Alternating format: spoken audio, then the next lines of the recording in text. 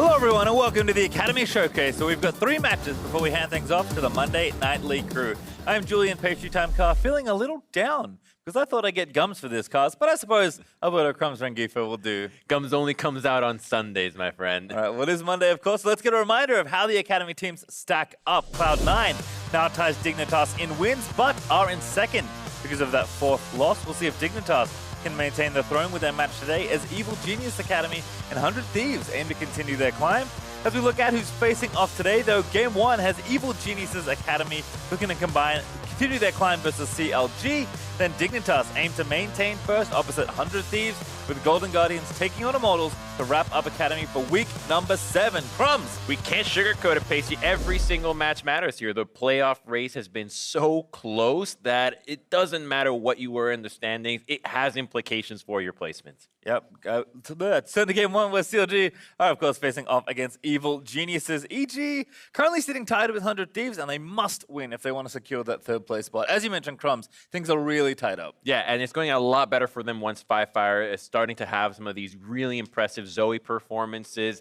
The man in the mid lane, who would have thought that when you have a pillar to rely on, you can transition that lead to top, to bottom, and just kind of snowball a game really well. And having one of the most meta picks that we've seen in Academy. No one else is prioritizing Zoe so highly. Yeah, and unfortunately for CLG, they are one of the few teams not tied in the middle of the standing, still fighting for playoffs.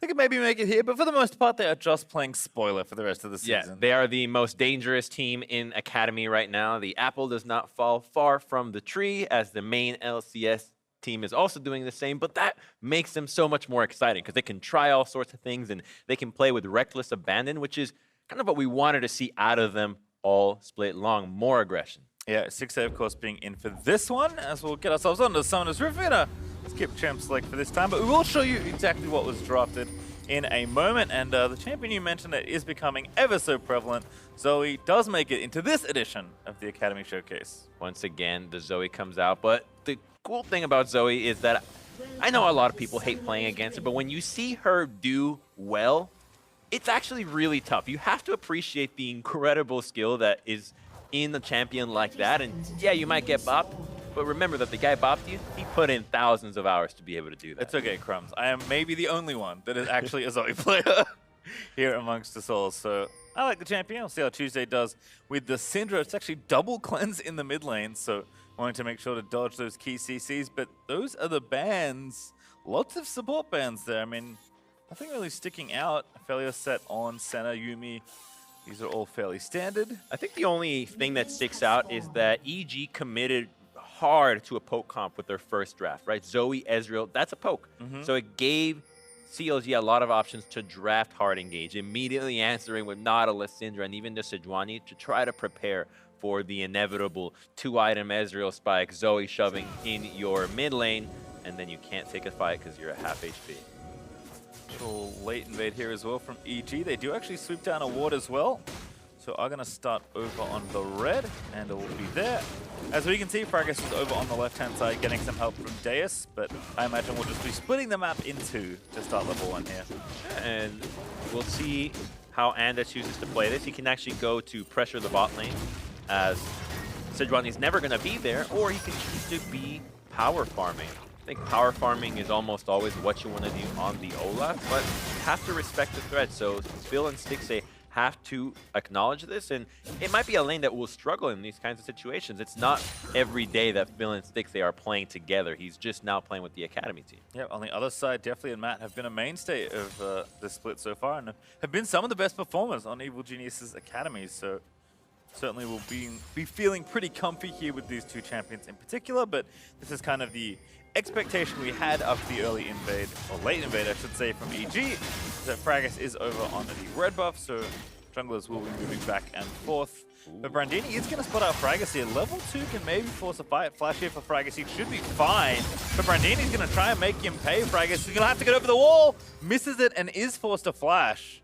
That was so close, and Fragus actually did the right thing using the trinket to walk into the red buff, but he actually ended up missing it. It was in the ramp, so he thought he was safe, ends up burning a summoner for it, and can't get more counter jungling done on Olaf's side. So this should get Anda in a really nice spot to continue to do his thing, and it looks like he'll just get Krugs and maybe think about a tower dive here.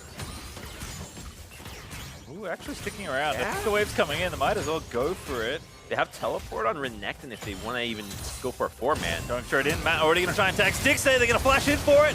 From passive down, and under the turret is going to look for it. Definitely low, but not dead. And though low as well, but he will grab first blood, but donate the doubles over to Phil, who's now the strongest Nautilus in the Rift. Yeah, they trade 1 for 1, so it's not the end of the world because Miss Fortune doesn't get the kill, and she misses out on all that CS, so they can actually come back to this lane. I like the move there from Evil Geniuses, just making sure that MF is falling behind, and without Flash, that'd be a sitting duck for return visits to the bottom lane. This is good intuition though from Fragus. Probably assumes that this camp was not taken, which was right, but we'll watch this one again.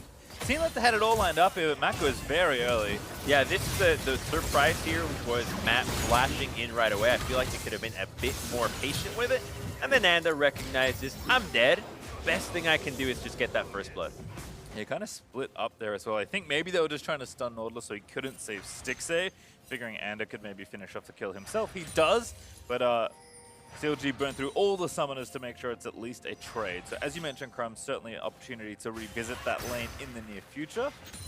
And if you don't visit that lane for a gank right now, you can always just pressure the lane, shove it back, and then use the time that you created to go for a dragon. Olaf can solo it really well, and it's likely that Miss Fortune and Nautilus won't want to contest with you if there's Fog of War that they have to go through, lacking those flashes.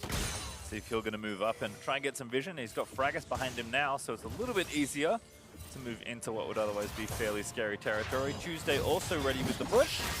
Trying to stun the Olaf, actually. It's Anda that gets tagged and will be forced to burn his flash now, as Phil is able to look to line up that hook. And unfortunately for the Olaf, he wanted the dragon, but CLG's dual lane able to push a little bit better with the 2 longswords at 6 they have, so it will be first Drake over to CLG. And not just the dual lane, but mid lane as well. Tuesday having a really good time here, having a nice CS lead over Firefire already, about 2 waves. And that will end up netting the first dragon. Mountain is a really good dragon for Nautilus and Sidron. All right, 3v3 going to start. Stixxay tagged again. Remember, he's got no summoners. Looking for the stun. One more auto is going to do it. Matt going to get in there. Does get it, but actually makes Firefire miss, but still the bubble is good enough. Phil will die as well in retreat. And EG, a 4v3, finding themselves 2 kills. This is what we suspected, that EG was going to continue to attack the bottom lane, and CLG does not respect it. They get out-roamed to the bot lane, and now that dragon that looked so juicy before ends up costing them even more than the first gank. And they're going to go ahead and take the entire Raptor camp for Wales. We'll watch this one again. Did the right thing by getting a straight, but Phil just wants in there. The re-engage was the big mistake. They knew that Olaf was still in the area, just farming away, healing back up, and that Fragus is not strong enough. I think he might have thought that with the double buffs, he can take on the world, but you are still a support member. And again, easy bubble there from Firefire, who had his turn to roam after the CLG got the Drake. So just a really good set of plays overall by EG. Revisiting that lane like we expected is poor Stixxay, you know, here in Academy, trying to test things out as CLG and mixing their rosters back and forth. And feels bad, man. He's been killed 2 times already. I mean, it feels bad, but then you also have to wonder, why is he here in the first place, right? Why is he not on the main team? And when you're dying in these kinds of situations, you have to question the player that's dying as well. But the Nautilus, I think, is responsible in a part as well for going after those things. You just want to take ownership of the mistakes that you're making, and I think that a player that's been around this long is the kind of player that will have no problem admitting where they have faulted. And it's actually following pretty quickly. We'll see which jungler does hit level 6 first, as Fragus has also managed to keep up for a while. And this is the other lane we actually haven't checked back in on yet. This was the last pick for EG on red side. Haven't seen that much Renekton, feels like most of the split actually, despite how popular he felt at the end of last year. But this is always a fun one to see, and the lane is looking pretty even as far as the CS go, but Brandini is trying to at least keep some of the minions away. Without Sojin, Renekton's power will never quite be the same, and without a magic jungler to duo alongside him and camp the bottom lane, he's even more sad. So Renekton still a shadow of his former self, but a good lane bully. Unfortunately, against Aatrox, he needed to get this critical item. Let's show that right there. The Executioner, so look at that. That's a big item when it comes to taking down Aatrox in lane. See if Brandini can find any sort of leverage in the 1v1, because it's all Deftly and Matt in the 2v2 right now. Stixxay does have his summoners back up, but Deftly already with that quick sheen. Feeling pretty powerful, actually, in the 2v2. Not something we often say about Ezreal. It's Firefire and Fragis doing battle, but falls asleep almost under the tower. Firefire quickly repels any attempt in mid lane. It looks like Fragis commits his ultimate just to burn Firefire's cleanse. Not a fan of that play. You know, you check tab and you realize that Zoe has Merc Treads and Cleanse. I think there are more valuable targets to go after, such as Deftly, who's still quite squishy, or you could even go to the top lane to help Brandini. Sorry, help Deus, as Brandini does not have any HP yet. All that pushing here for the Renekton does leave room for that sound, which is the Rift Herald being felled by Evil Genius's Academy. Anders just running around farming as much of the jungle as he can get his hands on, which is kind of Oleg's thing. We'll ignore Fragis, who is there by the gromp. He does at least get some vision out of Spill. Under attack, gets himself stunned, but a nice make it rain there from Stixxay will keep the follow-up from happening. They're happy to just poke away. When you got the Sheen and the Tear, you're not too worried about going for an all-in. Your combat power is not that high just yet, so definitely is happy that he can just last it without the fear of a misfortune ultimate coming his way. It's legal tempo Ezreal, which has become the standard at this point. I believe it was Deftly that was playing Omnistone Ezreal at one point, but I saw that. He's clearly Yeah. clearly off that potential train. It just feels bad when you get a keystone that just doesn't really work for your pick. You're like, oh, Airy. Yes, this is what I wanted. Barriers exist to be broken. I appreciate the Deftly try, but it seems like lethal tempo is where teams have settled. Deftly, of course, no stranger to Ezreal, so getting pretty comfy here. As Tuesday gonna run down to the bottom lane. Phil gonna make it happen. Does have the ulti, but already used it onto Matt. Did burn the flash. Counter TP though. Deftly's in there. Stixxay again. Gonna be under attack. TP though. Brandini into the line of fire. Will go down to Fragis. Great timing for CLG. As Matt gonna be forced away. Does get chained. He's gonna die as well. Firefire so late to this engagement, but maybe they can clean it up at the end. Deftly still going in, but the bullet time with no Braum is going to force the rest of them back. A great hook there, another good stun. NEG might all just die here. A double knock up there from Zeus, who lines up the Q as Firefire is still trying to get a trade kill. Oh, EG just barely walks away alive from that one. They are so lucky that fight started on their side of the lane, because CLG had every tool to kill everybody. Brandini died right away. That was really nice there from Firefire. Had the extra flash, does burn it there, and Tuesday recalling in a silly spot. Gets himself killed. Oh, actually can cancel the recall despite not getting the bubble. A little bit off on the terrain placement there. Didn't quite extend as far as he wanted, but actually nice from Firefire to at least finally get that trade. Yeah, you know, we're starting to see those Zoe moves that we were praising at the start of the day, to see if he can be the one that EG needs to kind of stabilize what just happened in the bottom lane. That's not a fight that you want to continue to have as EG. Sure, you're continuing to have pressure down there, but it was the fact that CLG engaged so early without support that gave EG the confidence to think that they could turn it, because they don't actually know that Syndra is coming here. They don't have sight. They only see Sejuani, and they're thinking, yeah, we can take this on, get the teleport in here. Syndra shows up, and Renekton suddenly, uh-oh, I'm in a world of hurt. Aatrox commits as well, and then it's all CLG because they have a giant man advantage here. Again, so many close kills after this. Great bullet time here as well from Stixxay, just to make sure no one keeps chasing. And I felt like everybody was dead, and then nobody died. They still had fun. Look at Deftly, right? One more Q. That should have been Olaf and Deftly going down. Meta is actually pretty stable, all things considered. EG do take the Infernal Drake off of Firefire's trade, so it's actually them up 1,000 gold, and now evening up the Drakes as well. It will be an Ocean Soul for this go-round, which is my personal favorite Rift. Ooh. You like the pretty flowers that they spawn? I'm a Kiana player. I just like abusing maps that are made by champion. Yeah. Oh, who doesn't? Alright, well, continued action down here in the bottom lane. Rift Herald, though, gonna finish up 2.5 plates. By Fire still harassing people, but no fourth plate, sorry, collected. Interesting rotation. Look at the mini-map. You have Renekton covering mid, so he has to go all the way back top, and that happens so that Zoe could go to the bottom lane. Nice movement there from EG, and the final plate does get knocked off, but still no tower taken yet. Definitely, though, happy to continue collecting gold for himself. Fraga's going to pick up the red buff as well. CLG responded really well to that roam, seeing that it was happening, and they knew because of that trade at Raptors, right? They were trying to secure Vision so aggressively in the bottom lane that as long as they committed a few more members, EG could not threaten with either a dive or an aggressive Herald push. Brandini going to go back. We'll see what he has to go shopping for here. But Deus also going to do the same.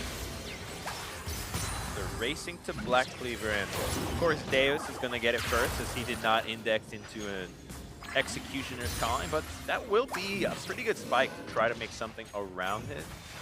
I'd like to see Fragus commit some attention to him. You know, he's the one melee champion on your team that you can count on to proc that permafrost, and that's one of the strengths that Sejuani had when she was really meta. It was all about pairing her with melee champions that can make more deadly 2v2s, and we haven't seen that from CLG just yet, which feels like they're not getting the strength out of all the picks that they crafted.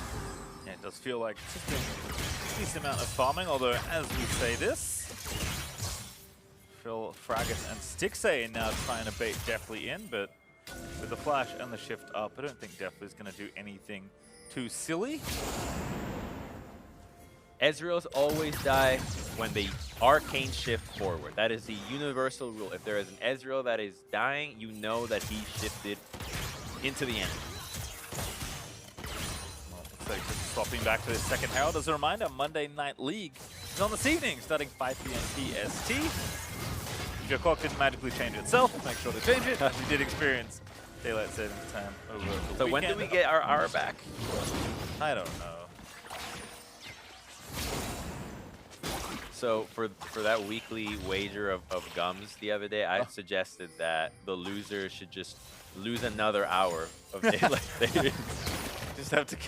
Your clock is just. Yeah, you just have to funny. show up an extra hour early to work. There's no one. Brandini charging in, but not going to find Deus there. Does seem like an awful lot of attention is being paid to the second Rift Herald spawn. But EG will be the first to get their vision down and start the objective. Deus has no TP, so he will be split pushing into the bottom lane happily.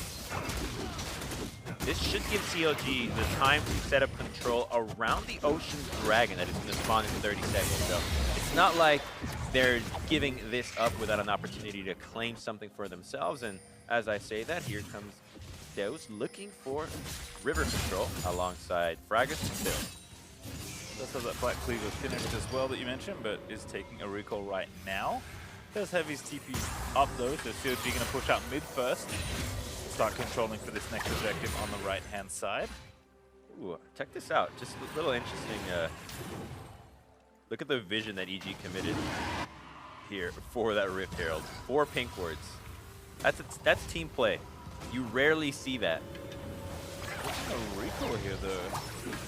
EG gonna get themselves onto the Drake first. I guess CLG just didn't feel like they were set up. Stixxay is top lane that we can see right now, so maybe we're always just going to give this one up. EG have done a really good job of controlling his objectives in general. Yeah, EG did it well in recognizing that CLG was not going to go for it and then just took it right away. However, I feel like CLG had a good window to go for it. They were low, so they would have had to reset right away and not take a fight, so I think the play was to rush it and get out. But they didn't feel like they could do either, so conceding the Ocean will start to compound and feel pretty bad after losing that Herald top 2. Of note, there is also that Rift Herald still in the trinket slot there for Ander, and no first turret taken just yet, so some extra gold to be had. And of course, that first big map advantage, opening up a little bit more space for yourself. So we'll see what Ander does want to drop Jelly. And here comes Fragus with Deus again, using that melee champion to try and lock down the Renekton, but Brandini is going to slice himself out of there. Be A-okay. And no Merctors on the Renekton too, so at least they're looking into a lane that can get you an advantage. So I like what CLG is doing there, where their jungler is focusing his attention. But still no goal to show for it though, so gotta have to try a little harder. Also interesting to see both teams actually keep their duo lanes in the top lane. I mean, Drake isn't up for 3 minutes 45, so there's not a whole lot they need to get doing. But I guess with the wards they committed that you pointed out earlier, and no objective to take on the other side, there's no reason to leave. As EG will try and bash down mid lane with this Rift Herald. So That looks dead. So quick they rotate down here. They were, before this, 10 seconds ago, just in river, chilling in lane. Out of nowhere, a 4-man group for 2 turrets. It's a good move out of EG. And when it comes to setting up an organized play that requires 3 or more members, they have been so much faster than CLG, and that's netted them the objective lead that they currently have. Yeah, again with CLG kind of changing players back and forth between their teams. You know, maybe trying some things out towards the end of their seasons. I can understand why EG would look so much more coordinated, but that has been a strength of this team, and I think something we have praised Matt for pretty consistently is that no matter what team he ends up on, he's pretty good at rallying people in Academy and just organizing and micromanaging teammates. So important, being able to take the information that your young teammates are given and turn that into an action. And it's a really valuable skill that not everybody has, and it tends to be the veteran players that have been around the league for a while, that have seen it all and kind of know the lay of the land and can tell someone, you know what, this is a time for us to start fighting, or this is a time for us to look to trade. On that note, Ando also just been building experience across leagues. I mean, I feel like every team who steps in an Academy, I'm like, oh, this guy is really good at this level. And that has certainly been the case since he joined EG in the early weeks of the split as well. Fragis are going to try and make a play. Who's asleep? It's Spill.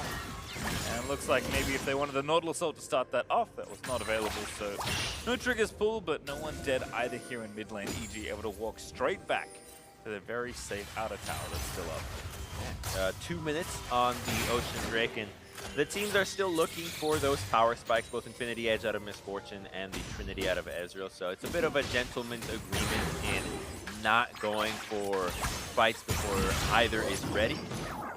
It's a way of playing the game. Certainly low risk.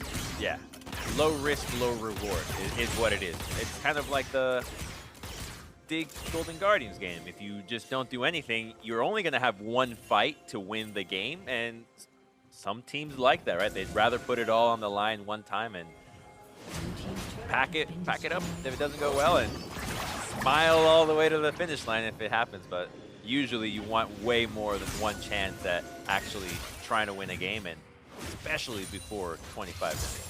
So now though, EG is kind of grinding out the advantage they currently have, up almost 2,000 gold, but a few hundred away from that particular marker. There is that next Drake you mentioned up in 55 seconds, so something's going to happen. See if CLG want to contest a bit more aggressively this time for the Drake.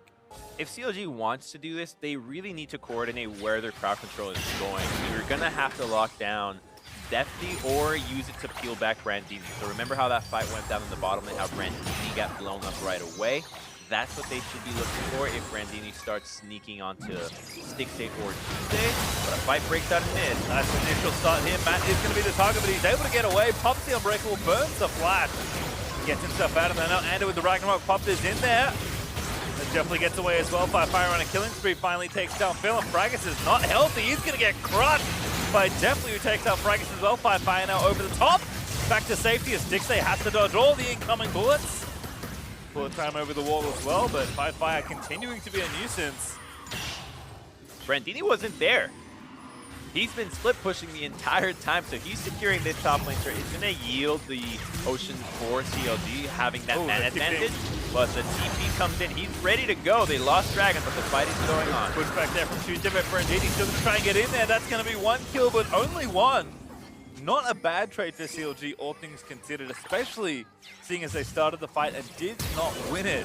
That's by Fire still over the walls trying to find something, but let's watch this again, Crumbs, because I like what CLG tried to do here. And I love what Braum just did, blocking the hook and the Sejuani so that Zoe could be safe. He stalls out because of his stone plate, and then it's all about poking. He's hiding away with Firefire and Depth. So we got another fight in the mid lane. Actually continues. Yeah, all one, two more autos. Definitely actually just kills Phil before the passive even procs there from Braum. So they just rush down mid, they'll take it. Sure, the Drake may be even, but EG up now about 5,000 gold. Just pushing their advantage even faster now. You can feel like the confidence is picking up. Yeah, it's the spikes. You've got Trinity and Muramana completed, and Zoe has her Ludens and her Morello's Oblivion Orb. Oblivion Orb, that's what it was. My bad. We've been looking so many videos of Leandry's and Morello's. Just You don't know what to really forget like. a few times, right? But the damage dealing item that builds into Grievous Wounds, the Oblivion Orb, with no magic resistance coming out of the carries on COG and even the tanks, this is why they're so strong right now. Yeah, definitely, again, just another great game so far. See if CLG can just find a squishier target to try and kill.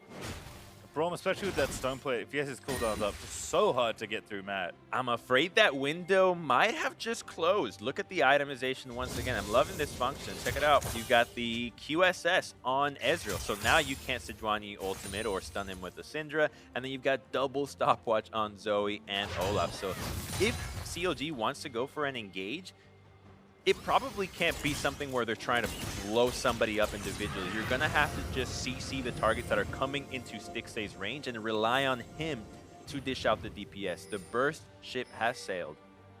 2 items here for Stixxay, but I need a little bit more to crack through some of the bulkier members of the front line. Firefire also has decided to moonlight as a top laner.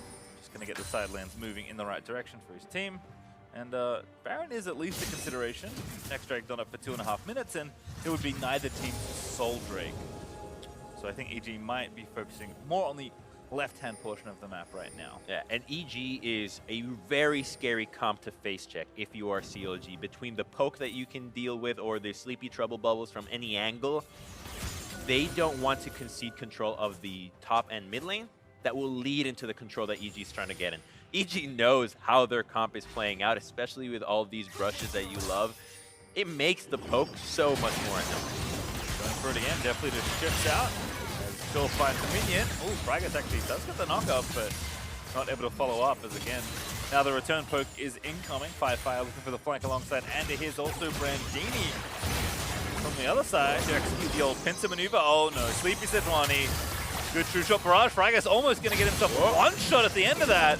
And Firefire, if it extended a little bit earlier, may have killed Fragos. Oh, I saw that too, right? Just a tiny hair on the ultimate. Maybe it was on cooldown by just a millisecond, but Sejuani just lives with her life, but still has to drag herself back to the fountain. This could be the window that EG was looking for. They're going to take it. Yeah, straight to Baron. No need to really mess around. Firefire is going to keep him out. This is one of the big strengths of Zoe. Her lanes are pretty stable, and face checking her when you don't have vision is extremely painful. They know EG is going to turn. They are not a Baron comp, they are a poke comp. Another bubble lands. This time on Dedeus. Follow-up is good, but the Serac will proc. Full time over the top of the Unbreakable.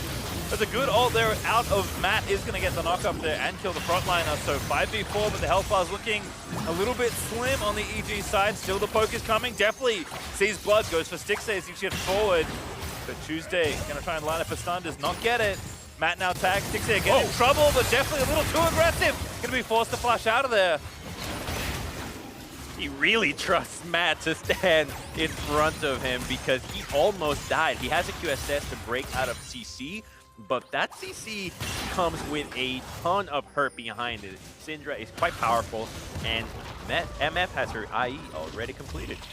And this looks to be Drake perhaps for CLG, as EG will be forced to take some recall. See if Firefire cannot join. Is now back to base, so we'll be running back to the objective if EG do want to try and contest here. Definitely is actually TP'd back and finished his third item as the Mercurial Scimitar is all done now. Here's the trap.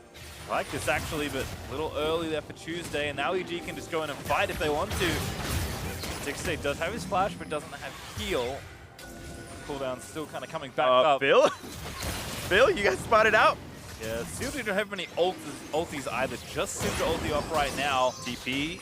Another Drowsy there for Firefire. Gonna try and line it up. It doesn't go over. It does get the stopwatch though. EG might win out on patience here. Phil is still dancing in the pit as well. He's just going to die. Definitely able to take him out. Deus trying for the flank, but it's far too late for that. That's a 1v4 with Firefire gatekeeping everybody else. Tuesday tries to kill the Zoe, but the ulti is not enough. Woo.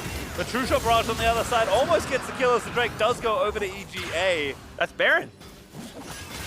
Oh man, CLG thought that they were having a really smart trap. The Nautilus in the brush, everybody else chilling on the side, but EG's spidey senses kicked in, and the second they spotted what CLG was up to, they didn't really stand much of a chance. The poke comp, knowing that there's targets just in their range but not close enough to engage, is the perfect shooting ground for Zoe and Ezreal. Yeah, just what you were saying, from when you have the freedom to just poke out and play around objectives, it is so difficult to crack through these kind of comps. You can see why EG wanted to play Zoe Ezreal. It's really tough for you to play against poke and go into the objective before the poke comp because you're trapping yourself and basically you're shooting fish in a barrel. You want to take the fight to them, and so ideally you don't want to start the objective. You want them to come into it and engage on them before they set up. And this is CLG already in a really troublesome position with Phil just dancing around the dragon. Oh man, It's slow. poor Nautilus. He's actually can't get out. He should have flashed out. The second they spotted him, he needed to wait like 2 seconds, get out, and regroup. By there again. I like the attempt from Tuesday, but not enough spears in the ulti to kill the Zoe. And now with the Death Cap finished, very speedy there for Firefire, joining deftly for a deathless game so far on EGA. With the Baron, it's going to be even harder to do anything about the poke crumbs. Oh, and it's so good that EG has all their gold on their carries too, 3 and 5 kills respectively. It's so good for them. They haven't died either, so they're keeping these sprees and making sure that CLG just doesn't get these stacks is part of the strategy in going for these. Otherwise, they might be too strong to survive the poke. The Shot Barrage doesn't actually miss. Matt in the front side. He's going to pop the Stone Plate. Pulled back though by the chain. Not going to get himself out of there. Does Flash, but Brandini going to look to dive the tower in the front side. It's Bragas looking low, but not down just yet by Fire. Still peppering with poke. CLG might even stay on their base. Very implied of EG to poke down without knocking first. I love how Brandini doesn't full commit. Same with Anda. They know that their poke squad of Ezreal and Zoe is doing all the work, and just watch what they do, right? Poke, back off, let the damage continue to add up, and it makes CLG frustrated. It makes it so that they feel like they have to engage, that they lack the proper HP and cooldown to go for it, and they're way more prone to make a mistake in that state. The game doesn't end in this Baron push, which only one inhib down. EG are going to work on the top inhibitor to see if CLG do want to take their stand right now. Trying to clear out the minions at the moment, but the double cannons doing plenty of work. Good stun there, finds 2 for Tuesday, but still not enough to get EG off the push. I think they can commit for it. They might feel a little worried because CLG has had so much time to heal. They're right back at full, so the poke has weared off. Fire actually going for the bubble, maybe going to get himself killed, just flush out. Unbreakable there for Matt, but now Phil going to rehook, and Matt will finally die. Not the end of the world for EG, but they still have the 1 inhibitor in the mid lane. That should be alive. The super minion should be alive while the ocean spawns, which will give them that final ocean soul. I don't think they truly need it to close out this game, but you're already there. There's no way you're risking a chance at losing a fight and putting yourself up at a potential reverse soul point. I mean, Ocean Soul is generally considered to be one of, if not the most powerful souls, so almost any comp will be happy to have it. It is very good against poke also. Yeah. It's also extremely good if you have the poke comp. So I realize now why it is exactly that Ocean is so much better than all the other ones. It's that it lasts always. Right? Everything else, you actually have a cooldown to it, whereas this is always on. So the longer the fight goes, the more value you're getting. See again, Fire just trying to keep people away. Bragas going to have to stay alive because this is a very important objective up in 30 seconds. But again, when you get to the objective, you just making it easier for the enemy to poke you. Matt there looking for the ulti onto Tuesday. Does find a 2-man knock up, but Doesn't last too long for any follow-up.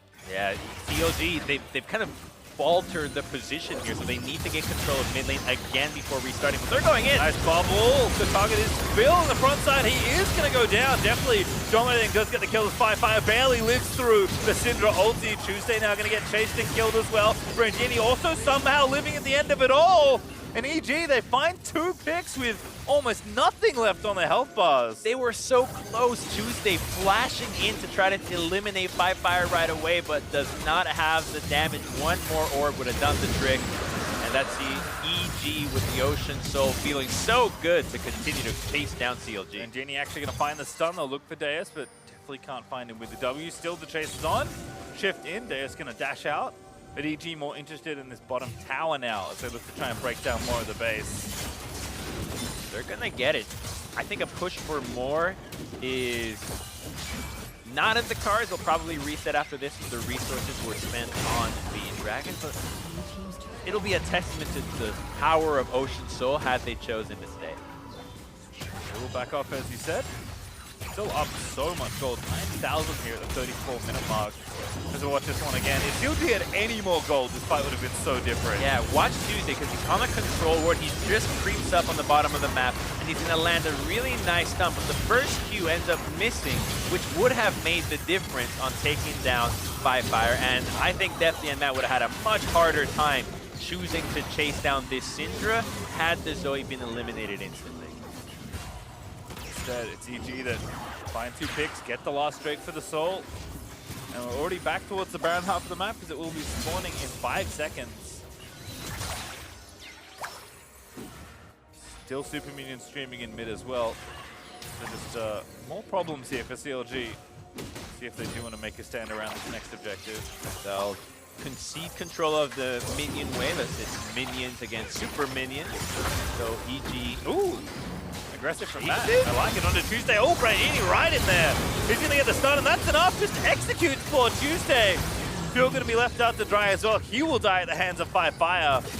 And that might be enough for EG to just charge in the base and end the game. No Baron necessary, perhaps, here, Crumb. It will have to be. They were playing against Poke and chose to go head-to-head in the middle of a lane, and that's where Poke truly shines. Unbreakable is going to stop a lot of that bullet time. Brandini going to stop 6 Andy's tracks as well. He's going to get stunned in the front side, but he's got GA, so he's feeling okay. Deus low again, now Sleepy under the tower as one does fall in front of the Nexus. EG are just brute forcing towards the final end of the game. The Nexus is open. CLG going to try and fight as best they can, but people are falling asleep and get them popped as Fragus falls to the Paddle Star. Fire just picking up summoners and dancing back around as we will have a delay as the inhib does need to get killed, but Deus not going to live. Phil the last one for the potential ace here for EG, but they'll go for it. Actually one more respawn as well as Tuesday's back for another round, but it just doesn't seem like they can do it. EG will finish off the Nexus and put CLG to rest once again. Oh, Phil tried to go for the last hook, but unfortunately, the Nautilus could not find the angle on the carries that truly mattered for EG. Really good execution and understanding of what they were going for. They drafted Poke right away, knew how to play it. Super clean out of them. Yeah, clearly very happy with the comp they got. Can see why. And as Olaf as well, controlling a lot of that early game. It just felt like across the board, EGA playing very well. And again, picking up important wins. They're trying to keep themselves up towards the top of the standings. When we return, though, we'll take a closer look at that EG win, so don't go anywhere.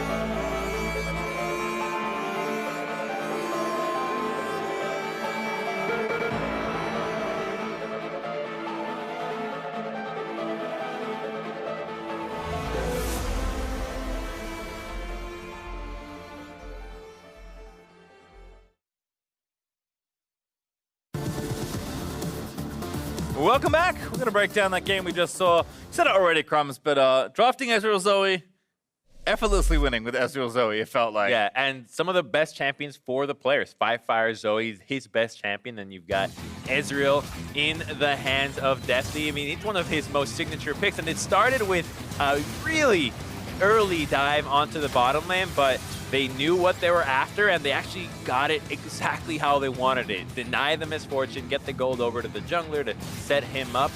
And this was the one scare that EG had this game where it could have been disastrous for them, because the TP that came in, not knowing that CLG had already 5 members here, was the first of their surprises. And then the one that surprised you and me was that EG did not lose everybody here, because it felt like CLG should have had a way of turning this around, and we're not going to see it. We're going to see the more exciting fight. CLG did at least try and take some engagements here, but Matt, not the target that's easiest to kill. And then EG, every single time, was able to counter-attack so effectively. They didn't see that he had a stone play completed. So the Braum is one of those deceptively tanky champions between stone plate, between his own unbreakable. He buys so much time for Ezreal and Zoe that allows them to weave in and out and stay relatively healthy so that the bullet time does not completely shred them. And then this, I mean, CLG almost just, I think, couldn't decide what they wanted to do here, and EG just kept poking them. Phil, again, is still trapped in that pit. It's almost like a gladiator scene where they just force somebody to fight the dragon. And then again, Deus laid on the flank, which I think is maybe what CLG wanted to set up. Fire keeps everybody else out of the pit, and it's an easy take on that Drake there for EG. This is the last fight that starts with a hook, trying to catch out Deathly, but he's got Braum in front of him. There's no gonna be any follow-up from the left-hand side, so Tuesday sees an opportunity. Unfortunately, just barely does he miss Firefire, who also narrowly avoided one of those bullet time shots that would have taken him out. It's a honey fruit, and again, as is kind of the trend of this comp, if you don't get them early, they're going to get you when the fight keeps going. And this was just EG finally being aggressive. Brandini charging in there. So much damage out of the Renekton, and Syndra just never saw Renekton all games, and she doesn't really know how much damage he's going to do to him. And that is a beautiful gold graph. That's how you want to see it. Just nice and smooth, no major dips. Quite a lot of fighting, actually. Given that neither carry died on EG's side, I'm pretty sure. Quite impressive that both 6A and Tuesday put up those numbers. But, I mean, poke champions will always overperform on damage graphs. That's an overperformance right there. And poke champions are a secret and a strategy that usually teams bust out when they need wins. Because if you assume that teams are going to go into the mid lane and Nayram against you, you want to have the strongest comp for it. Poke! It's Aram, the champion's not random. Yeah. You picked them. That's pretty good. I think also that those clips highlighted one of the more hidden strengths of Zoe, in that, like, she's really good at snowballing team fights, right? She's good enough when you can't see, she pokes you down, she moves you out of the fight. But once you start winning a fight, Zoe's really good at continuing to catch people off, picking up their summoners, and just, like, she'll chase you over 4 walls. It just feels so unfair. Once she gets somebody low, stunned, or out of the fight, she can just keep going and going because the cooldowns are so low as well. So it feels like the burst is never ending. And again, it's one of those things where I keep seeing Syndra as one of the solutions, and I feel like people have not figured out the best way to take down Zoe in the mid lane. Yeah, the range is really high. I think maybe some bans could be in order. I was going to say, that's like the best solution. Yeah. Maybe just start taking it out in drafts. Oh, we're stepping away, but when we return, Dignitas will try and keep a hold of first versus 100 Thieves.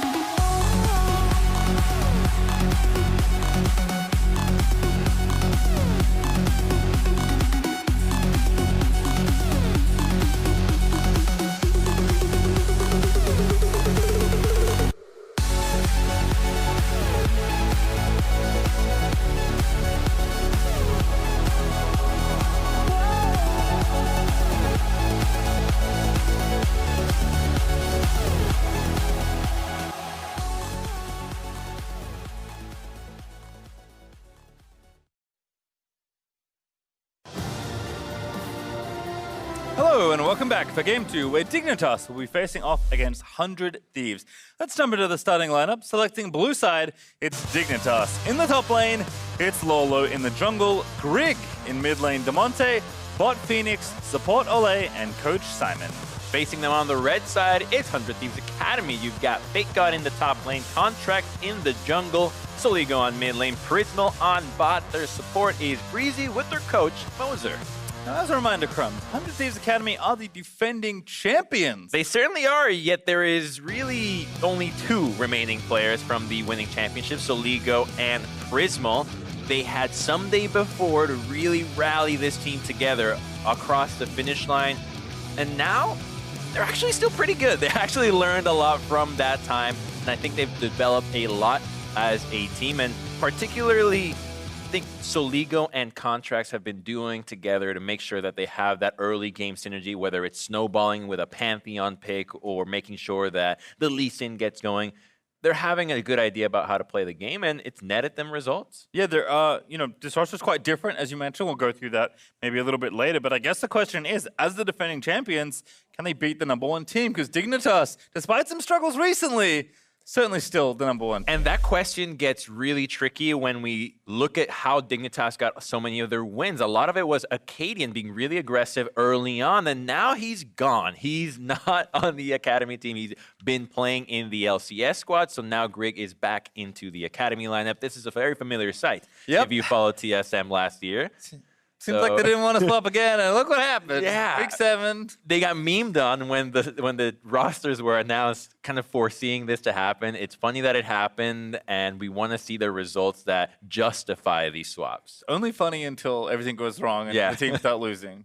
It could be funnier then, but that's only if you have a really dark sense of humor. All right, well, of course, so look at the top lane matchup, because I think it's probably the most exciting part here. Fake God back in Academy. Lolo still looking to move himself back up to the LCS, but both have had fairly good splits. I think Fake God had an okay time in LCS with Sunday down in Academy, but has had a very good Academy split so far. But Lolo, he's been here for a while, and he's played, that is actually an unbelievable amount of games. 212?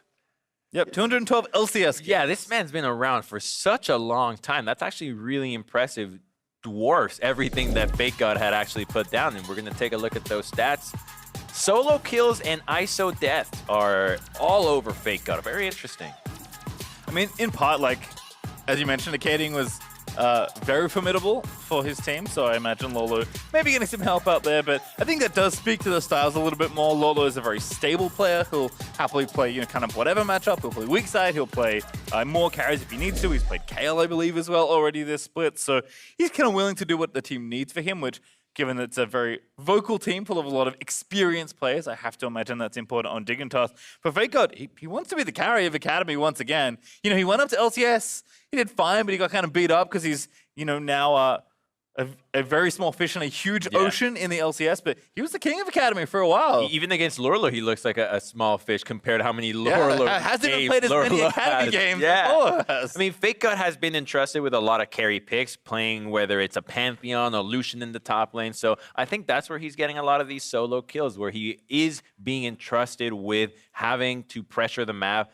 It combos well with the synergy that Contracts and Soligo have been going for, which is snowballing those early leads with a strong 2v2. So I'm excited that that Fake God is actually getting kills, because that's what you want to see out of your laners when you're playing an early game style. He's also getting killed a lot, though. As you mentioned, 8 isolated He's deaths, getting killed a quite lot, so we don't actually know when those isolated those could be kills anywhere are in the happening, game. right? So he might have died 8 times in one game by himself, and then another one he just killed his opponent 7 times over. So there's a lot of combinations we could look for. I dream that it all happened in one game. He died 8 times, but got 7 solo kills. But it does tell you about, again, the style that he wants to play. Very aggressive, wants to take counter pick matchups, wants to play the Lucian and really take over games. So has kind of been the moniker of 100 Thieves so far. But as you mentioned, it's not like mid and jungle aren't pulling their weight as well. Both Soligo and Contract are having pretty good seasons. The last piece, though, is Prismo, who's continuing to grow as a player. I think maybe not making as many strides as we saw in his successful games. He has had some shaky ones as well. But Breezy's been maybe the biggest surprise. This is a never played pro before player, right? Was an amateur, wasn't collegiate, but had never played at this level, and just kind of slots in as the final piece of this Academy team for 100 Thieves, and is performing very well. Yeah, and I think alongside Prismo, who had an almost MVP caliber performance last finals when 100 Thieves won, he's going to have an easy time adjusting to this bot laner that has a lot of very relevant meta picks. It's not like he's struggling to adjust with the Sennas or the Ezreals. He can play the Ezreals really well. Kai'Sa right now is pretty viable, and Xayah too. So I think that Prismo's champion pool makes it easy for a new support to come in and make sure that he shines. Yeah, we did see the Prismo on Breezy Senna briefly. Yeah, that was a thing. That was not it. Prismo did say that he didn't play Senna, and Breezy doesn't play really range supports apparently. So that was kind of an awkward one to get. So easy to play Senna. The champion is not hard, guys. He now agrees. Yeah. Right? Prismo has Senna ready to go. So Great. I imagine that will probably be banned, given both Phoenix does like the champion as well. And that is kind of the other fun story, I guess, for Dig, is that, yes, it's full of very experienced players. Yes, it just seems like this roster was built to smash Academy, and in a lot of cases it has done that, although maybe not as much recently. I'm very suspicious, Pastry, because if your goal is to win Academy, you as an organization have to make the choice, because your resources are spread into both. And if you have to make the choice of playoffs in the LCS or Academy, a lot of these orgs are choosing, let's make sure we get into playoffs in the LCS, because you would not have moved Acadian into the LCS team had you not thought he was the stronger jungler. Yes. Or maybe Grig is an amazing fit for this team. We just don't know yet. But there's always growing pains when you bring in a new player. Yep. And again, I think with Dig making changes to Slate, it does feel like, again, likely focusing on the LCS season, wanting to make sure they can hit playoffs there, but still want to protect this run in Academy, still want to protect their first place spot. Cloud9 are getting awfully close, Crumbs. Yeah. Very close, and the bans?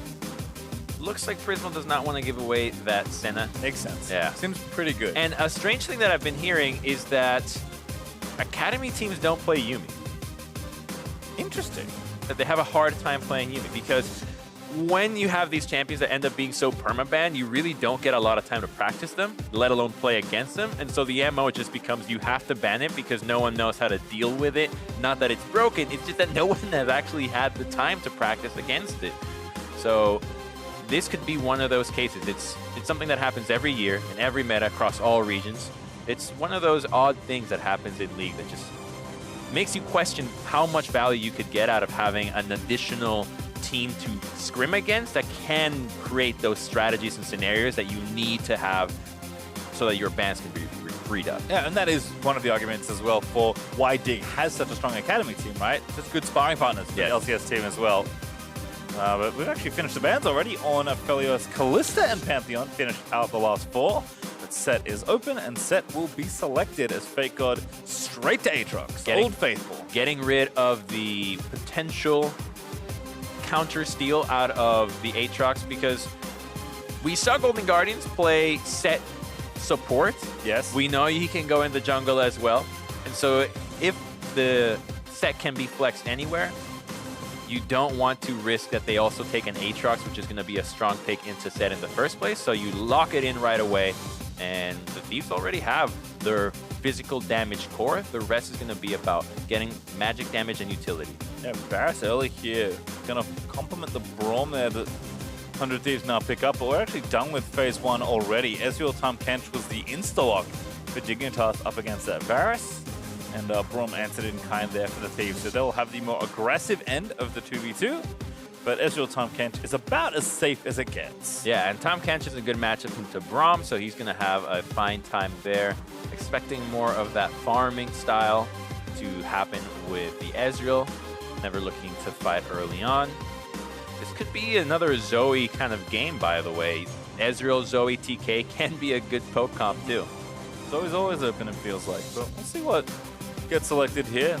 Mid lane bans so far. I mean, Qiyana can be flexed. Rumble certainly joining Qiyana as Damonte signature champions. Concerned about those river fights in early no battles. They didn't want to take it themselves. Damonte did not want to play against Oh, no way they're getting Zoe if they let it through there, Yeah. I think is what they're thinking. So, not going to give it over. We'll see who gets counterpicked, though. Might just be a jungle here, and it will be. Contracts will take the Lee Sin. You mentioned Crumbs. I think a pick like Rek'Sai would actually be pretty useful here for Dignitas. You have a good way to deal with the Lee Sin, and you also have good gank setup so that you can just sneak by early game without having to worry about getting counter ganked. And if you pair it with LeBlanc, you got such a strong matchup. Please make my day. Lock it in. Looks like a note there from Griggs, so I think it will be the Rek'Sai. Has played a lot of Elite. Oh, I feel As always, validated. It is Rek'Sai. But more importantly, Crumbs is happy. LeBlanc, I mean, they had to leave something open against Damonte. So I imagine they probably had this predicted, but I do wonder what the counter pick is here for Soligo. They really picked on Soligo here because he's been playing a lot of these champions, both the LeBlancs, the Syndras, and the Zoes. So Also a big Azir player as well. Yeah, Azir strikes me as a little too volatile potentially in that 2v2. LeBlanc Azir is a matchup that goes back a long way at this point. And for the most part, if Azir is left untouched, LeBlanc actually can't really do anything unless she lands a full combo. But as soon as the pesky jungler comes in and you die once, Azir's life is horrible. that's usually the LeBlanc life. Once true. she's never that good, but when the jungler shows up, she can be the scariest mid laner on the Rift. And Soligo, my friend, he's taking teleport against Ignite, LeBlanc, and a Rek'Sai. This could be Don't want to die. a big trouble in the mid lane for 100 Thieves. Yeah, I'm imagining quite a lot of attention actually towards this top side of the map, but particularly in the middle. But we'll see what happens here. Damonte and Grig, not the tag team we were expecting after the first few weeks of Dignitas' play. The Bro Squad is down. I don't think Aliens, they expected it they themselves. were friends, you know, Yeah. been separated. Oh, that Now they're hurts. different teams, it does. And Grig, not a lot of time to adjust to this lineup, you have to imagine. So, see if Dignitas, who are in danger of losing the first place spot for the first time ever this split. They'll still have it, to be fair. They'll tie with Cloud9. They'll have So- it, yet it won't feel as sweet as the undefeated run that we Exactly. anticipated. Well, 100 Thieves also up there towards the top of the standings. I believe a win here will tie them for third. EG did take that spot with the win in our last game, so 100 Thieves can continue to stay nice and close. And again, with how tied up the standings are, particularly in the middle towards those critical playoff spots between third and sixth, wins are getting both in short supply and extremely important. Not just wins, but those head-to-heads as well, because Dignitas currently runs that one, but a win here from 100 Thieves could put them in a good position if Dignitas were to fall deeper in the standings as Week 8 comes through after today. Well, see what happens here at level 1 as the teams will spread out across Summoner's Rift. Dig and 100 Thieves. 30 seconds. Be a very competitive game here between the two. Definitely curious to see if Damonte can get it going on the LeBlanc. Always love to see him on flashy champions. That is him, right? It's going to be for Dignitas, Damonte, and Grig to find plays early. There's not a lot of emphasis for 100 Thieves to do so. You've got the Orianna, you're happy to farm. but without cleanse, barrier, or heal, he really is a sitting duck against this. I am salivating if I am Rek'Sai and I see a mid laner like this with my own LeBlanc having Ignite and will be able to just set me up with a nice, easy chain. Grig is also running Hail of Blades, so he's indexing into the early game to make sure that you can get the ganks going. You don't even need to farm. You straight up go gank to gank to gank and have such a good time. I'm a big Halo Blades fan. It was nice to see that one change around to be a little bit more consistent. Although it is still junglers primarily taking it. Although Azir actually, a champion that Soligo did likely consider in this draft, also has taken it sometimes. It is also of note spellbooks for Soligo, so we'll sometimes have access to combat-relevant summoners. Yeah, it will definitely help him out to just avoid the first gank, TP back in, and come back ready to deal with whatever dig is throwing his way. It looks like if Rek'Sai were to gank mid lane, it will be from the left-hand side. So that's a side that LeBlanc just dropped a ward early, which will mean that they'll have access on any wards that Orianna would have placed to anticipate this. Here comes a gank on mid. Interesting contract. He's going to land the Q, gets the damage down. Conqueror, not proc fully, but decent bit of poke there onto Damonte will give Soligo control of the wave. Oh, this is a good time for Grig, though, now, because Damonte can just heal back up. Grig is 3 and can go straight to mid. Let's see if he goes for it. He looks to be thinking about it. Oh, this is such a good gank right now. Ward as well here. They already know that the Raptor camp is still up. The Grig is going to sweep around. Trouble in top side as well. Fake God dunks Lolo, but Grig is being patient here for this mid lane kill. Here we go. Not patient enough. Maybe would have had time to actually go for the Raptor camp. Needed to look at the wave. You see the wave is actually pushing in Orianna's favor, so you could have taken the camp or just waited for that to happen. And now Orianna knows where the gank is coming from, so she can hug the right-hand side, knowing contracts will back him up. And the window that Grig had has just sealed right in front of him. Orianna will continue to lane just fine. Of note, Contracts did kind of gamble running straight to this right-hand side of the map, and there aren't any camp for him to take right now, with the exception of that one right there, which is the Krugs that he'll start, as Breezy will move in and sweep at any possible vision, but there isn't any right now. So, as kind of expected, 2v2 pushing lead is going early in favor of Prismal and Breezy, but again, tends to be fairly low action lanes with the Tahm Kench and Ezreal. If something goes wrong, something usually has gone very wrong. Yeah, they just want to hit those spikes, go back, get that Sheen up, or get a pickaxe so you can start stacking that Mirror Mana as quickly as possible. And meanwhile, in the top lane, the matchup that no jungler seems to want to assist with. And it makes sense. You know, they just farm. It's Aatrox and Sett. They're going to contribute in the team fight. You don't need to go crazy for this lane when you have way more volatile matchups in mid and bottom. Yeah, top laners have been left alone since 2010, Crumbs. They're used to it at this point. Lolo especially, it's been around a while. That's actually, I used to be a top laner way back, and then I kept playing games where I just heard my team lose games and I just didn't know what was happening. Yeah. I want to be involved. Could I be part of losing? I think you switched to jungle and realized, yes, you can. Prismal also took a beating in some sort of trade, but does have the TP. So you can use that if he needs to right now, but I did say nothing usually happens in the 2v2. I guess I was wrong, because whatever happened, it's going to force Prismal out of this lane actually pretty early. What does he have? Well, with a completed Vamp Scepter, that's actually practically the perfect buy you want for this stage in the game. You can sustain yourself against the Ezreal poke and start building towards that Blade of the Ruined King, which is set to be the attack speed Hurricane Varus build, which is so popular now. He's essentially a better Ashe. Quick TP back as well for Phoenix. Prismal did burn his, but Phoenix actually going for the aggressive first item first here for Ezreal, straight for the chain. You have so much more lane presence going this way, and if you go with a tier route, you're actually spamming so much mana with how little damage you're doing. You're not actually getting that much, and you do stack faster when you have that pickup completed anyways. So you're not concerned about the stacking in the early part of the lane. You're more concerned about having lane pressure so that you can hit those items, and then you can worry about stacking when the value of the stacks increases.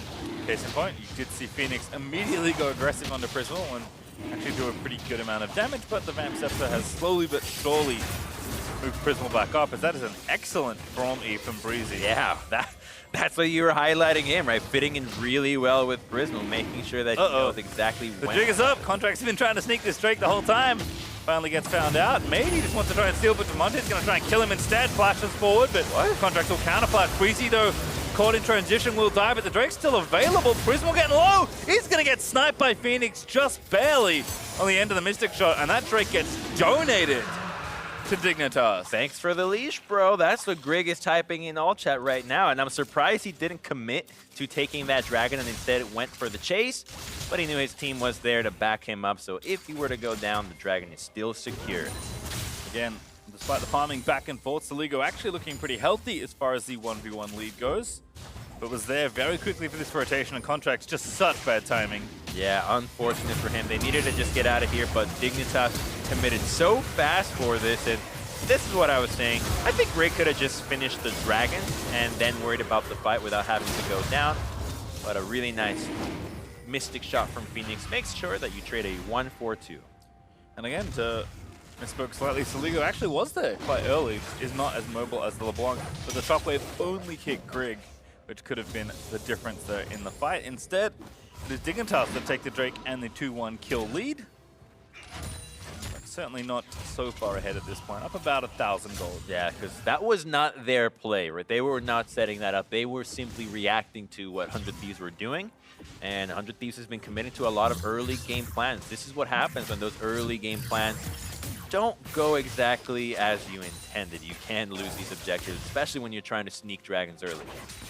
We'll also have to refocus some of our attention here to the bot lane, because they're fighting quite often in this 2v2. Although, as of course we pan down here, typically they're just farming back and forth. But Phoenix has been very willing to play aggressive on this Ezreal, which is nice to see. If he's got an angle for a Mystic Shot or even a forward Arcane Shift, he can go for it, because Olay can always devour him and save him from whatever Breezy or Prismal throw his way. So it's a neat combo that can be really aggressive in the laning phase, but it's dependent upon knowing that Contract is not going to be there. Contract's last endeavor around an objective did not go so well, but Dignitas will bring Set down to the Rift Herald here, as he and Grig will be able to finish this off nice and quickly. So Dignitas will collect the second objective of this game. Nice moves out of them. It looks like Grig, whatever synergy might he be lacking with his laners, he's making up for the objective control that you usually want. It's what is winning games right now, focusing on those Heralds and Souls. And if he can do that, you don't really need anything else from your jungler. As long as your lanes can survive, which is why Dignitas has these veterans that they can lane well on their own. Grig just needs to do his job around objectives, and they'll be primed to go for it. Another win in their book. Yeah, we didn't get his games played up on the screen, but Grig certainly has a number of competitive games, especially in Academy. Was of course part of the winning Spring Champions on TSM Academy for moving over. Well, that was, I guess, again with Acadian, starting back and forth on either squad. Prismal left alone. Can get tongue lashed there. Ulti down onto the Ezreal. That was cool. Yeah. The ulti does not connect. Grig, though, may just turn this back around. Breezy gonna have to ulti early, does do so, but gonna get ulted by the Rek'Sai, and he's left for dead. Maybe a follow-up here for Grig. Gonna find the knock-up, gonna get the slap down, and that's an easy double kill. It's a Shockwave gonna find two moves to Haymaker over, but Demonte just barely gonna finish off Soligo, but does fall to the Spellbook swap Dignite. Wow, 2 plays Dignitas makes on 2 different sides of the map. You almost never see that. You usually see one side playing safe and the other playing aggressive, but they find a nice roam from Lorlo to get a gank on mid and bottom, which is going to net them quite a bit of gold, only losing their own plate in the top lane. Yeah, now that gold lead I said that wasn't that bigger deal is becoming a bigger deal. 5-2 up in kills, up almost 3,000 gold with the Rift Charge. Going to get maybe an additional charge here, although Prismal going to try and shut that down. That's out of nowhere, that gold lead that just got there, and it's those plates that they got in the bot lane. Let's see how the gank in mid lane first went out, because they have no vision in river, so Soligo does not know that Set is coming, and it looks like he might just get a nice angle from the back. No, it just starts with the chain. And again, Soligo did almost everything right there, and at least is able to get the trade, but Lorlo just there too easily, and now Prismal left alone, gonna get himself in a very silly spot. What a cool interaction there. Yeah, Kind that of was like cool. The Lucian calling coming out of the top Kench. This would be Ezreal. So additional Ezreal little trick. So if you didn't already know, you just buffer his ultimate during CC and you'll still get the ult off. But now we know that you can also do it during a Tahm Kench Devour. It's even cooler because it's just like firing itself. Yeah. Ezreal's gone, he's done. He's cast the spell, he's out of there. Magic. It is magic. Now there's 3 seconds for this Cloud Drake to be up. Teams are already in position to fight for it, so don't think they'll be going quietly. Flashes are up for Prismal and Phoenix, so the ADs will have a nice time here. Concerned more for Soligo, who's running Ghost right now, so if anybody can get on top of him, and you've got plenty of people that can with flashes on Rek'Sai and LeBlanc, he would be the most vulnerable target that they would be looking for if 100 Thieves chose to contest this dragon. Yeah, it looks like they won't, though, at least if they are, they're going to go late. Low vision means it's kind of dangerous, and that Drake will already be finished off by Greg. So Dignitas will grab yet another objective for themselves, and Tahm Kench's just going to go slightly over the wall, because Phoenix wanted a Krug, apparently. Looks like they're rotating mid, actually. All right, yeah, just wanted to help out Grig. It's level, yeah, it's level 1 Abyssal Voyage, so it's probably about the max range. Just trying to rotate a little bit faster. Breezy going to pick up the Honey Fruit. They do know that 100 Thieves are currently on the left-hand side, but looks like everyone's going to settle in mid here as Soligo has picked up the long lane in bottom. I will add, if you ever want to make your jungler feel cared for, just throw some spells if you can when he's jungling and don't steal the camps. That's how you win the jungler's heart. You don't need to do anything. You don't need to say good job. You don't need to say thank you for ganking. Actually help your jungler. Just throw some spells out so that he jungles faster and you have a jungler friend for life. Every jungler is like, just help me. Yeah. Just help. And everyone else is like saying the same thing to the jungler. No, you help me! It's your job! Oh no, it's too true. There's 3 of us, Salinas, and 1 of you.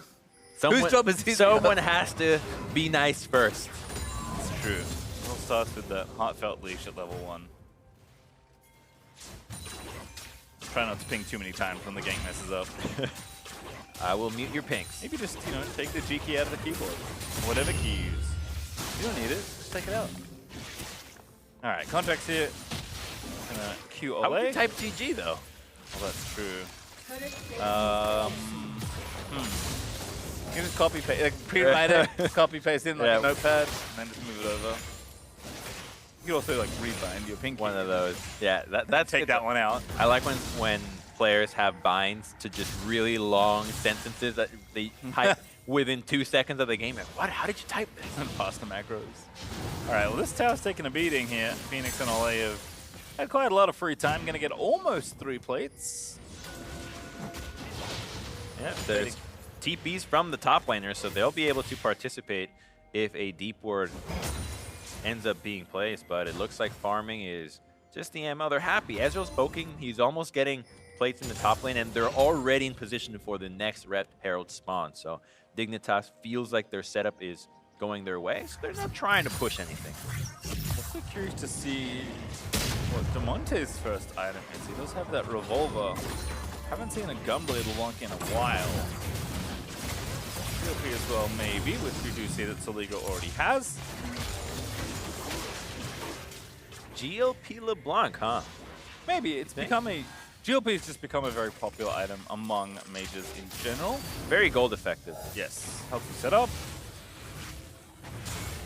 All those things. But I wonder. I was a big fan of Gunblade LeBlanc when that was the thing.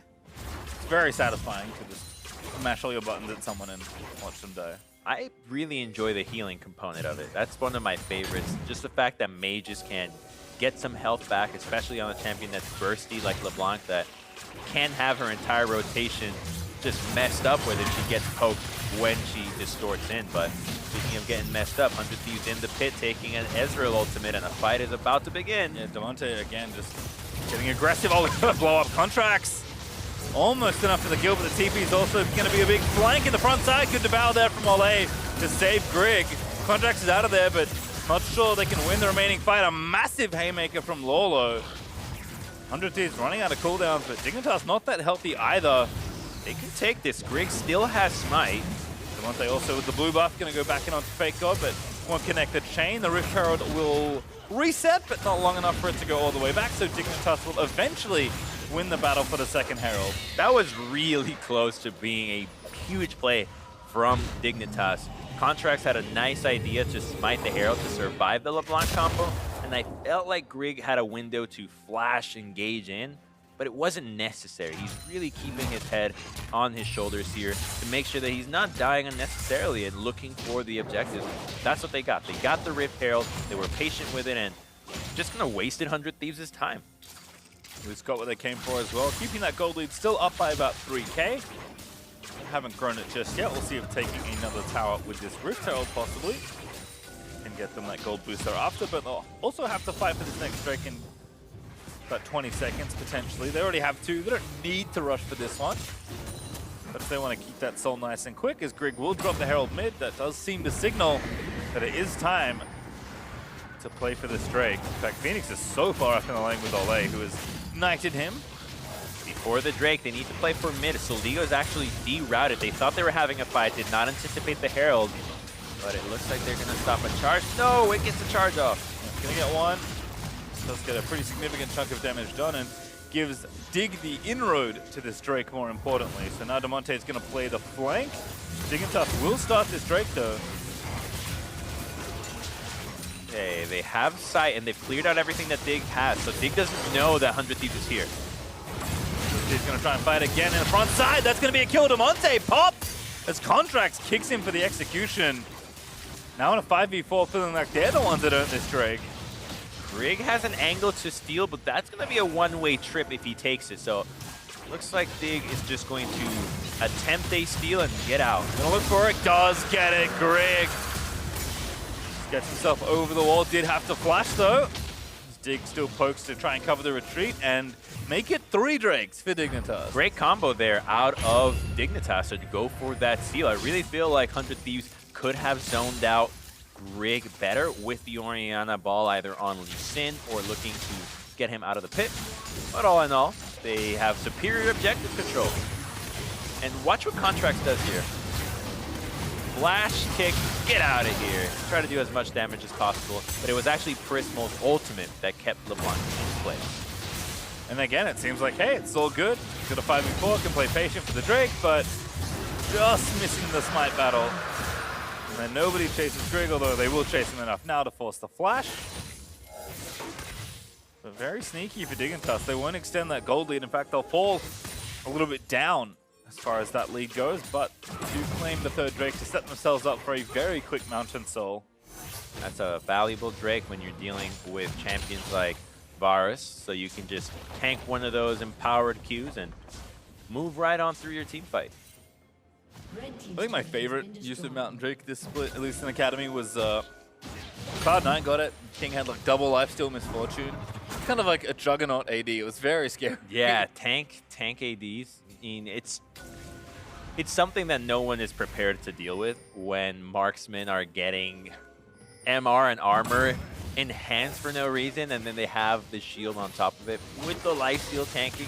Imagine if you were a Mountain Soul champion with something like a Death Stance as well. Oh goodness. Jeez. Mountain Soul Riven coming to a solo queue near you. Alright, well, still trying to fight for these outer towers up both teams. Griswold and Breezy going to get the work done. Contracts trying to get Grig, but he's very slippery on the Rek'Sai. Yeah, Contracts has a good advantage in these fights, being the red smite jungler here. I still feel like 100 Thieves are trying to play the map a little bit more standard. This is the TP from Phoenix. Already has his Trinity Force completed, so much like Jeff's Ezreal in the last game, he's actually very powerful at this stage. Crazy strong, actually. With the red buff, too, he's way stronger than Prismal. And if he catches him out, he can just eliminate him before he even gets a chance to ult. Again, Ole wasn't there for a little bit. Oh, Contract trying to find the play with the kick straight into the belly. Phoenix was saved, and now Breezy left out alone.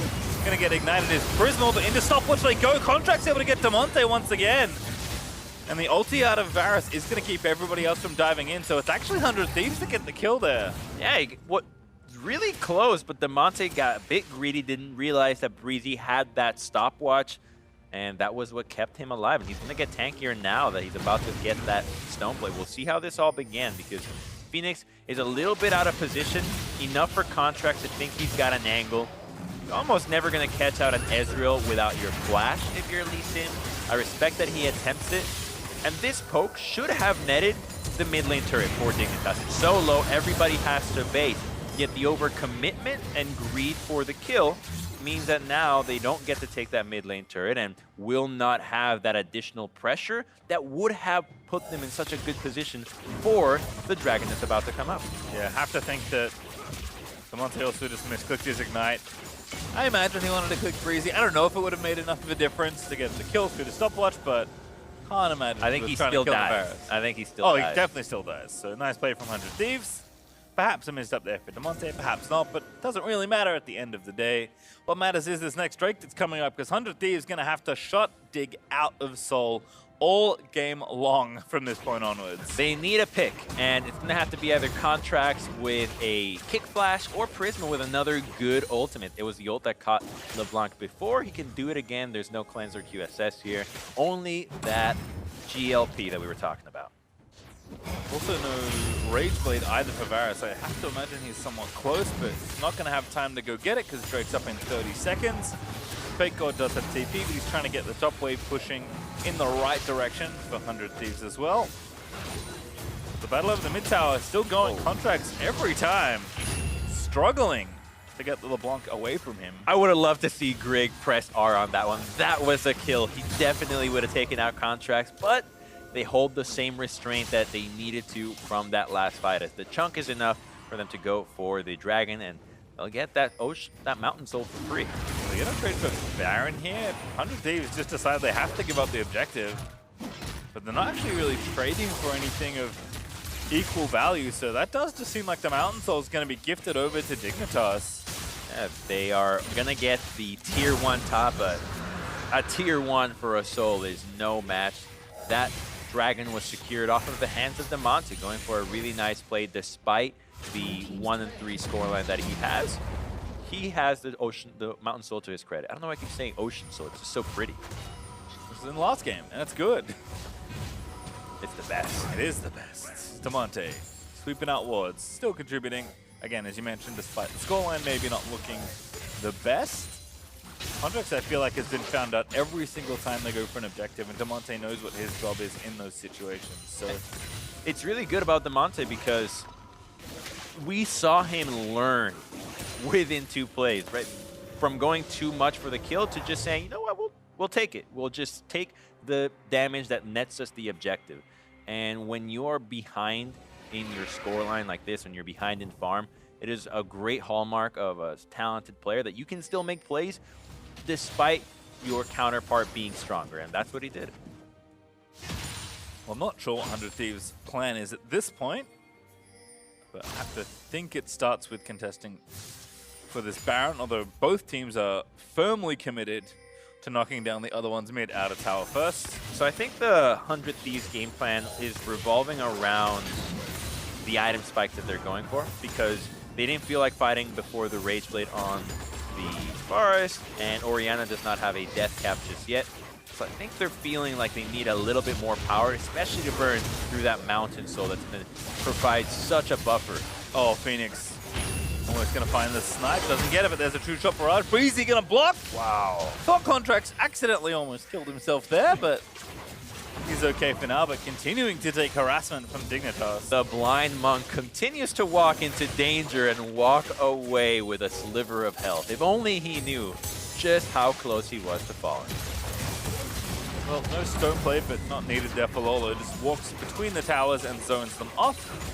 So there is enough space for Dignitas to take that mid-outer tower. And I appreciate the Contracts are still looking for plays, but every time it doesn't work, it's either a kill or so much of your health bar that you can't really contest on the map anymore. So it is tough out here for 100 Thieves. Yeah, we appreciate that he's making plays. Sorry. And those plays are just really tough to pull off because of the time.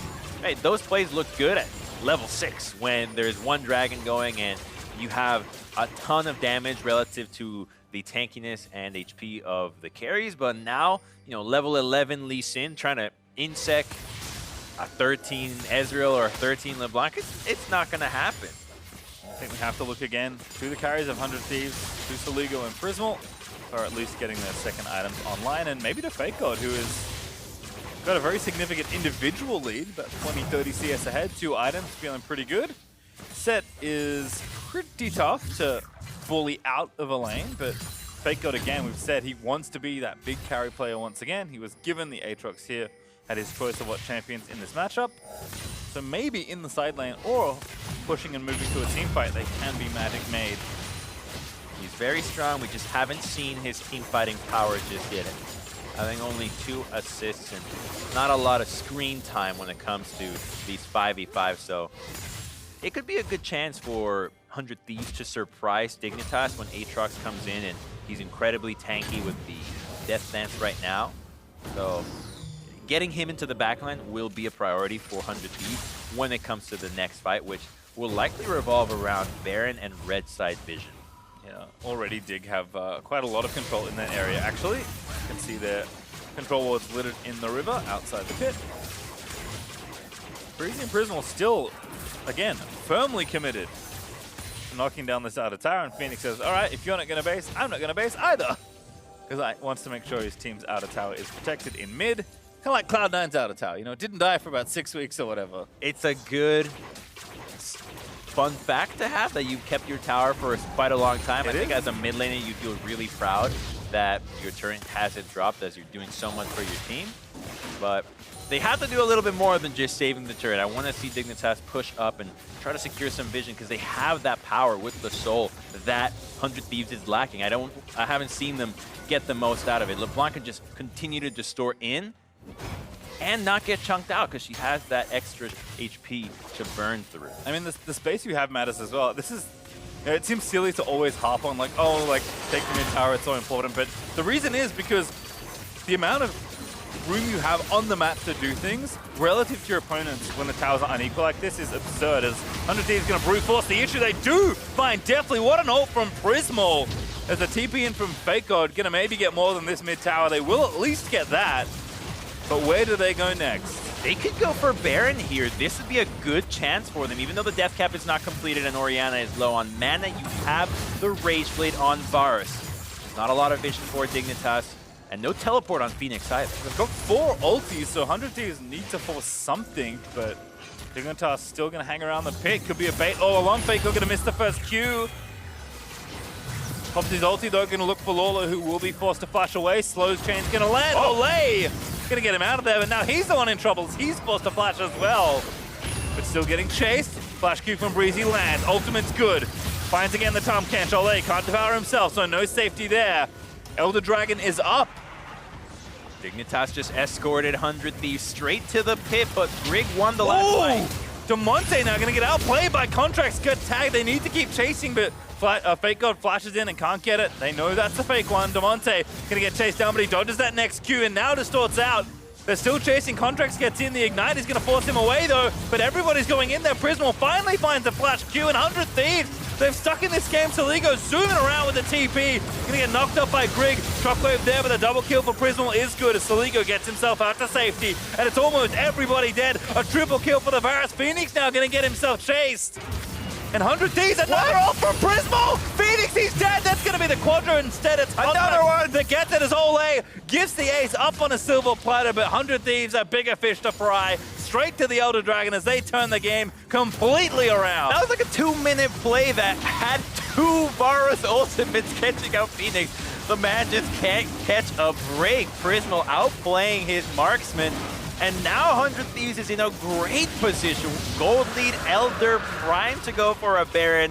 What a change in pace. All from Prismal's great ultimate. Just never expect, of all champions, we're not even going to get there. We have to watch the other end of the fight, Crumbs. It's too long. What a kick, too. So the kick actually got him back into the chains. These interactions are just amazing here. I mean, I love how Dignitas can stall so much, trying to keep Damonte alive, but maybe trying to keep him alive was why everybody else went down. And this is nice from Grig, you know, going for the flash, recognizing you can take down Soligo right away, but then Dignitas just Still bloody, still hunting for it. This is just the icing on the cake, the fact that Prismal gets another time. ult. No time, back to Baron. Yeah, we didn't see either time Ezreal got snagged by the ulti.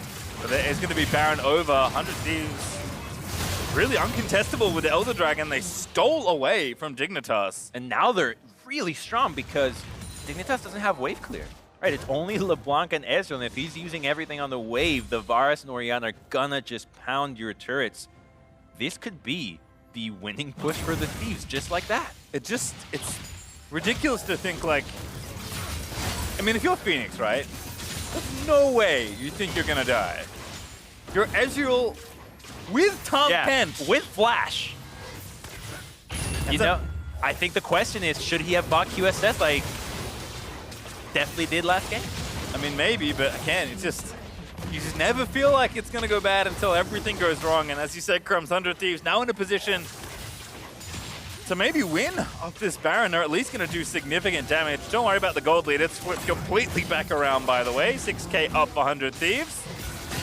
Fake God's working on the bottom half. Demonte is still getting in there, but he does have the Banshee's Veil, so has some added protection.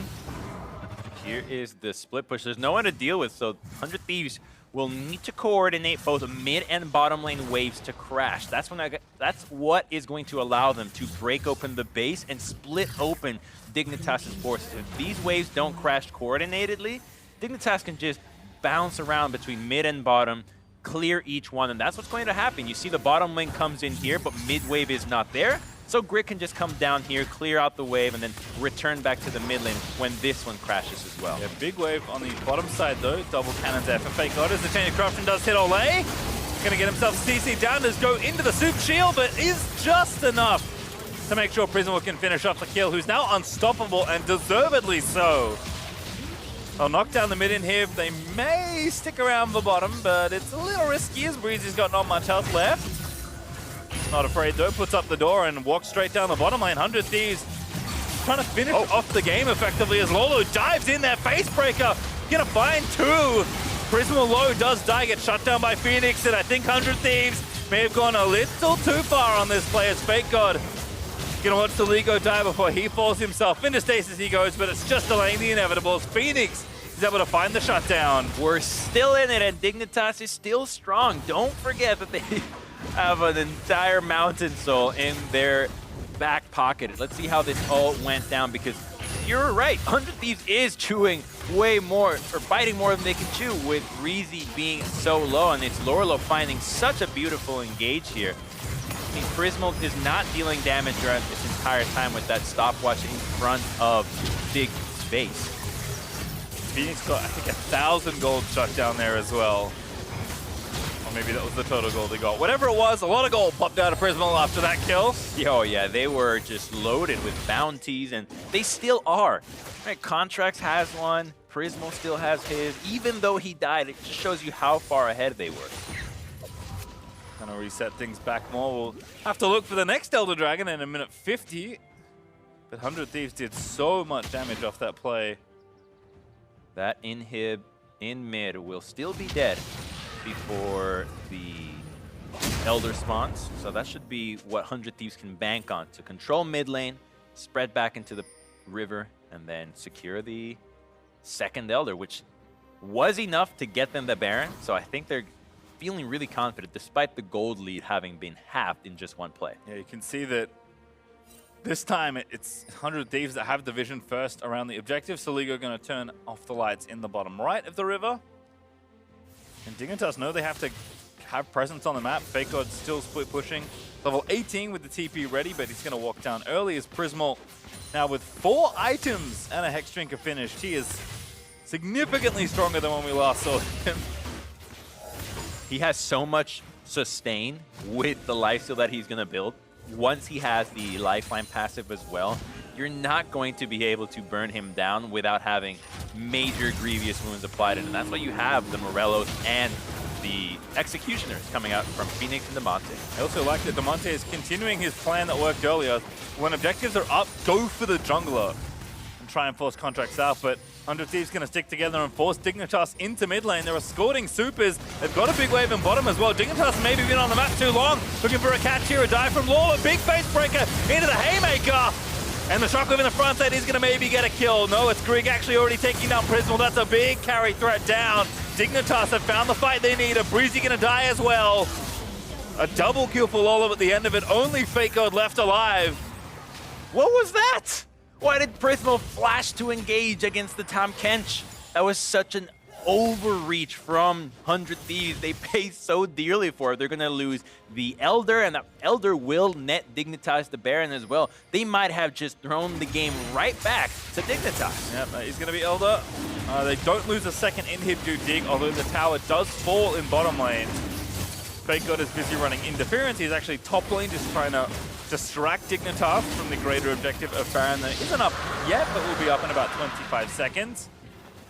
But Elder Dragon now available. That's what just won again. This looks so good for the Thieves. Yeah, but there's no follow-up. Look, Orianna is not here yet, so Dignitas can just spread out. They're setting themselves up, and the tanks buy so much time in the back line. Varus is caught in the middle of this. He should be way in the back, so I mean, there's just no way that the Thieves could have won this. I don't know what they saw, but that Scryer baited everybody else into that play. Yeah, Lolo kicking things off right there. Just grabs Varus, throws him into his own team, and then Grig was able to finish off the kill. Nice engage there from Lolo, who sees the opportunity that was given over. And now onto the Baron for Dignitas, and no vision for the Thieves. Likely means no contest either. They're so deadly now. With that Elder, who knows if Damonte jumps on you, gets you to the Elder execution threshold, then you explode.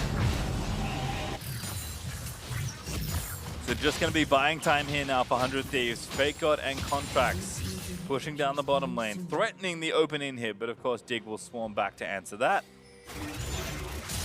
Well, Dig can use everything to push now because this is what they have to do. There's no side pressure right now. It's being built up from Lorlo. It looks like he will be in charge of the bottom wave, so mid and bottom is the MO for Dig. Let's see if they can crack the base, because I think at best they might just get 3 turrets. We're going to definitely get this one. Tier 2 and mid will fall. All right, that's the easy one to take. Lolo's still working on the bottom wave. It's taking a little while longer to get there. This one's a tricky one because Orianna is really scary when you're sieging here. She can hide the ball very well. If you step up, you can get comboed out. And with the Banshees, she just hides so you can't even harass her. Looks like decent sync here from Dig. Lolo trying to guide the next wave into these inhibitors, but 2 Baron Cannons already taking that mid-inhib tower down to under half health. 100 Thieves apparently not wanting to fight for this inhib. Damonte going to force them off. Nice use of the DLB just to play a little bit of zone. And that inhib in mid is dead, so they'll match now, but Dig will have theirs back up already. I'm so surprised with how much respect 100 Thieves is giving Dignitas. I think that when the Banshees is popped, Prismal can just look for LeBlanc to go distort in, get that ultimate off, and you can kill her right away. There's no stopwatch. Tahm Kench would not have been in range of a Devour. And I know you want to play safe, but you also want to be close enough to the enemy that they are taunted into thinking they can go for a play that you can punish. Because if you're not even giving them that, then they're not going to overstep. Yeah, it feels like, you know, one inhib, especially when the game goes late, as this one is now going, you can maybe, you know, have one person just full-time clearing the minions, and it's okay. 2 inhibitors, very different story as far as total map presence. We'll likely see the Thieves just glued up against their half of the map for most of the next 5 minutes. And that, of course, is enough time for the Elder Dragon to be back up. 100 Thieves staying out of the map here, being aggressive. Dignitas has way more members here. Aatrox is teleport, but he's split pushing into the bottom. And it looks like Dignitas might want something to do here, but it looks like they're just going to go top. Ooh, I like this. Olay, Abyssal Voyage up to the top side, completely cutting off 100 Thieves, who have to go the very long way around. In fact, they'll just go back to their base here.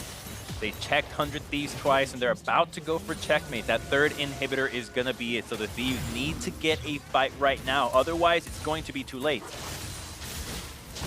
See if they make their stand. They clear out the wave first, but still pretty hefty. Baron has now dropped off, making their job a lot easier for defending. But of course, Damonte has guided the supers into mid lane as well, and FakeGod does have to dip down the bottom lane. Dignitas just being patient here. Top lane supers not here yet, but the minions are just to crash. With FakeGod not being here, I think this is where they get the turret. Gonna go for it. Contracts though, maybe looking for a play again. Watch Prismal's ultis, watch the Shockwave as well. Haven't really seen a team fight defining one yet from Soligo, but that could change here this late into the game. So interesting to see that Damonte is no longer going for the harass that we had seen him in every other setup, really hunting down contracts. Now he's playing way more reserved, looking to prioritize those minion waves, trying to coordinate that push, because that seems to be what is causing issues in continuing the siege, that FakeGod can just clear bottom and continue to return to the top lane without anything else being lost for the Thieves. Looks like Dig also are just playing for this Elder Dragon. This will be up in 55 seconds. Grig not going to be seen. Good news for him. Once you are in a game where you got such a strong lead, kind of through, and then brought it back to a even point, your confidence in the kind of plays that you go for goes so low that you almost always result in focusing around objectives over absolutely everything else. Yeah, just trying to end the game safely, it feels like, for Dignitas. Damonte, though, going to get his Banshees knocked off, but the minion waves are just so favorable for Dig that even though the Thieves are here, they're actually potentially first to the Drake Pit if they wanted it, but I just don't know if they can stay out here long enough to contest for the Dragon. And Dig, again, have shown more than enough patience in this kind of situation. Here's Prismal stacking up that Rage Blade. You don't want to deal with a Varus that has that stacked already, so he would really benefit if he can keep those stacks up before the Dragon fight. 100 Thieves definitely committed to trying to fight here. We'll start the Drake, it will shoot Damonte, but super minions in the bottom lane are going to cause a big headache for 100 Thieves. Now they have to pull off the Dragon, so Dignitas will start it. FakeGod actually has been forced back. 100 Thieves going to have to start this 4v5 if they want to contest. Here comes Damonte. Nice angle. Spotted. Prismal is just going to shoot him once. Again, patience. The big one here as Contracts get poked, but not by a lot. This Dragon is not dying that quickly. The damage dealers are not on it, and Aatrox has abandoned the base and is thinking about coming down. I think the poke is starting to connect now. Yeah, slowly pushing down. Damonte again, going to get the Banshee's Veil off. Grig going to get kicked by Contract, but Prismal in there. TP in from FakeGod. Damonte, though, again feigning in. They're just going to have to go for the 50-50 maybe. Shockwave potentially lined up. Oh, again into the team. Three-man face breaker. Damonte dives in. Shockwave is decent. The shutdown though onto the set is good. 100 Thieves may have won the fight. Still alive. Looking again. Grig gonna get zoned out. So that's Dragon over to 100 Thieves. Contract should be able to smite it down. 100 Thieves, they find the team fight win. And they're gonna get a Baron too. They're so strong. Prismal just stood and delivered the entire time. That was that full Rage Blade stack Varus that we were talking about. No tank can really survive against that. And if they can save this inhibitor and Nexus turret, this is everything that 100 Thieves dreamed of. The ideal scenario. You don't lose any members, get every objective, and save the base. Gotta save the town. 100 Thieves will leave Soligo there. Damonte diving in onto Breezy. Unbreakable. Continued play here as Phoenix is also behind, but Breezy stand behind FakeGod will be safe. 100 Thieves still on the Baron. It's gonna be theirs. Dignitas cannot go for any inhibitors. Their consolation price is just gonna be a Gromp and a blue buff. So they're not feeling too good about that fight. You mentioned confidence, Prams. We said that Dignitas still on top, but the losses they have suffered have been scrappy, and this game is getting real scrappy. Yeah, let's see what went down, because the damage is really only LeBlanc and Ezreal. Set and Rek'Sai, while they got a nice engage, what happened to the damage dealers? Because we see that Lorlo goes in. He's about to go for it right now. Here it is. Phoenix is just not there. Yeah, Prismal flashes out, just keep shooting, and that's all he needs to do. No one touching the Varus. Yeah, that was how they won the last fight, right? Varus died right away. If he's alive, you just can't expect the DPS of your team to keep up with someone that doesn't even have to A-click anywhere. He's just letting his champion do his thing. All right, well, the game is still not over. Gold lead is effectively irrelevant. Although, worth noting, it is 100 Thieves to have the lead back. It has changed hands a few times this game. Hot potato. It has been very hot potato with the gold lead. But mid inhibitor will fall. Bot inhibitor probably soon to join it. As 100 Thieves just roam their way down. The Dignitas gonna now have to make their last stand in the base. Round 2 there, successfully gets the second inhibitor, and Breezy is low again, but now they have that Baron and Elder lasting way longer than before. Going for the same move that Dignitas did on them. 2 inhibitors into the top lane in. Yep, just the tutorial finish. Gonna clean it all up here. And as we said, Dignitas have not lost that many games, but there's been, again, some messy ones. They have lost the game with a soul before. It's when it, which is crazy, right? Yeah. That is not And it's a good. possibly gonna happen again. That is not what you want on your mantelpiece as a team that has lost twice with a soul, and it's been those late game decisions that have plagued Dignitas that have hurt them a lot, because usually their early game is fine, like we saw today. It's when those big objectives happen that everything needs to go perfect, that one little mistake can cost so much. I mean, the team fighting of 100 Thieves has also been impressive. The carry, Saluga and Prismal have played very well in this game. Good ult there from Breezy. Lolo again going to dive in, but Prismal just delivering once more to anyone who's going to try and challenge him, and Lolo just cannot live through all of this. A double kill actually for Saluga as Greek dove in as well. And now 5v3 with all the inhibitors falling. 100 Thieves going to slowly but surely finish off Dignitas. I don't think that they can do much here. Damonte and Phoenix going to have to go real big to challenge this game. Varus is full HP, still firing away. They definitely have Shockwave it. finds Phoenix. He's going to get deleted. Yep, Soligo able to find it, and that's it. Nexus down, 100 Thieves. They're going to find the late game win, Crumbs. Soul be damned. Wow, they actually pulled it off. The game swapped hands 4 times there, but it ends up 400 Thieves. They gotta feel really good about that. The mental resilience to know that you're down with a mountain soul, but you still have the way to win. Really impressive stuff out of this. Didn't have it in them to really get into the celebration at the end there, but that was a long game. Like, very draining to play that kind of game. And 100 Thieves stick it out. Yeah, I mean, I gonna give kudos to Prismal there. The Yeah. Varus catching out Ezreal was the biggest play that they made that started to set the momentum in their favor. Yeah, dying once as Ezreal. It's like, okay, he made a mistake. Without shifting, he had shift and flash. But then he died again. Did the same 100 way. Thieves eventually won the game. We need a break, but we'll be taking a closer look at that comeback win right after this.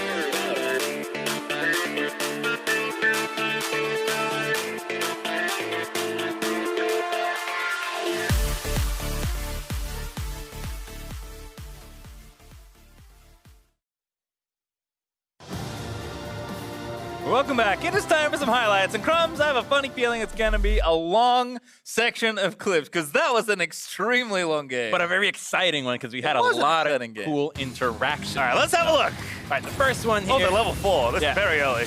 Throwback there. This was 100 Thieves trying to start the dragon without any other help. But Dignitas with a really good collapse. This is where we felt like Dignitas was going to start off on the right foot. We'd seen Dignitas be in this position before. And then this is the cool interaction that we're talking about. Bam. He keeps his bow down there. And again, Greek's here. They're going to try and even the score. Breezy tries to get away. Cannot get away. And then the smite movement speed to get Prismo there. Scary for Marksman to have to deal with a Rek'Sai, but unfortunately that was not a Rek'Sai highlight reel. It was a reel of the entire game, which part of that's the interaction that we were talking about, right? Where Tahm Kench has Ezreal inside him within a kick. Yep, he's the one that's getting kicked. Don't worry about it. Working as intended. Really nice buffer there from Olay. Make sure the Devour goes off. Contracts, I mean, I love the attempt. I didn't even see him use a mini wave to ping pong. And then again, Lola just looks like he's ending the game with that initiation that 100 Thieves did not need to opt into. It felt like this was where Dignitas was gonna end the game. The 100 Thieves threw 4 kills back Dignitas' way, plus a bunch more gold, but it just was not enough. It ended up being Prismo standing and delivering with a full build Varus that out DPS and melted every single tank on Dignitas. We don't have time for the back-to-back Ezreal picks that got us to this point. But again, great flash from Prismo. Lolo tries to make it happen again, as we saw in the last fight, but when you can't kill the Varus, he kills you. So much damage, and keep in mind, he's got Hurricane Bolts there, and Phoenix is just thinking like, what am I supposed to do here? I can't out DPS this, not in this fashion. And then that is Elder Dragon over. The Dignitas have to bail, so they go to Baron. And then it looks like we're about to finish off the game here. Again, a lot more happened between that and this, but we don't have time for absolutely everything, as you begin to see at this point. 100 Thieves, very coordinated, very strong. Yeah, the kite back got really good. Once their items allowed them to survive Rek'Sai and Oh, look at that together. gold graph. Oh my god. That is wow. That is truly a theme park attraction. Yeah. That is. If you like surprises, you're gonna want to watch this one with the spoilers off. Yeah, almost 44,000 damage from Phoenix. I mean, everyone did their part there. That's just one of the most bizarre graphs. I think a really interesting segment, you just look at gold graphs and be like, what game was this? Can you remember this? Maybe I remember that game. That was pretty wild. Yeah, with a graph like that. And it was one of the first losses that, or second loss that Dignitas suffered with the Mountain Soul behind them. So something to address. No one else is really pulling off these losses, so I think they have to look into what is actually happening, because it was with both junglers. First with Acadian, now with Greg. Yeah, it just feels like the late game especially, maybe not quite all together on the same page. Early game looks fantastic still. Yeah. Like one of the most dominant teams in their lanes. Makes sense given how they were playing in the early season, but when you look at the difference in their wins and losses, it is almost a different team. And that different team feels like it shouldn't be happening to them. These are veterans, right? They have a defined identity of how they want to play the game, but clearly maybe so many voices ends up with too many cooks in the kitchen, and indecisiveness shows up on stage. 100 Thieves to their credit. Some newbies in the lineup and still looking good, able to grind out that win. We've got one more Academy match coming up though. It is Golden Guardians versus Immortals.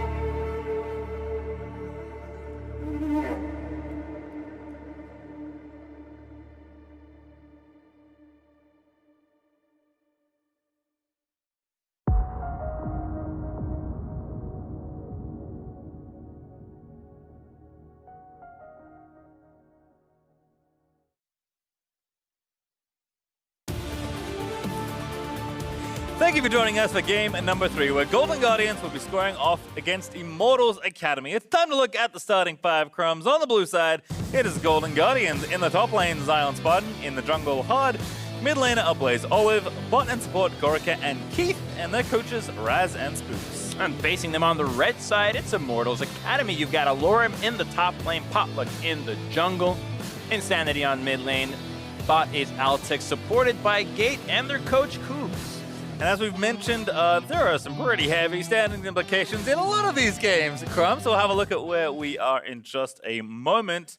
But as we've said, awfully large tie. There was a 6-way tie for third at one point. We have started to break that for a little while longer. But for either of these teams, they need to pick up some wins. You can see Golden Guardians and Immortals down there near the bottom, but only one win behind the two teams currently tied for 5th. The win puts you at 5th. Another one can get you up to 3rd. So the climb is very real for both these teams. And while it would be easy to look into someone being a favorite here had both these teams had a starting line or a lineup of all starters, they don't. We've got Altec subbing in from the Academy team playing in the Academy, and then you have Huhi that has stepped up to the LCS stage, now being replaced by Keith. Yeah. So 2 different bot lanes. Yeah, it almost feels like for the bot laners at least, it's going to be kind of a very different game. You know, not the 2v2 they would have prepared for, you know, a week or so ago. Gorica has been hit or miss, and I think that's like about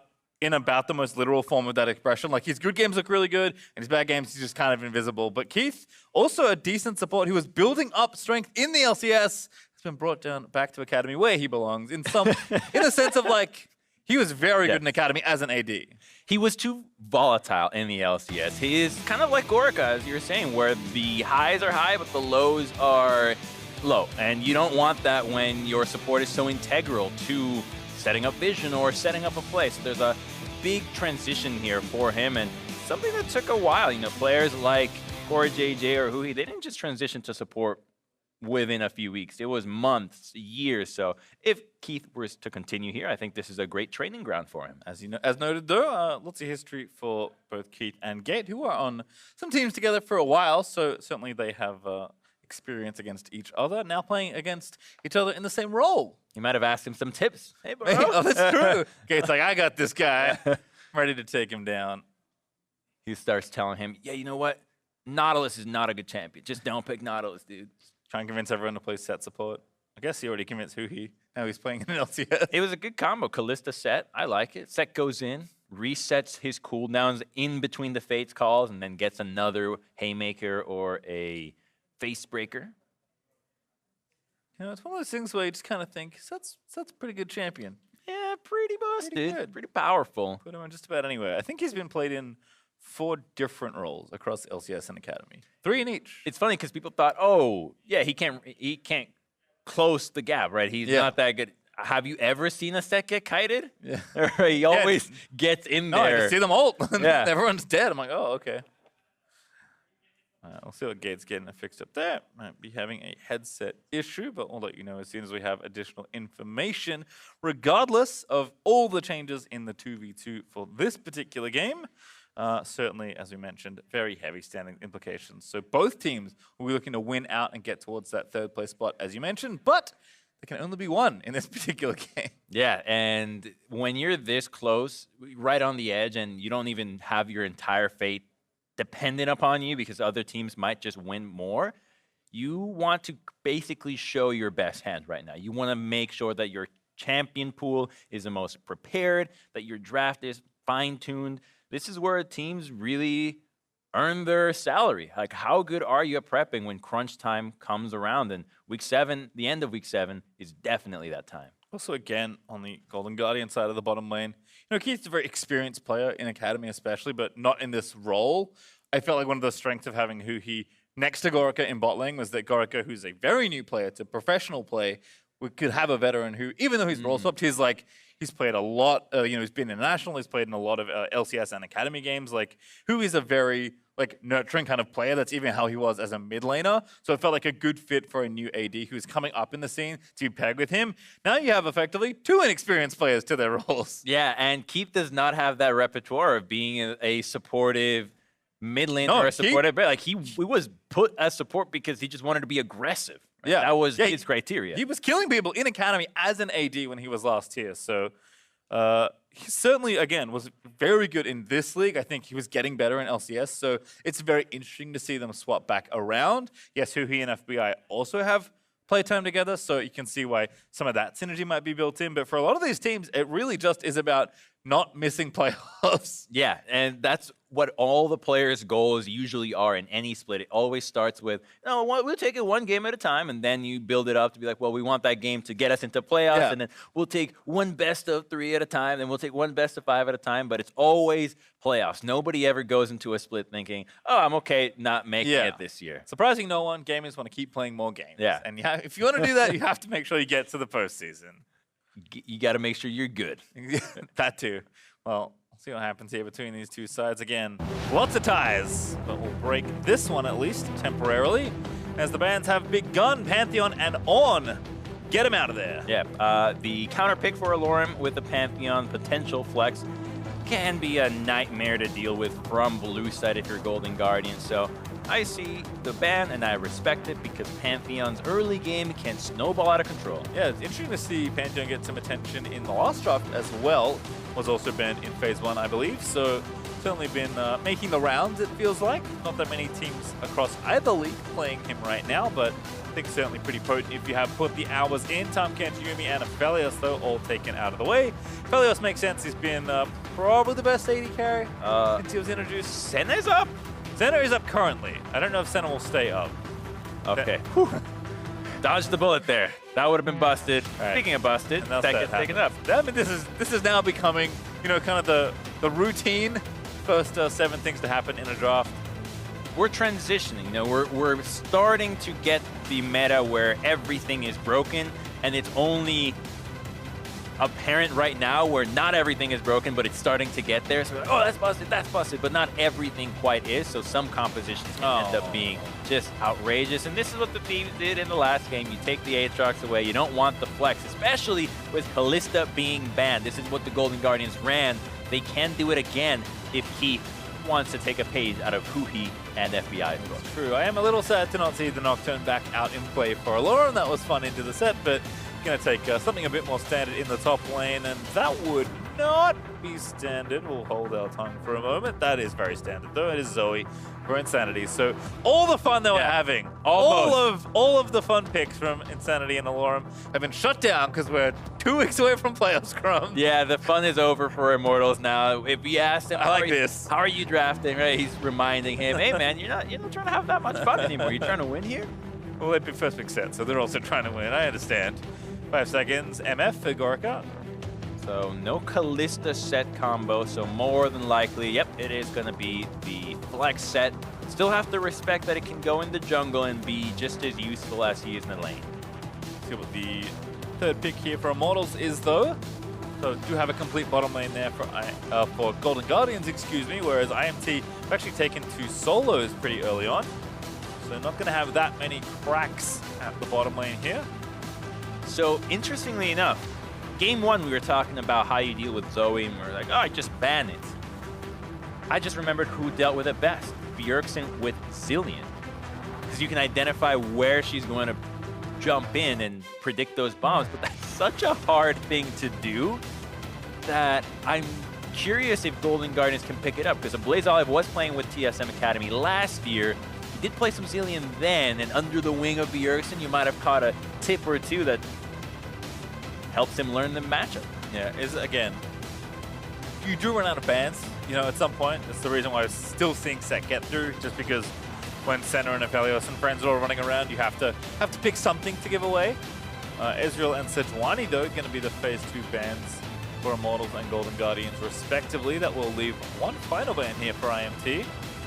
The Ezreal ban denying away the same kind of comp that EG ran, which was Zoe, Ezreal, Poke. Yep. Very annoying to deal with if you're not super crisp with your engages or let alone your laning phase. They actually just get too strong to deal with the range. I feel like a lot of the, longer time players as well, AD players, kind of like Thresh for supports that have been playing a long time, like they all play Ezreal. Just don't give it to them. You have to. He's he's like Lee Sin, like Thresh, that they're always lingering in the meta if somebody's going to pick it up. And I don't mind it. I think the champions are exciting. They all have for sure. such a high skill ceiling with their skill shots that anybody can shine with them if they put in the hour. Altec certainly has many, many, many games on Ezreal, so will not get it. And Braum will also be denied from Gate. That does limit the more aggressive options for support, at least, that Gate could take, but you never know what he's got cooking up. There is J Fordo banned alongside Sedge. That means Xayah is the pickup here for Altec. So unless Golden Guardians want to somehow stuff Rakan into their comp, they are pretty guaranteed to get Xayah Rakan. Yeah, this is definitely Xayah Rakan, and it's a great matchup. Xayah is fantastic into Nautilus, as said as well, so this could be what Immortals will really shine with. Altec was one of the better Xayahs and one of the few that started bringing it back. I like. Blaze Olive gonna take Kiana as his counter pick here in mid lane. Wow, there is so much team fighting power in Golden Guardians' comp, and CC too. So Immortals, their lineup is a fairly bit squishy. They need to have vision on Golden Guardians and jump them, because if Golden Guardians gets the initiation, I don't see how Immortals can survive that. There is just too much coming out of this lineup. Also like it paired with the Gragas. We see this a lot with one of your favorite duos, perhaps it is Gragas Yasuo. But Kiana fulfilling a somewhat similar function here. Yeah, pretty much the same thing. You don't actually need the knockup. You just bring somebody into Kiana's range, she will do the rest. And this is something different. You know, we've seen a lot of Zoe, we've seen a lot of control mages, especially this meta, but not that many people are playing assassins. Kiana kind of feels like the only one that people are even looking at. And Blaze Olive, a very talented player, I mean, is known for his Azir, was known for, again, those more meta, slower, farmy style champions, but this is kind of a turn, and I think if you're, you know, trying to get a win, which at this point is very critical for both these teams, he has been the best performing player on his team. Give him some agency, give him the ability to really carry a game, because, you know, at least if nothing else, you'll know what the game looks like after 20 minutes time. Right, and you'll know that you counted on your strongest player. So that's what you have been using to get a lot of wins before, and why not do it now? I love the composition that Golden Guardians has put together. It will always come down to the execution, because you can actually whip everything really badly and not get anything done. But when you have so many tools, you can afford to throw a few by the wayside and still get a devastating team fight. Curious to see how Keith looks in the lineup. Yeah, I have seen Altec play a couple games already, but onto Summoner's Rift we go. Immortals versus Golden Guardians Academy. Loser gets out of playoff contention for a brief moment at least. Oh, look at Bird. I believe the winner technically stays in. Oh, that's cute. There it is! The duck The and the fabled toad. duck of Summoner's Rift. Truly adorable. Oh goodness, it's the nature tour right now. This is the mini Gromp, I think, before he eats the shroom. Yes. And that I'm not sure what it is, but it is also very cute. It is a chimera. Sure! 30 seconds until Alrighty. you spawn. What's coming to battle here as far as summoners and runes go? Nothing out of the ordinary. Of note, Hail of Blades appears to be at least today's keystone of choice for Rek'Sai. So good. I mean, I think people are afraid of running Hail of Blades because you miss out on a lot of potential value you could have with the precision tree, specifically things like the alacrity stacks, which can really snowball your gameplay. But Minions at the have same spawned. time, would you rather have something that isn't guaranteed versus the guaranteed high attack speed that you get out of the Hail of Blades, especially that it got a tiny little buff lasting longer? Yeah, and of note, certainly have eyes on this mid lane matchup here. Both the Blaze Olive and Insanity kind of become standbys of Academy mid laners, but this is a very different type of matchup. Red buff start here for Potluck with Alorum helping out. Zion Spartan actually gonna wait to see if maybe Alorum wants to face check through this Tribush, and indeed he will. Zion though, not gonna get too hasty, gonna start punching. Pow. More punching. Pow, pow. Way more punching. Conqueror proc. Just keeps chasing. So annoying. Get away from me! Wait, Alarm, he's gonna keep punching you. Yeah, it's gonna keep chasing him. Keep punching. Passing pretty good here for Set. Instead, the punching keeps going on. The Haymaker out. Oh my They're god. just ignoring him anyways. Alorum is solo. He lost his potion already. I like that play from Zion. Zion has been having a good split as well. He's having fun. Oh, this is fun. Keep punching. Lawrence kind of zoned off the wave now. Level 2 for Zion's button. Ooh, so he doesn't feel confident moving up against Alorem because he knows Rek'Sai started red, and she's about to finish her camp, so he's fearful that maybe Rek'Sai can sneak in if he were to overcommit. Here's the level 2, though, for Alorem, so things will start to settle down a little in the top lane, but very different story here in mid. Good to see the farm even. Insanity, as expected, has the early push in the early levels, but level 3 hit for Qiyana, and doesn't look like Blaze Olive had to go through any potions, so actually feeling just fine right now. Those early levels are absolutely the roughest for Qiyana. Yeah, once she starts getting the abilities that she needs, she can do whatever she wants. She doesn't even have mana problems, which is a crazy thing about a champion that spams so many abilities so fast. Well, Hard will take down a ward, actually. I believe that's what he got. Does use the Scry's Bloom, though, so perhaps I was mistaken. Regardless, he's going to check for the Scuttle Crab, which has, of course, spawned.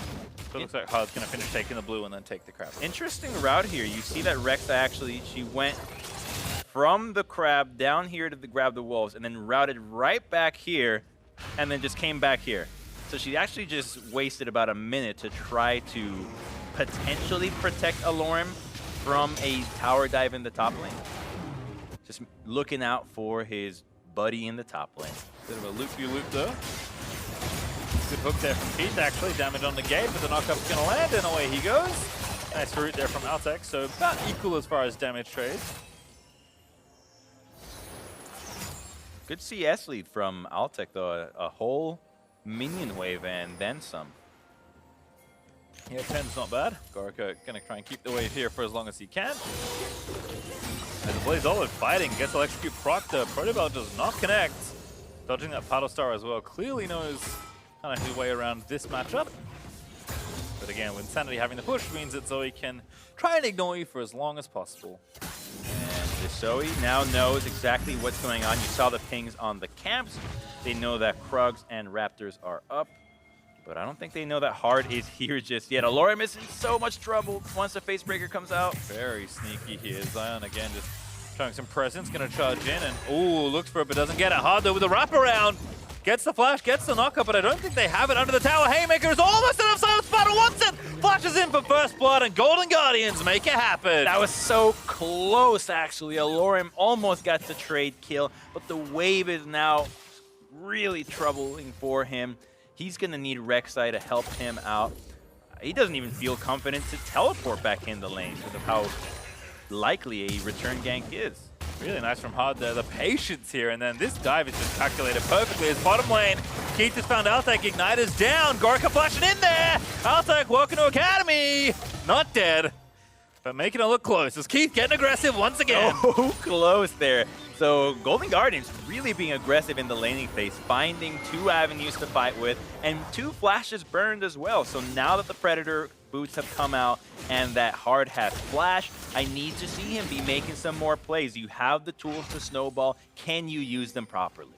Well, Zion going to try and freeze Alorem out of as much CS as he can. The wave is pushing away though. So Alorem just going to have to bide his time and be patient. He will collect CS, gonna get that one there with a nice long range Q. Still has 7 to pick up as well, I think, in that wave. So this is a great time. Look at the minimap right now. We need to see Qiyana and Gragas roam to the top lane. These 2 can dive top. Aatrox is not level 6 yet, and Set is. They're going for it, and this could seal Alorem's fate. Very well coordinated on the blast cone we go. What? They're not doing it? I think they're expecting someone to face check, and indeed there's the face check. Supreme display of talent gives Hard the kill on the Potluck. Hey, you get something else for it. So they at least knew that something was going to happen, and that was Potluck's game sense earlier, trying to defend the top lane. He goes for it again, but Golden Guardians thought one step ahead and trades the dive on Aatrox for a kill on the jungle. Yeah, really nice kill. Very quick there for Golden Guardians as Hard and Blaze Olive already do a nice start together. In fact, the whole top side for Golden Guardians is looking good. Ignite there, the Insanity found on the ground as Gate still wanting to trade back here against the Nautilus, but haven't quite evened things back up either in the CS department. I figured out what it is about Zoe that is annoying. She gives me Summoner Spell Envy. She gets to do so many more things than I do. Like, in one game, she's basically played 3 league games. Good hook there again from Keith, locking down Gate, but Siren Rakan can be pretty tricky to lock down. It's not like something like a Leona where you can throw all of the CC. But still, I like that Gorka and Keith are willing to fight here, keeping the CS very respectable now. Less than a wave between the two ADs. As Potluck charging into the enemy jungle. Maybe now it's time for a dive of their own, but Hard has already spotted him. Yeah, Zoe is on the way, so Golden Guardians have to respect that the mid lane prio is not in their favor. So they concede that ward and might even concede the dragon. Science Spartan back to his old punchy ways. Massive amount of damage done to Alorum, who's going to be forced back again here. Potluck though going to find a kill maybe onto Hard. Hard going to flash out of there. The bubble lands and see you later. Potluck getting some revenge, takes down the enemy jungler. Great move there from Immortals, knowing that the support had been freed up. They linger still around the red side and find the jungle. Even get the flash too. That was hard that we wanted to see him use his own flash to either kill Altek or Alorum. Now he won't even find a single gank with that. Great stuff from Immortals. Expecting quite a few roams traded back and forth as well though from mid lane, because the plays Olive, his next purchase was in fact Moby Boots. I imagine he's going to try and get out of the lane and influence other areas of the map quite often, but Insanity's job, of course, is to keep him pinned to his tower there in mid. IMT, though, have more than enough space after the successful play in the bottom half of the map to take the first Drake of the game as they pick up the mountain. It is traded and Nautilus is here, so while the control ward spots Golden Guardians, Immortals is still not ready for it. They are running to it, though. Keith's up here as well, although he's always going to push this out and roam over.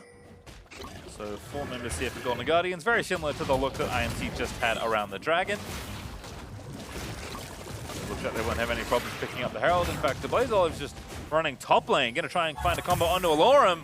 No flash for a little while longer. Flash, ulti, Root's going to land. Science Spartan going to move him back in towards death as he takes the kill. Great timing. Look at the top right corner. Alorum's flash comes up in 2 seconds.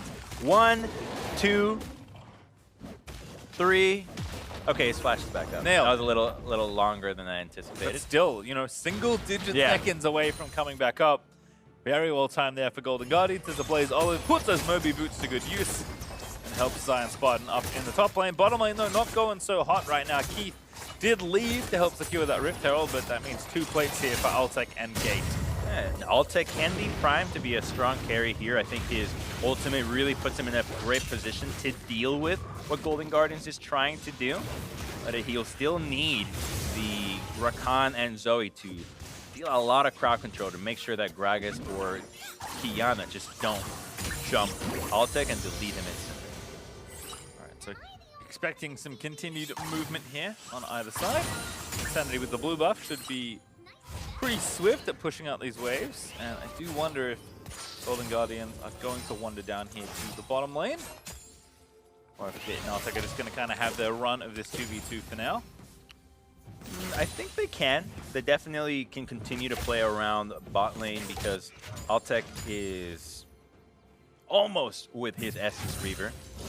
As long as you have a BF sword, you're happy to play with your AD because that's the damage that you need to pretty much deal with anybody. See Zion again continuing to be a bully here on the top side. He's actually 25 CS ahead or so. And a Blaze Olive with the Umbral Glaive is going to turn his attention to the weaker side of the map for Golden Guardians currently. Glad you pointed that item out. It's going to be really impactful moving forward with the Moby Boots. He can get a lot of value out of just cruising through the jungle, clearing out vision, and allowing champions like Keith Nautilus or Gragas' Combo lands, almost gets it finished, but Keith looking for the hook, does not find it. Blaze Olive fell asleep, and now Keith's going to get harassed back by Insanity. Potluck thought about pressing R on that Nautilus, but he knows he still has depth charge. Oh, good bubble. Going to have to be a block here for a Blaze Olive. Does indeed tank it, so Keith will be safe. Anything else that Immortals can get here, because it's going to turn into that control of red buff that they used one time to get a kill onto Hard. Keith, man. You got to get out of sight. They're going to keep stopping your port. I think that was blind. Here we go, though. Gate gonna charge into mid lane, and see you later, Blazol. Potluck picking up his second kill of the game. That was what we wanted Immortals to use. They had red control, but Golden Guardians still did not respect that Gate could be so fast using Flash and the ultimate to commit onto Qiyana. Gorica just left again, just farming what minions he can, trying to keep the CS respectable. Keith is going to see the red buff being taken, but it is going to fall, so Keith will just take the control ward out instead. There is a Drake up in a minute 10 or so. I think Immortals is happy with the Drake. You know, they're continuing to play around bot side. They know that top is kind of lost from the level 1 that Zion did and the ganks that happened to Alorim. Golden Guardians should acknowledge this and play safer around these lanes because of what Darshan, Zion Spartan, is doing. Wonder if Zion will also think about joining for a potential fight. We'll find out in 40 seconds if the teams do want to make a stand for this next objective at all. Big dragon there. I think both teams will definitely want to have that.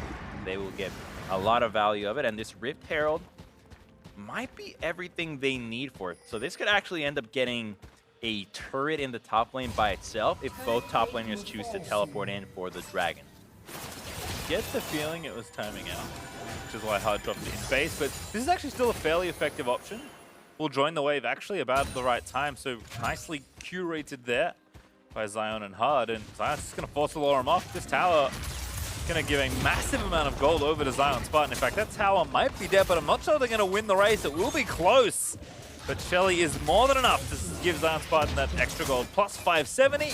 And just before the plates drop, Altec and Gate finish off the tower as well. Beautiful timing there, and Golden Guardians gives up the dragon, but they can go for a tier 2. You see Gragas is about to come up to the top lane. Qiyana had a chance to assist, and they'll leave it at that. They're happy that the trade was secured. And look, Oceanwolf with the Qiyana in the game.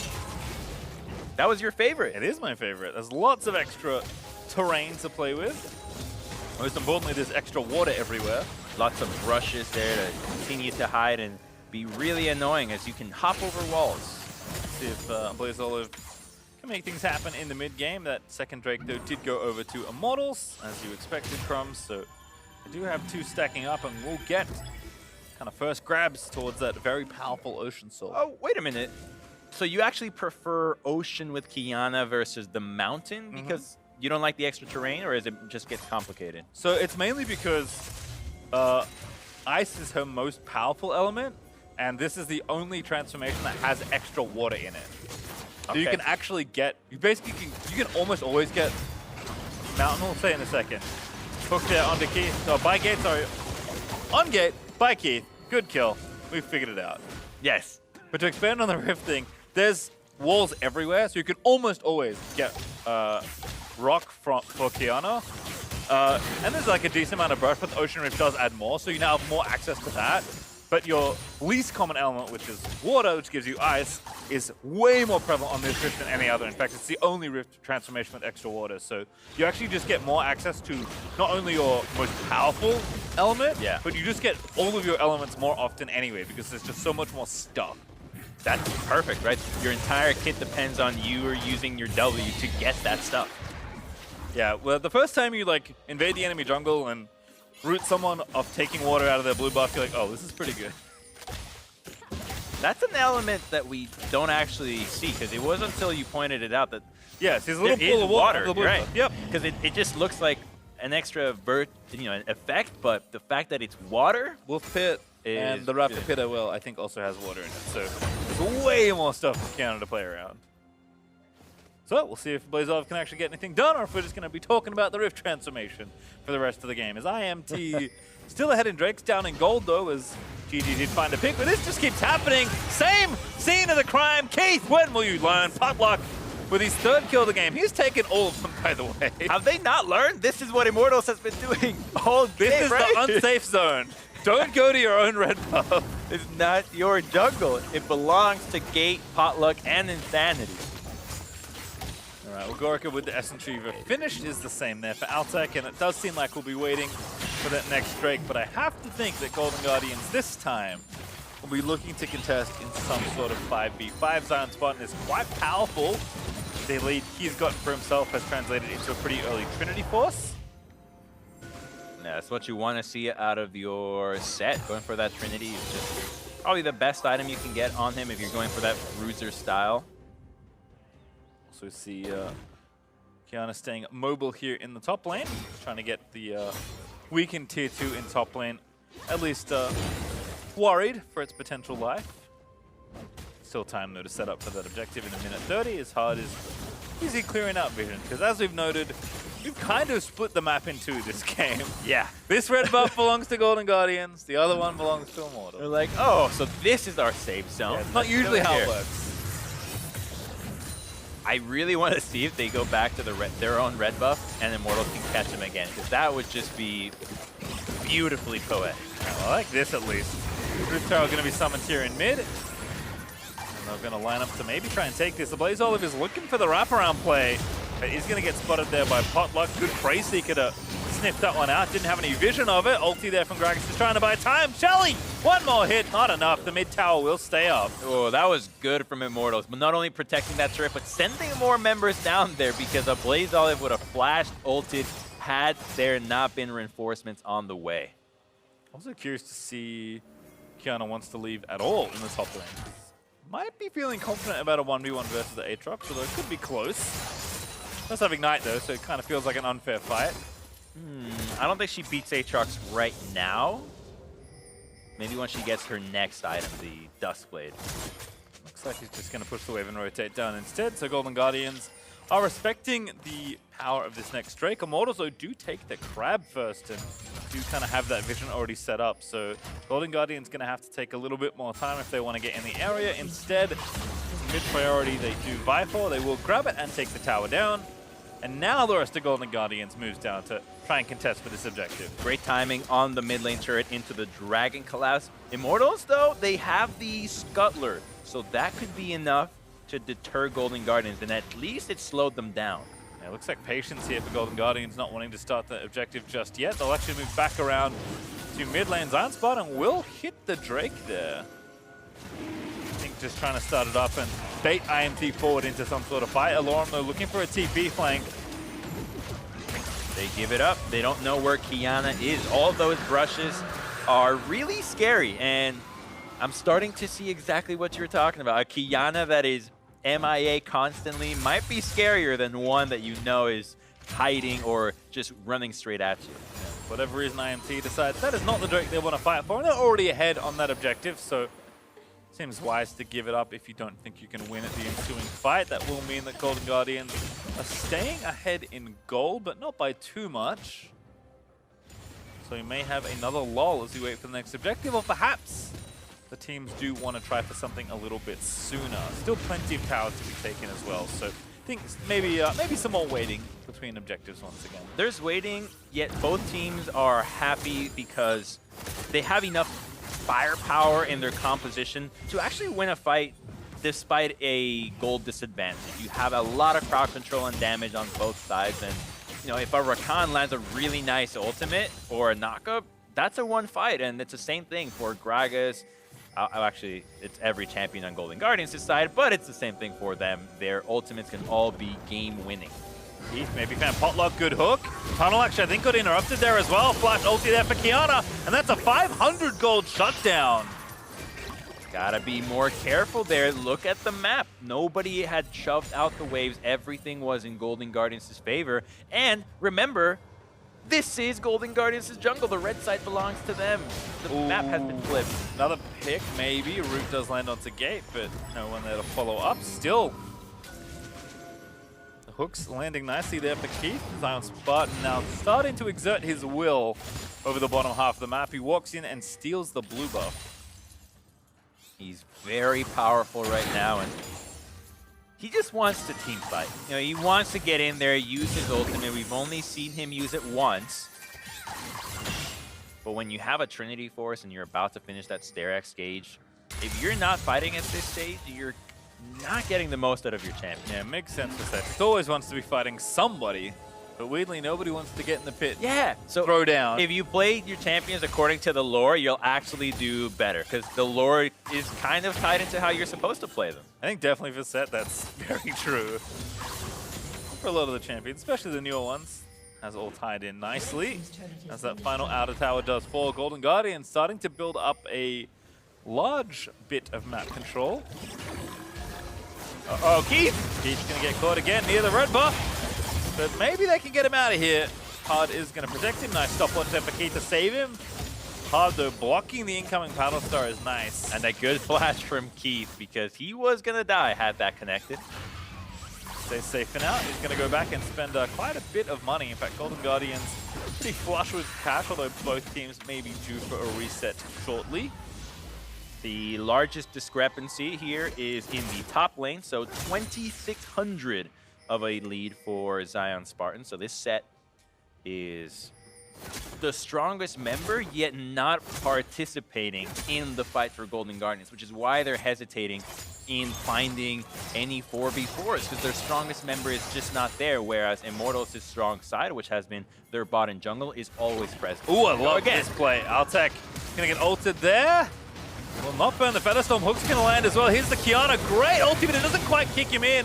But Altec did not have his ultimate, that's why he couldn't use it. Now Gate going to have to run out of there. It's 4 members of Golden Guardian still chasing him. Barely going to miss the knockup, but the Moby Boots are kicking in, and Kiana going to combo it through. Gate cannot run anywhere safely, and that's actually not enough yet. But Gate's still on the wrong side of town. Blaze Olive is going to run him down. Gate is buying time, but finally is felled. Why would you flash there? That is a good question. Yeah, you're dead for sure. That's a Moby Boot Kiana, and that flash would have been a great tool to have for the next team fight. So actually, Immortals is now even weaker for the next team fight now that their bottom lane has lost all summoners. Golden Guardians is definitely going to get this second dragon. Yeah, they've kind of taken over all of the map at this point, as Zion Spartan is going to kick Potluck out of his jungle, but not before he can finish off the Gromp. But again, nobody wants to fight the set 1v1. They've got enough control on the other side of the map that they should be able to take this Drake uncontested. He reminds me of One Punch Man. He's just so strong and no one is really there to challenge him. Just lonely in the side lane. Well, you know what? If no one's going to challenge you in the side lane, eventually you'll stand down the Nexus. So I think Zion's okay with his life in the 1v1 right now. He is no stranger to pushing side lanes. That's his thing. That's what he's been doing most of his playing career. If you've been watching a long time ago when he was Darshan, it was all about the Jax. And the Drake we expected is going to be taken by Golden Guardians. Also QSS here for Blaze Olive, trying to be a little bit respectful of the possible CC, Zoe in particular, because of course he did not want to take Cleanse for his lane matchup. He needed Ignite, and is again going to play back, but Dive will not come through here for IMT. Gold League keeps growing, almost 5k up for Golden Guardians. I think at this point it's kind of just looking at, how cleanly do they play between these objectives. And they're doing really well. They've been getting those dragons back to back. I think they're on track to secure the 3rd and 4th with that gold lead. And one of the things about these compositions, when it's so much about AoEs in the dragon pits or in the river, once you hit that 20-minute mark and the enemy team is not on soul point, you are having such an influence in these fights and in the mid lane that they back off, they have to respect it, and you can always have a stronger setup than your counterparts. It's what they've been using to get these objectives and what will probably get them a soul. Nickit Rain going to use a bullet time as well to clear the wave out. Gorica just making sure the mid tower stays up for as long as possible. It's 26 minutes and it's still not down. And I did just see an assist ping down towards Zion Spartan. I'm not sure which side that was. I think it was the Golden Guardian side, maybe wondering if someone else is shadowing there. But again, Zion Spartan, as we can tell, is very content here in the bottom lane 1v1. In fact, Keith would have been a good play, but he's unfortunately on top of a ward. But Aloran can't really do anything anyway. Ha! Yeah, Keith is just chilling, being there menacing. Ooh. MF is here and... Ooh, Hex Splash. No, real flash, I think. Wait. Good stun there again. Blaze Olive going to try and take down Potluck, but now in trouble. Going to have to flash out of there, but will be killed. Nice stasis there for Potluck, but the damage is still done. It will be a trade eventually. Hook land's going to be a double, perhaps. Gate looking low, does go down to Gorica. 2 for 1 in favor of Golden Guardians. That was really close. It looked like Potluck had been caught, but he actually had a really nice outplay using the ultimate to dodge out. Oh, Zion spot, and that was so spicy. I think he interrupted a dash with Facebreaker and then flash ulted Alorum back towards his side of the map, but unfortunately could not finish off the kill. Alorum actually holds on to his flash, but it looked really cool, Crumb. Yeah, it does. That's part of the set MO. Looking cool while breaking faces. Let's see the fight in mid lane again. So they have sight on Potluck. And Blaze Oh, the Hex Flash. He's one-shot Rek'Sai before, but now that he has Merc Treads, look at what he does. Buys more time, extending the distance with Nautilus, burns the ultimate to survive, and then Rakan comes in for the extra help. The stopwatch, just to look cool, style points, not really doing anything, but it was all about the ultimate and the flash that salvaged that play. Unfortunately, Golden Guardians there first. Keith manages to lock 2 down so they can finish off the fight ahead in kills. And back towards his objectives. Baron up, Drake up in a minute 40. Golden Guardians just, again, playing very straightforward, clearing out the vision, putting down some of their own. They have so many pick tools on this comp. They wouldn't do Baron without getting a pick, so committing for vision in the red side of Immortals is not their priority here. They just want to make sure that they know if Immortals is going to secure vision there for the Baron in the future. All eyes are on that Ocean Soul. That's the best dragon, as we've been talking about all day long. Also feels like Zion Spartan is starting to get a little too much room in the side lanes. Those towers will be under threat pretty soon. In fact, even Blaze Olive is up towards the top lane, just catching waves and continuing to build up pressure. So, despite not having 2 TPs, it is more of a 1-3-1, at least at this point for Golden Guardians. And no one's looking at Zion Spartan because Rek'Sai being a physical damage threat alongside Aatrox is not well suited to deal with someone that's armor stacking as much as he has with the Tabis and the Bramble Vest. It gets even tougher when you start to factor in there's a freaking Sterak's gauge already. Zion also did take down the tier 2 in bottom lane, so make it 4 towers to 1 currently for Golden Guardians. Up almost, yeah, about 6,500 gold, kind of closing in on 7k. Golden Guardians going to reset and rush back out on the map to contest for this Drake. It's 3 full items for a Blaze Olive as well, so it's going to be tough for Immortals to navigate this team fight. 9 seconds and Zion Spartan is already here, so Golden Guardians have river control and wards in the back, so they actually know everybody on Immortals and where they're at. This is tough for the IMT lineup to get the poke that they need with Zoe. Blaze Olive also wrapping around. He's already set up. He does not hold the position though, but you can see it's completely dark to where the Qiyana is right now. This is what Golden Guardians want. A Qiyana in these tight corners is bound to hit a fat ultimate. Got no vision either, so Golden Guardians can also just start the Drake. In fact, they've already started it. Just about dead as the Scry's Bloom comes in. Keith's still hiding out. IMT at least gets some mid-pushing happen, but again, the Qiyana wraparound still happening. Gonna find it, looks for Potluck, gets killed though instantly. Did not have a way to really get out of that as Hard goes back in. Gorica at least will get a trade, but it's 2 for 1 now in favor of Immortals. And they'll have to run. Alorum does not find another knock up, but they'll still chase. Mid tower down, gets a flash out of Gorica. And a sleep goes Zion Spartan. Thankfully, he's awfully tanky with the Haymaker and the Sterak's gauge up, so no follow-up, but still, that was a fight that Golden Guardians started, and they do not win it. Yeah, they got so antsy wanting that dragon fight so badly that once they get the objective, they were still on team fight mode, and they overforced something when Immortals had already left the ideal position. Qiyana goes down, gives a spree. This is Immortals trying for Baron. This is so risky. Yeah, taking a lot of damage already. Keith and Gorica in position to maybe challenge, but as always, Zoe is just keeping them out of the objective, but IMT will take a reset. Seems like Golden Guardians aren't as worried, so we'll watch this one again. The positioning was good, but whatever their team fight execution plan was, it did not pan out. Yeah, they're not in the tight corridors like they should have been coming into the pit, and so committing this many spells when even Keith isn't even there just shows that they were clearly on different pages. And what can you expect when you're subbing in a different support? being on the same page is something that comes with time. The other thing I noticed, watching that back, is that Rek'Sai's Tremor kind of completely ruined a Blaze Olive's flank there. Yeah, they knew. You could see footsteps the whole time. It's always so hard because, you know, it's never in the kill feed. It doesn't tell you, hey, you died because you got spotted. No, IMT going to continue keeping vision on the left side of the map. Is only one Drake away from the soul here for Golden Guardians, so it's getting pretty precarious, despite the gold lead that Golden Guardians do still have. Immortal's going to have to tread carefully in open areas, though, because again, as soon as the vision goes down, one player mispositioned and somebody's going to get picked off. In fact, Blaze Olive is getting quite brazen up in the top half of the map here. Ooh, what a great bubble. QSS it off. Blaze Olive actually doesn't even want to contend with the potential follow-up. Yeah, that bubble is the reason why 2 members on Golden Guardians have bought QSS. They've seen it happen to Keith before. They don't want to fall prey to the same trick.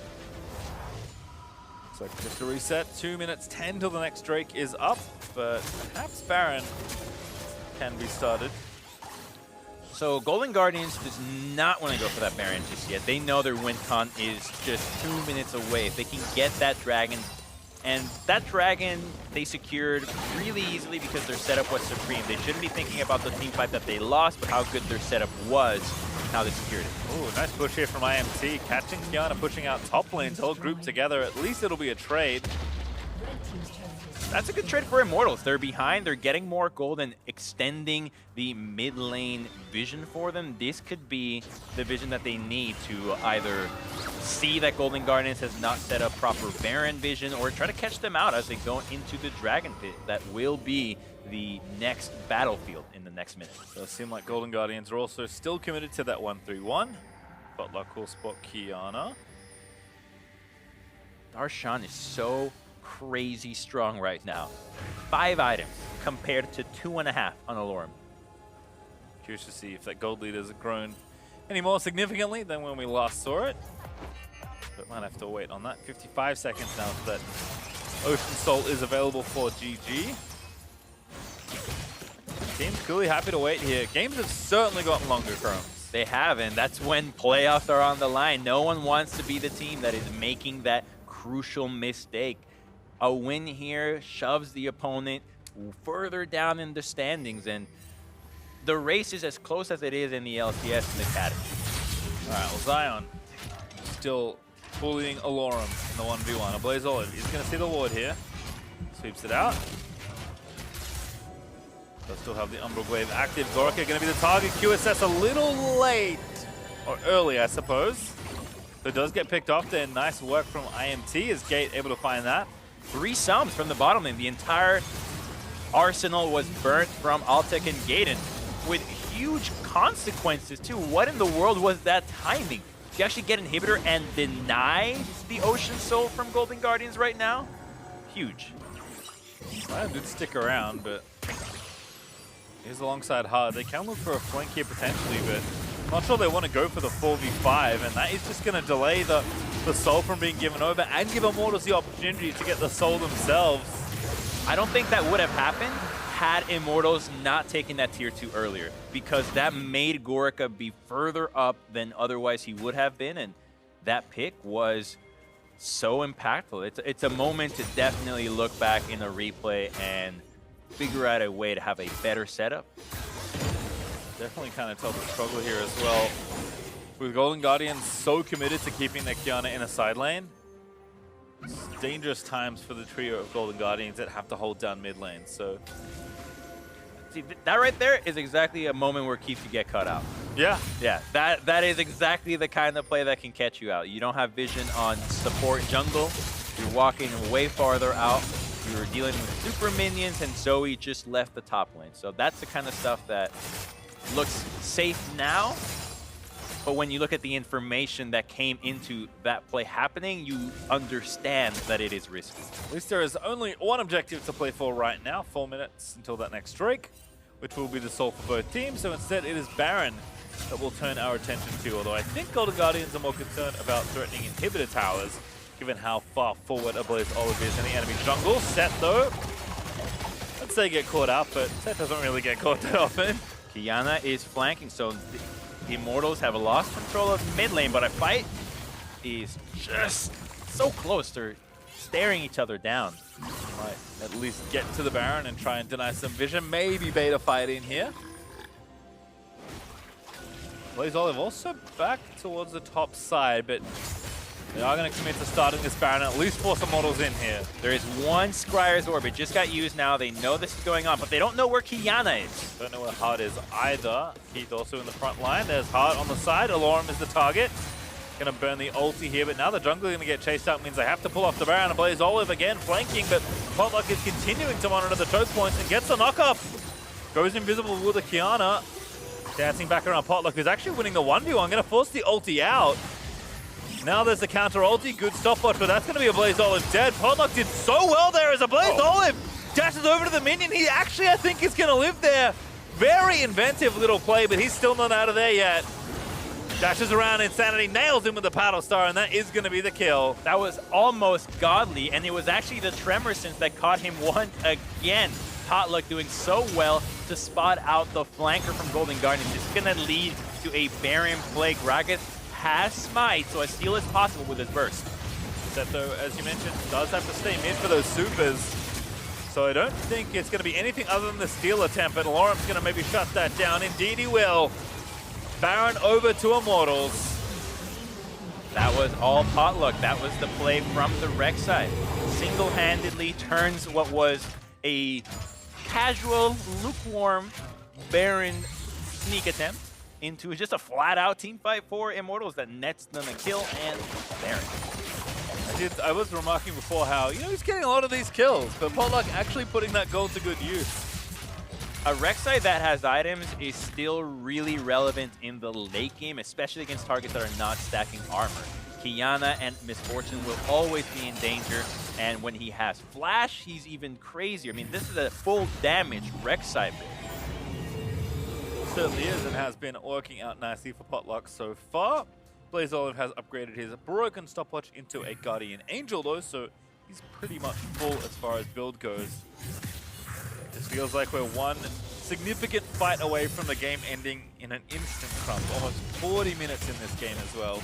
We're on the edge, but that edge is creeping up closer. A minute on that dragon. Now both teams are on that Ocean Soul Point, and they know what we know, that is a win condition. All right, IMC pushing back through mid, trying to create as much space as they can between the enemy team and the Drake they want. Blaze Olive still top lane, no teleport, remember. Yeah, this lives Immortals with complete control here, and this control is going to transition into vision around the jungle, which can easily be used to fall back into the dragon and then get the fight that you want.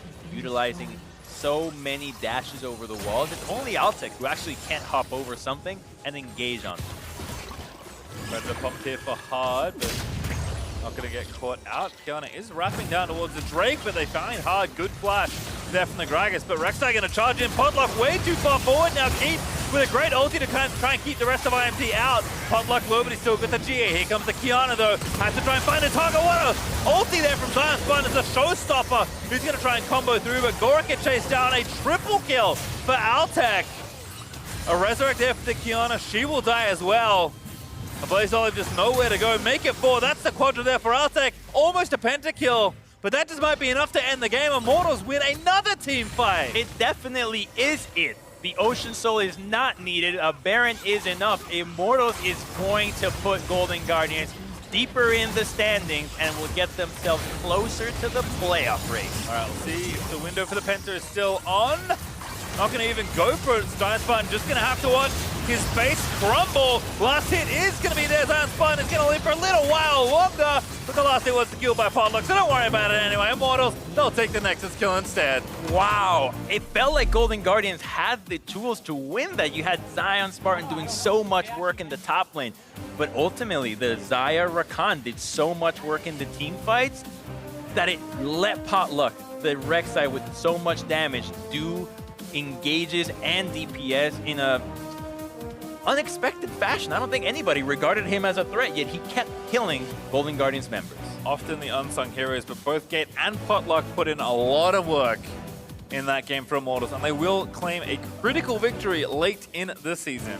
Yeah, and both teams, again, with relatively new rosters, be it the bot laner from Immortals or the support on Golden Guardians. And I think it's true. It is easier to slot into a team as a AD than it is as a support. Well, a fun one, but after the break, we take a look at the game's biggest moments, and we'll wrap out Academy for the week.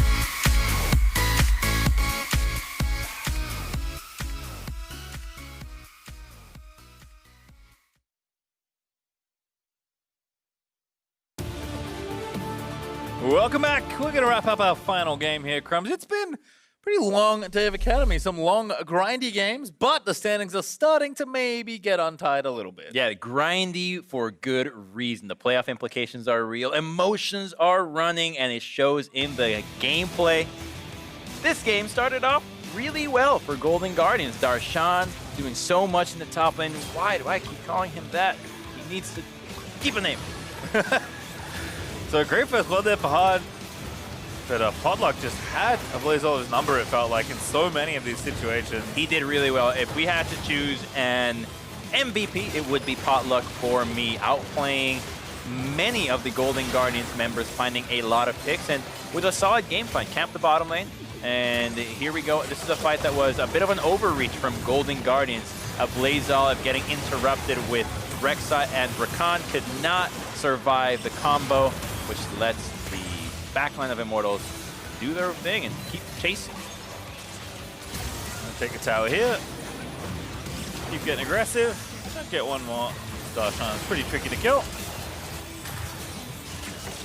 But the Immortals just didn't really need to slow down and Now at this point again, where they started it all, Crumbs, in the red side of the enemy jungle.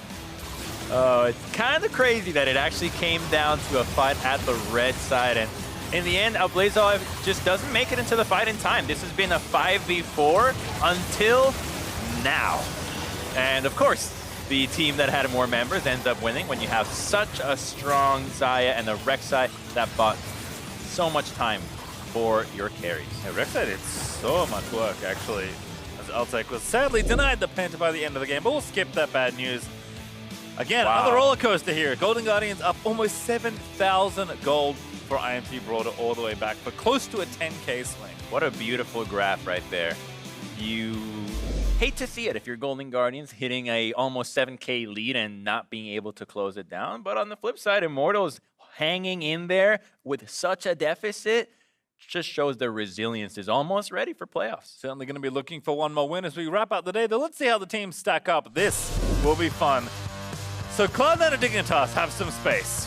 CLG cannot make playoffs, but everybody else is still in there, Crumbs. Yeah, everybody else is in there, and to me, the two teams that look really exciting are Cloud9 and Evil Geniuses. Out of nowhere, Evil Geniuses just somehow look way more coordinated this week across all of their teams, and then Cloud9 just quietly building up, whereas Dignitas is kind of deteriorating. They're struggling a lot more than they did in previous weeks, and I'd like to see them pick it up so that we have a closer top of the table. Let's take a look at what games we have coming up next week. Academy returns with TSM versus Golden Guardians Academy, and then C9 versus 100 Thieves, as two more matches will happen before the showcase match of Team Liquid versus Evil Geniuses Academy. Big implications on that one, because Team Liquid can keep EG tied with them, or EG can get closer to those top four, which is really important when it comes to playoffs. Yep, certainly, again, still lots of spots to fight for. We've got more league action coming up. During the break, hop on over to twitch.tv/LCS for Monday Night League, where the Tigress and the gang bring you the LCS matches of the week, all before the Bud Light League Lounge. But that does it for us over here on Academy. Catch you soon for Monday Night League.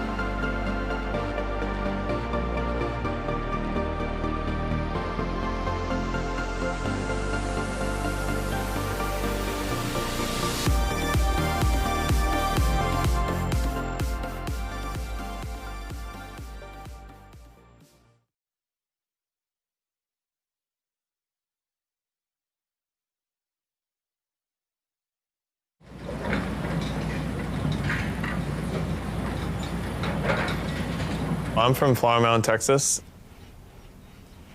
a suburb outside of Dallas. And, you know, football's pretty big there. It's kind of like almost a way of life.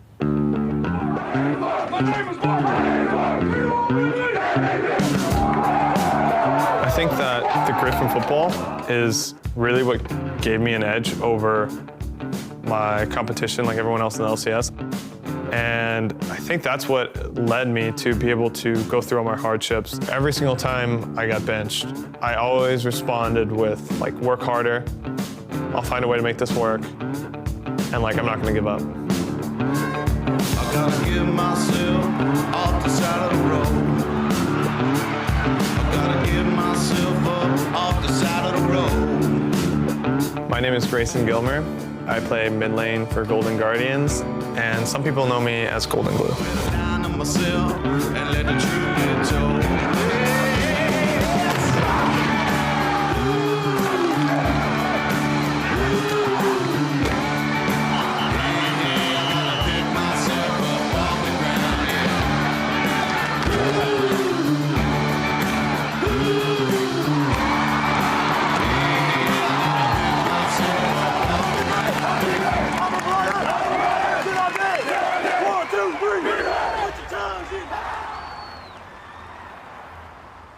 This is after one of his games where he played really well. Just Grayson and I. He liked the routine. He liked the dedication of it, the showing up every day, whether you're sick, whether you know, no excuses, be there. I literally saw him do plays on the field, in between the plays, throw up, and then go right back in line between plays. And you know, as a mother, you hate to see that, but you see that a lot here in Texas. There's definitely a giant sense of pride of being like a football player in Texas. You know, it's kind of like the cool thing to do. It's Friday Night Lights. You know, everyone goes out to the big football game, and it kind of feels like a real sense of like brotherhood too. Our school had 5 football teams, like 5 fully fledged football teams. So to be on varsity was like a big deal, and that was always my dream. Grayson came to us as a freshman, skinny, little gangly guy. He was he was gritty, he was determined. You know, as a high school player playing behind someone like Caden Smith, the reality of you seeing a lot of playing time is probably going to be slim. Me and Grayson were both tight ends. I'm 6'5", 250, and Grayson was never quite that big. You know, you could tell he was frustrated at times that he was sitting behind me, but being a great teammate is not always just being the best player on the field, not just being the nicest guy in the locker room, but someone who holds each other accountable. So if I wasn't doing my part, then he would let me know. There's only 2 or 3 high school athletes that I've ever seen that had the ability that Caden Smith had. And of course, to be drafted by the San Francisco 49ers and then picked up by the New York Giants, he's made a name for himself in a very short time. I knew this guy like was better than me. It was very obvious, and he was someone that I like learned from and like looked up to. But I knew I was never going to be as good as football as he was. Grayson had to work to be part of the game, and I think he found his piece. I think he definitely found his part, his role to be played. But he had to work a little bit harder than just your God-gifted athletes. He just got permanently moved up to varsity at the end of his junior year when Dignitas gave him his offer, and he had to resign from football. We're all going to play our last game. We knew of his abilities as far as the video games were concerned. We talked about it in our meeting rooms. The kids bragged on him a lot. And I think that Grayson understood it was time for him to make that decision. Playing next to him, like, well, this guy's on another level, right? And like that's what I wanted to be for the league. I wanted to be like that Caden Smith, that guy where people look to him like, I can't be that good. I remember leaving school early Friday morning to go fly out to LA to play my like first weekend of LCS. They were pulling out Skara, most beloved, long-term, highly skilled mid laner, and putting in this nobody kid from Texas who's still in high school. Dignitas announcing that after 2.5 years as a starter on the team, Skara would be stepping down off the Rift and taking over as the team's coach. Golden Glue, as a player, he's not the type of player that you hear, oh, they picked up Golden Glue. Wow, he's going to dominate now. He's untested and unproven. At the time, I was pretty cocky. I definitely thought like I could beat everyone, and I didn't respect like how hard it was to be in the LCS at that time. And I thought I could do it all. I thought I could do school. I thought I could do LCS, and it kind of didn't work out too great.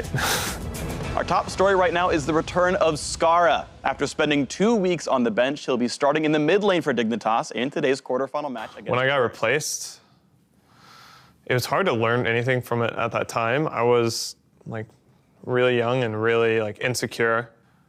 I took it as it was my fault. Like I should have played better. I like could have done more, and then I wouldn't got replaced. Like I kind of felt like I deserved it, which was like a really shitty feeling for me because I was like putting my whole like heart and soul into it.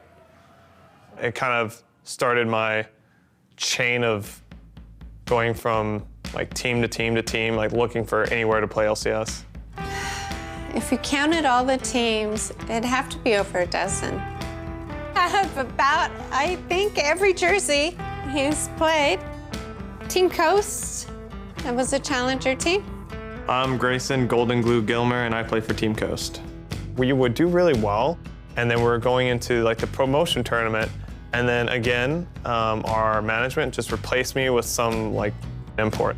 I remember being really upset, and then for the next season, I rejoined Coast, did the same thing where we did really well, and then they replaced me again, and I was like, there's no way this is actually happening again, but it happened again. Teammate, they brought him in for the relegation tournament. I joined, it was like 7th or 8th place. We play relegations, we win relegations, I was MVP of that, and then it got sold off to Immortals, and I got like kicked. Restarted again, going back into the challenger circuit, and I don't even know what team I played on after that. Team member, love that team. I played on so many different teams. Golden Glue in the mid lane, he's been a favorite go-to for a lot of LCS teams to sub in for them when they need somebody. Team Liquid, I have several versions of that jersey. TL looked like it was gonna be a really stacked roster. We had Rainover, who was just like went almost undefeated on Immortals, and Piglet, obviously a former world champion. And then when we didn't do well, shit really started hitting the fan. I mean, Liquid's going to be at the bottom of the standings. And mid lane, both games, was a big weakness. You know, Golden Glue was not able to contribute in the way that he needed to either game. I got benched they actually put Piglet mid. And I think that was the time that had the biggest impact on me. I remember like I was sitting on the rooftop of like our TL apartments.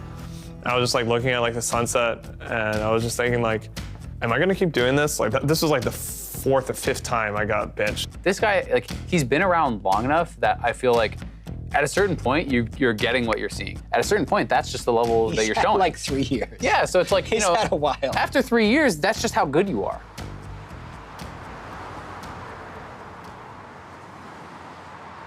It is always a lot easier to say just like, oh, like, man, like bad teammates, you know, like unlucky. Yeah, but you know, there's always a little bit of truth there, and there's always something you can do better. I remember I was just like writing out all my options. I like had a journal. I was like, what are my options? Like, do I go back home? Do I go back to school? Do I quit? And then I was like, well, how can I practice? Like, how can I get better if I can't be practicing with the team? And I decided that, you know, like if I wanted to actually pursue this, and like if I was going to be honest with myself to give it my all, I had to go to Korea by myself and just work on myself until I was good enough. A white, dark, Valentine's. And what, Golden Glue going to Korea for a couple weeks is supposed to make this a good team? I mean, are you kidding me? It's like, this is the last time I'm gonna have any faith in Golden Glue. Yeah. Because there is a chance that he is actually able to perform, because he just feels so committed to being good? I went back. The team wasn't planning to use me. I ended up playing in some scrims and doing so well that they're like, actually, we're going to use him again. So I ended up starting in the summer split. I thought that was going to be his first big time, and they benched him. So that was hard for me to take. I think the org just didn't really believe in me. Like Steve telling me at one point, like, yeah, you're not cut out to be a pro, like you shouldn't do this anymore. And I was like, wow, like, definitely don't want to be here anymore, you know, like I want to go somewhere else. Cloud9, classic. Getting the opportunity to join Cloud9 even as academy and be able to play under and learn under Jensen was just a great opportunity for me. So as soon as I got the offer, I took it. There ended up being like a huge fiasco where they basically what happened was the academy team was just playing better than the main team. So they're like, well, let's just see what happens if we bring up the academy team plus Svenskeren. Cloud9 rocking the world. 3/5 of their academy roster got promoted for day one here. Oh, he might just be dead. Golden Blue answers back. I had a lot of really good games, but we ended up losing all of them. And the most recent, Cloud9. Then my next real appearance was in playoffs versus TSM. We were down 1-2 to TSM, and then they subbed me and Svenskeren up. Could the subs make it a 2-0 to close out the series? As the second turret falls, the respawns in 15 seconds, and they've done it! Svenskeren and Golden Glue completed! It's the 3-2 victory for Cloud9!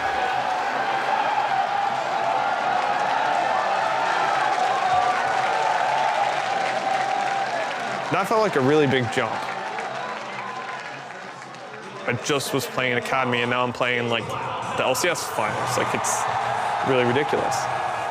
I had the feeling, like the reassuring feeling that I was like, oh, well, for sure, I'll be able to get on an LCS team. Turns out I actually don't end up getting on an LCS team, and I ended up playing on Cloud9 Academy for a whole nother year after getting to play in the finals of LCS. It was like, wow, like am I making any progress? Feels like I'm just at the start again. Like, how many more years am I gonna have to go through this cycle? Somehow he is resilient and he keeps going.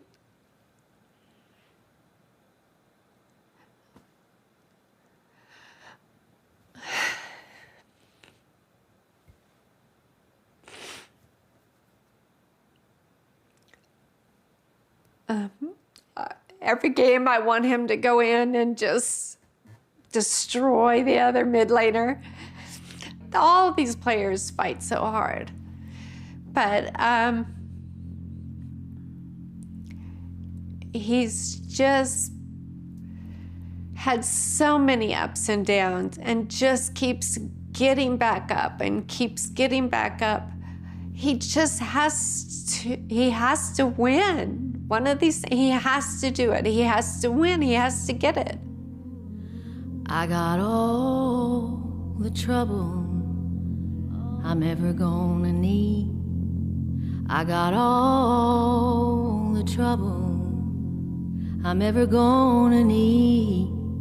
I got all the trouble I'm ever gonna need. And I just don't want no more.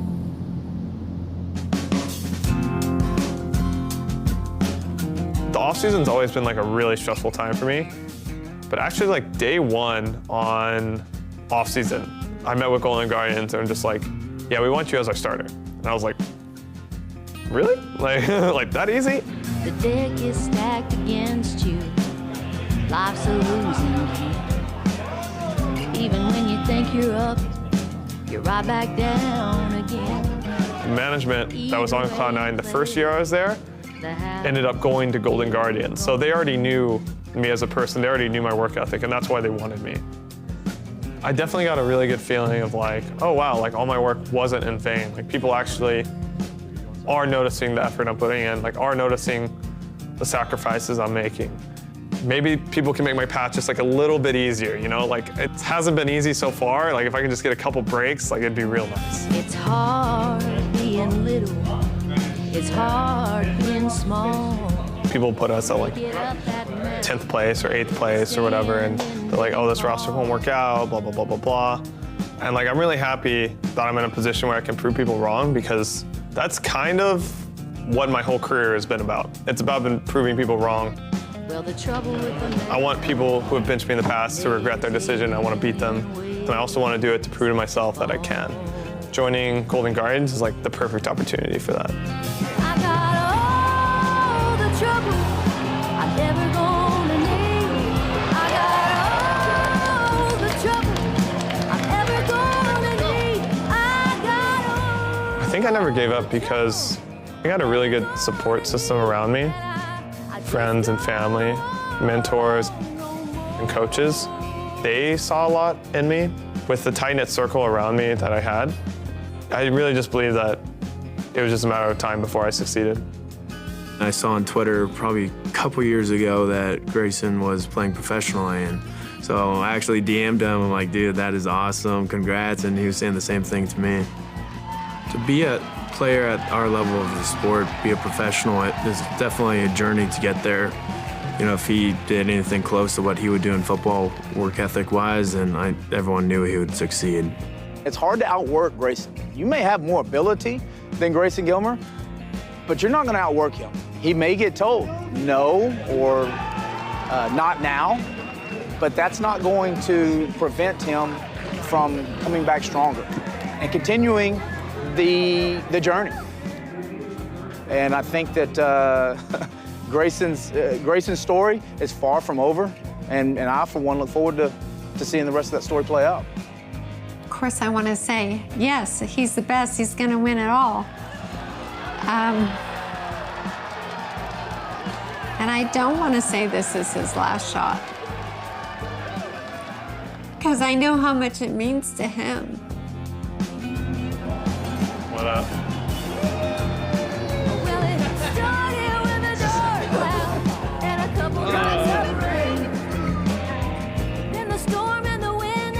They're having the finals, the spring finals in Texas. In Dallas. Yeah. Really? In Dallas. It's kind of funny that the finals are in Texas. We gotta make it there. The one time I feel like I'm getting a good chance is also like when I get a chance to go home and like, you know, show it to like my hometown. I think if I got to play there and like all my hometown, you know, friends and peers, they get to see that like this is what I'm doing in my life, it would give me a sense of just like I made the right choices, that kind of thing.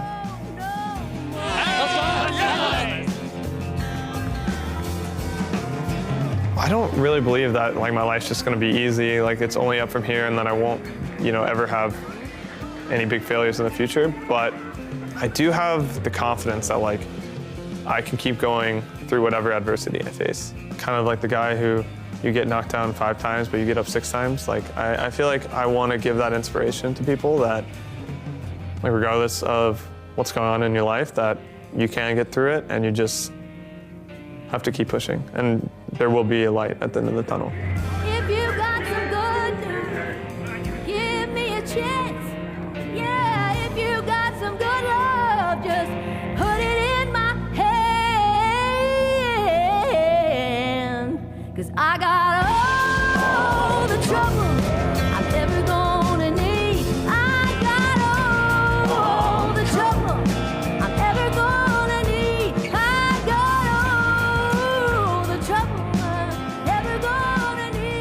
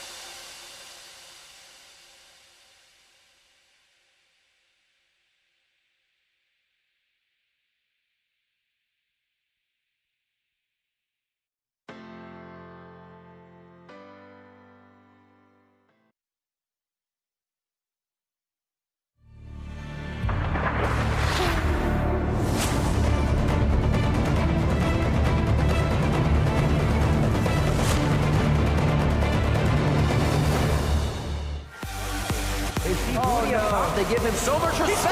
Jensen's going in. Oh, he actually gets in. Medios with the smite down on Elder. Smite picked up there by Spike. Scare doesn't even need the smite. And the fight is on. Galio over the top. Oh my gosh, just kidding. Takes one down. Plus the shot of Darmok is amazing.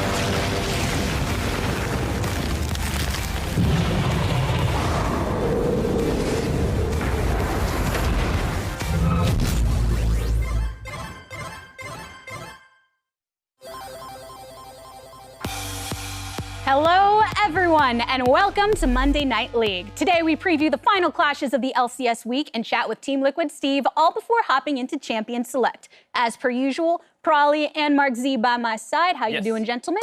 Pretty grand. Great. We were watching a bunch of YouTube videos, as is tradition before Monday night. So we're ready to pop off. Reliving our childhood days, but we are going to bring it back to League today, because, hey, guess what? We need to refresh where everyone is sitting in the rankings because there's been some switch-ups lately. Yeah. Alert the press. Cloud9 have garnered their first loss of spring 2020. Rest in Pepperinos. All at the hand of the TSM team, who are now tied for second with their recent victims in FlyQuest. Though Evil Geniuses and 100 Thieves also joined the 2-0 boat for the first time, silently simmering in that number 4 spot with a 3-way tie for 6th just below them. I know it was cosplay day and all on Saturday, but it really did feel like things were kind of flipping themselves on the Rift this week.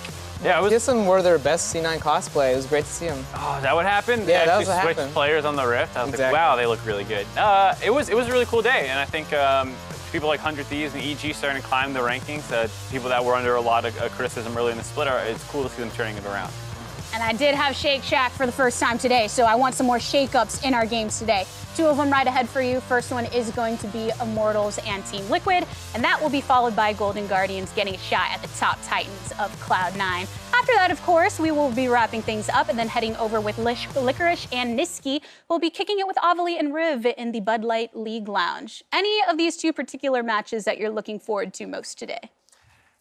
Team Liquid's got a Mr. Doublelift back in the roster, so I'm really excited to see him play again after his little motivational downfall. Yeah, the void of motivation. Now, hopefully it's back and we get to see Team Liquid back in full force. All right. Well, one of the teams that we have coming up is going to be Golden Guardians. And looking at that game number 2, heading into today's match off of a win, Hanser is feeling anything but horrified. I feel excited. We've only got a hard schedule left, and so that means this is a chance for us to prove ourselves, and it really is a big challenge. And if we can pass that challenge, then that would mean that we've made it kind of, And so yeah, I can't wait, and I think we're hitting a good stride right now in terms of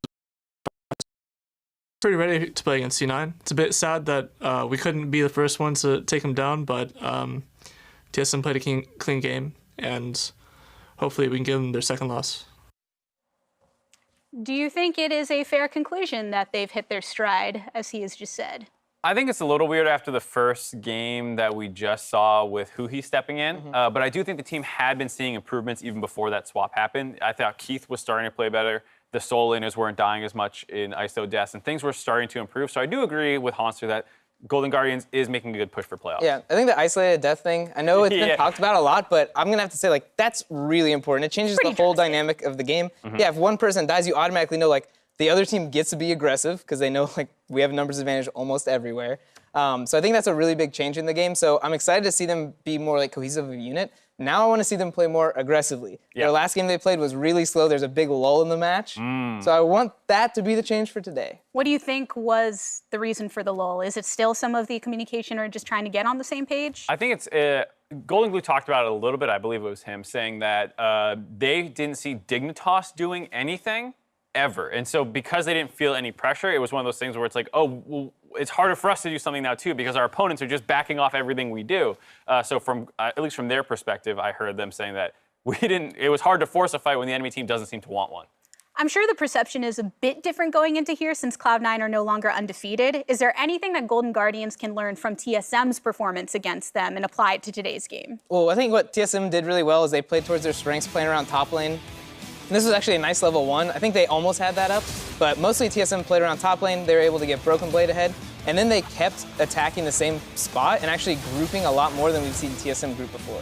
Yeah, and attacking the global is the right thing to do tactically and strategically, but it's also about how you execute on it. And in these replays, you can see how much C9 likes to fight back. You know, they don't want to ever concede anything, it seems like, and those were really scrappy fights that took place in the top lane that TSM had to outfight them. And I think that's why it's a little hard for Golden Guardians to just match that, because you can do the right thing strategically, but then C9 is still going to contest you on that, and you have to actually outplay them, which is what TSM did for the entirety of the game. Was there anything in TSM's draft that really enabled them to have that scrappy level of play? They did draft a really good kind of wombo combo where they had a couple forms of engage. The Set and Zyra Khan were their first 3 picks. And just being able to, just those 3 on their own have like strong lane, strong scaling, and strong initiation in team fights. So they're able to actually have multiple ways to get into the fight and then be able to win it pretty handily. Right, and like they also have that one extra wrinkle of Bazillion. While it is a new pick-ish for TSM this split, it's one of Bjergsen's most played and best champions. So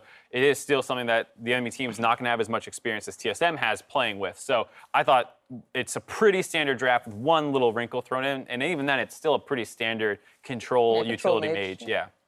With the solo laner improvement from Golden Guardians, what do you think that with Golden Glue, what he has to do to try and get the win? I think he has to be able to do kind of what Bjergsen did this game, where he had an interesting pick, he was able to execute it super well, and I think he will need to be able to control Nisqy in a similar way, because Nisqy is a lot of the backbone for C9, he's all over the map and doing things. If Golden Glue can help keep him restrained even and just in lane, that'd be a huge difference. Yeah, I think Golden Glue needs to be able to keep up with Nisqy. I'm not really expecting him to come in and smash lane, but he needs to be where Nisqy is going, or at least get his team to group up so Nisqy's movement doesn't really throw them off.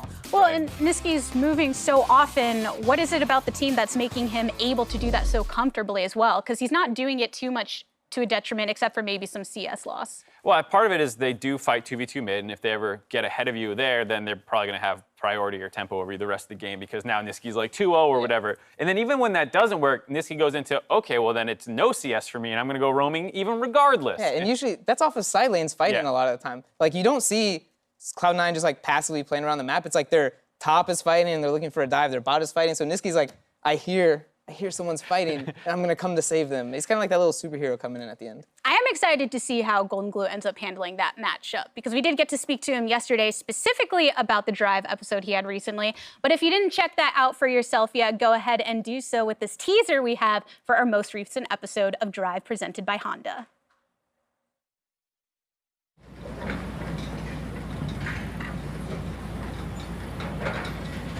I'm from Flower Mound, Texas, a suburb outside of Dallas. And, you know, football's pretty big there. It's kind of like almost a way of life. I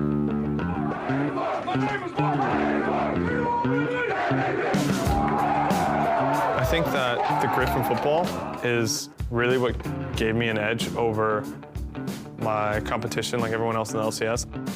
And I think that's what led me to be able to go through all my hardships. Every single time I got benched, I always responded with, like, work harder, I'll find a way to make this work, and, like, I'm not gonna give up. I gotta give myself off the side of the road. I gotta give myself up off the side of the road. My name is Grayson Gilmer. I play mid lane for Golden Guardians, and some people know me as Golden Glue.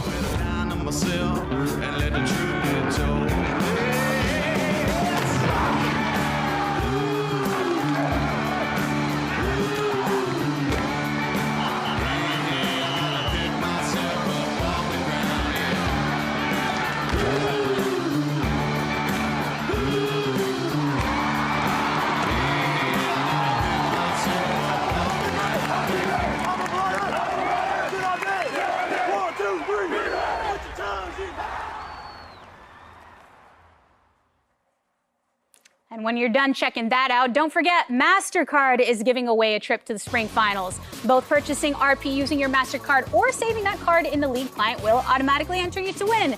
The window to join the sweepstakes ends today, though, so sign up now. While you go ahead and get that sorted during the break, we will return, and I sit down with the TL owner, Steve, for more Monday Night League.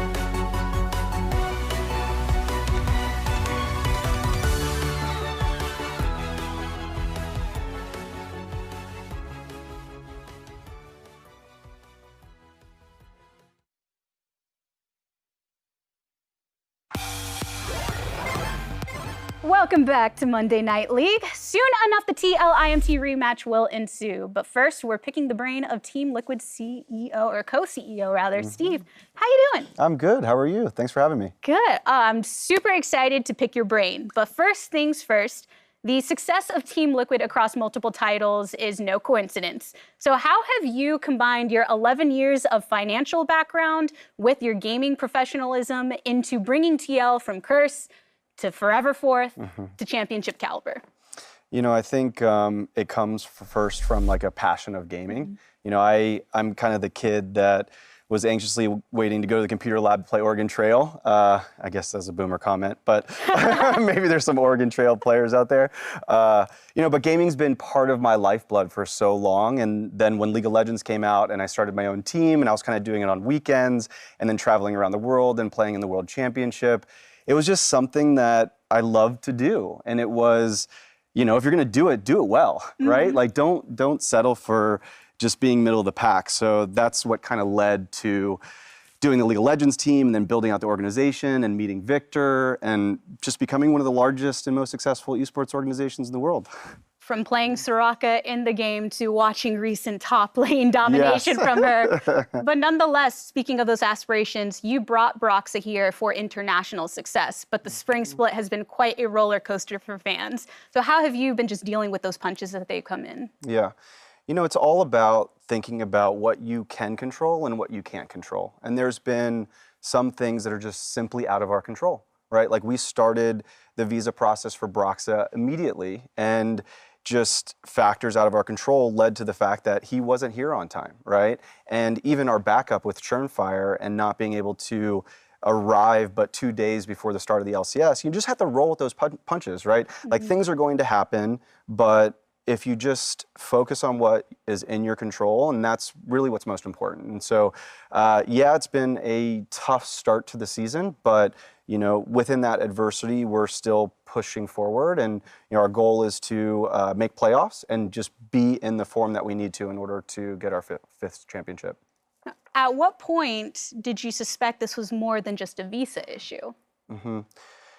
You just mean in terms of like... Yes, with the motivation issues coming for Doublelift and the team dynamic, because clearly a decision had to be made that created the situation to bring in Tactical. Yeah, you know, motivation is it's a really important thing, right? Like burnout is real, and I think that goes for anybody in life, for whatever you do. And the fact is that Peter has been playing League of Legends, I think, for 9 or 10 years, and when you go that hard for that long, and it's so demanding, right? Like we talk about some of the parallels associated with other professional sports and esports, and it is a commitment. Like, and if you are winning and you're making it to Worlds every season, you're not getting much of a break, right? And so there's a deep empathy for the fact that, you know, motivation comes and goes. And I'm glad that he found it. And I remember sitting down with Peter when we were having the conversation about bringing in Tactical to play that second week after he was sick, and Tactical went 2-0 with the team. And I remember saying to him, like, Peter, I believe in you. You are going to be back. And it was just like that simple. And then he tweeted early this morning, or yesterday, he was like, I'm back. I was like, oh yeah, that's awesome. So yeah, it feels good. And you know, we believe in Peter, and he's more motivated now than he was, and he found that on his own. When this was first announced that he would be taking a step back, he also mentioned finding that motivation from then. So why this week? I saw you tweeted, I'm back. I saw you reply with that fist bump. Yeah. Why is he starting today? You know, I think there's a couple reasons. One, he's in form. So, you know, he decided not to stream. He was watching all the scrims. He was playing the hell out of solo queue. He was leaning in and kind of rebuilding and developing the relationships with his teammates, and the coach believed in him. And ultimately what matters most is that we put forward the 5 guys that give us the best shot at whatever that game is. And for us, that decision was Peter today. You know, he's earned it. And I don't mean to take anything away from Tactical. Like, he is an amazing player, but he had his first game in LCS like ever a few weeks ago. And so Peter's got a wealth of experience. He brings so much to the game and in-game communications and decision-making in those mid-game moments. And even our loss against CLG, there were times in there, because it was such a back-and-forth game, right? Like, we were behind, and then we were calling back, and then we got to that point. It's like, I was thinking to myself, like, man, if we had Peter, like, Peter might have been able to make that kind of call from the experience that he's had from the last 8-9 years to bear to be able to win a game like that. And yeah, I'm just really excited to have him back. Yeah, it feels good. Picking up Rikara for Academy, though, and having tactical and double lift, what is your long-term plan? So our long-term plan is for Rikara to play as the starter for Academy, right? And that Peter and Tactical will be kind of starters for the LCS team. And that means for playoffs and also next year and going into Worlds, if we qualify and compete, there's a requirement to make sure that we have kind of our backup starters available to play. And so to have that, Tactical is going to be there. And that way he can also spend time with the team and learn from Peter and contribute in post-game reviews and scrims. So it's just nice to have kind of a backup, So early on in the split, in an interview with Ovally, Blabber had mentioned that he had expressed to Jack early on that he wanted the full starting position, whether it was for Cloud9 or another organization.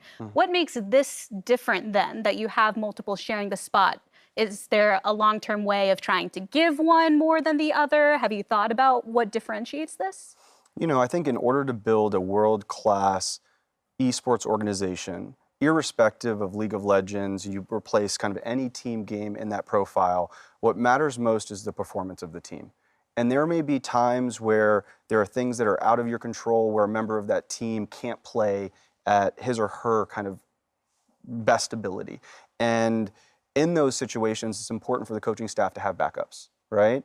And to have a substitute player, or if you're not feeling well, whatever the situation is, it's having a dynamic group of players that are available to kind of up the performance of the team. And that's what we aim to do. Now, in your Team Liquid squad series, in the first episode, Schernfire, when reflecting upon the first game against Cloud9, had described it saying, Cloud9 may be the sprinters, but I think we are the marathon runners. Do you feel this is an accurate way to describe Team Liquid? Yeah, I mean, if there's a definition of a team getting a slow start to LCS with as many obstacles as we've had, I think this is probably the best definition of it. So we were on a slow start, but it is a marathon, right? The goal is to hold that trophy at the end of the spring split, end of the summer split, and to represent North America at Worlds. And that is our goal, and we understand that you may falter a little bit, right? And to your point, like Cloud9, I remember that year when we placed third in the regular season, and every year prior, the third team went to Worlds, and then Cloud9 came through this new thing called the Gauntlet, right? And then they just were on fire, right? But they were definitely at the bottom of the standings before going into that. And so it's not how you start, it is how you finish, and we intend to finish on top. All right, well, you clearly indicate to finish here in spring between the marathon of the spring split and the international performance. How do you juggle those two goals that are somewhat linked but also have differences? Yeah, the most important thing is just to focus on improvement, right? And preparation. And if you do that, you're just going to improve as a team, as individuals on a day-to-day basis, from week-to-week basis, and you're just going to be in form by the time that you go to that international event. You can't see past what's right in front of you. You have to just focus on that, and then you're eventually just going to be in form by the time an international event comes. Well, thank you so much, Steve. It has been a pleasure watching what Team Liquid has been able to go through this split and see what they end up doing in the future. But for now, if you have ever wondered what a pro player does to win lane, Azael's got you covered because he's breaking down C9 Niski's dominant Zoe in the latest Lane Kingdom. What's up, everyone? Riot Azael here, back with another episode of Lane Kingdom. Sometimes, when you want to assert your dominance in lane, nothing works better than a good old-fashioned solo kill. And today on Lane Kingdom, we're looking at how Nisqy used some slick movement on his Pantheon to win trades and take down Ika's Yasuo in Week 2 of the LCS. Everyone loves watching Yasuo die, and it's never sweeter than when it's at the highest competitive level. So in Champion Select, when Immortals lock in Yasuo, Cloud9 responds with their Pantheon counterpick. Pantheon has high kill pressure pre-6 against Yasuo, and by prioritizing early trading over farm, using abilities for poke instead of CSing, and positioning the lane for kill pressure, the Pantheon should be able to get an early lead on the Yasuo. The early game going well is essential when you look beyond the lane and into the jungle where Yasuo was paired with Gragas. At level 6, this combo will have huge kill threat that can swing the matchup. Whereas Pantheon is paired with Elise, one of the most dominant early junglers, that forces Yasuo into taking cleanse, leaving Pantheon with the more aggressive Ignite option. On a late blue buff invade, Pantheon collapses to zone out Yasuo and force Xmithie to blast cone away. This, in addition to the stronger level 1 from Cloud9, allows them to steal away the blue buff and force Gragas to start Wolves at 213. This delays Xmithie's gank timings and frees up Pantheon to play more aggressively in lane. In early trades, Nisqy knows avoiding the Yasuo Q will result in a win, so he's playing right on the edge of Ika's range in order to bait out and avoid the ability with a quick backstab. Know how Nisqy is keeping his mouse close to his character. This allows him to change direction incredibly quickly and keep constantly moving throughout the lane. With the ability on cooldown, Nisqy can trade and uses his empowered W into an auto attack combo, which gives an instant 10-stack conquer. He is able to anticipate and sidestep the next Yasuo Q, which secures a 1 trade and gives him time to freely shove and reset the wave. Nisqy shoves in a cannon wave and utilizes his free time that he earned to check the side of the map he knows Gragas will be clearing towards. When he sees the enemy Raptors are gone, it tells him that Gragas is either on the red buff or Krugs. This means he should have additional time before any incoming gank. Nisqy also knows that since the wave has crashed at his opponent's turret, the next wave will begin slow pushing towards it. This will overextend the Yasuo and put him in an extremely dangerous spot. So he begins playing more defensively to allow the wave to push, while stacking his passive to prepare for the next potential fight. Using his spear for poke damage, he only taps the Q instead of holding it down for a thrown spear, as this returns half of the cooldown, and it doesn't commit his stun until Ika dashes forward. He then holds his E until the stun is expired, trying to anticipate the Yasuo Q in order to block the damage and win the trade even harder. The trade ends with a follow-up spear, again with a tapped Q for the cooldown refund. Nisqy is now ahead in health and still has multiple potions available, so he pulls the wave to the side in order to keep it out of range of the turret and freeze it. Ika is put into a desperate situation. If he bases now, he'll lose tons of experience and gold to the freeze, so he feels very pressured to reset the wave before basing. If he can do it, he'll have almost made it to level 6 without too much of a deficit and be in a good spot to turn the lane around. Xmithie moves over to support Ika with an invade on the Raptors and spots Blabber. Meanwhile, Hawkwoe is moving up the river to support Ika even further, which gives Ika the confidence to feel safe enough to break this freeze and reset before heading back to base.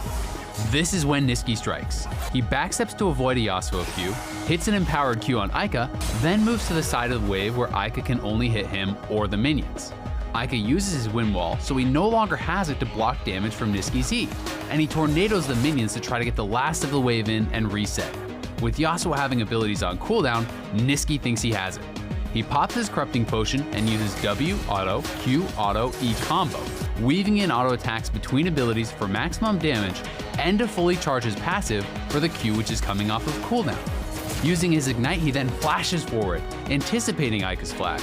To make sure that distance cannot be created between the two champions, he lands the final spear and executes his opponent. This leaves Nisqy with first blood plus a 12 CS advantage. Ika has only 950 gold, where Nisqy is returning to base with 1620. This advantage would not have been possible without Nisqy's incredible movement throughout the laning phase, keeping his mouse close to his character and constantly making small dodges back and forth to avoid an incredible 9 of 11 of Ika's non-AoE Steel Tempest. Now that is what I call a lane king. Hindsight for our poor Yasuo, much like the year, is 2020, and Ika should have waited for support from Gragas and Thresh to reset the wave. They assumed Nisqy wouldn't go for the all-in play once Gragas had showed in the area. But in League, as in life, assumptions can bite you in the ass, and Cloud9 isn't the kind of team to just sit back. This also could have been avoided if Hawkwoe continued moving straight to mid lane to support Yasuo with a lantern, or if Ika had simply been more patient. Cloud9 were able to use this mid lane advantage to snag both dragons and Rift Herald and snowball the game into a sub 30-minute win. It just goes to show that when you're looking to get big advantages, sometimes you've got to be willing to take big risks and look to punish each and every mistake your opponents make. Let me know what you want to see from Lane Kingdom going forward. Solo kills? Losing matchups? CS domination? Follow me and give me your 2 cents on Twitter at RiotAzael, and I'll see you next time.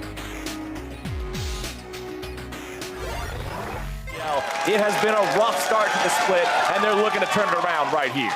When you pick that early Ornn, you open up the opportunity for an enemy scaling laner. Rockstar going in the Immortals jungle. Oh no, disaster! Gangplank ulti comes in, and Immortals are saying we want to invest for this tier 3.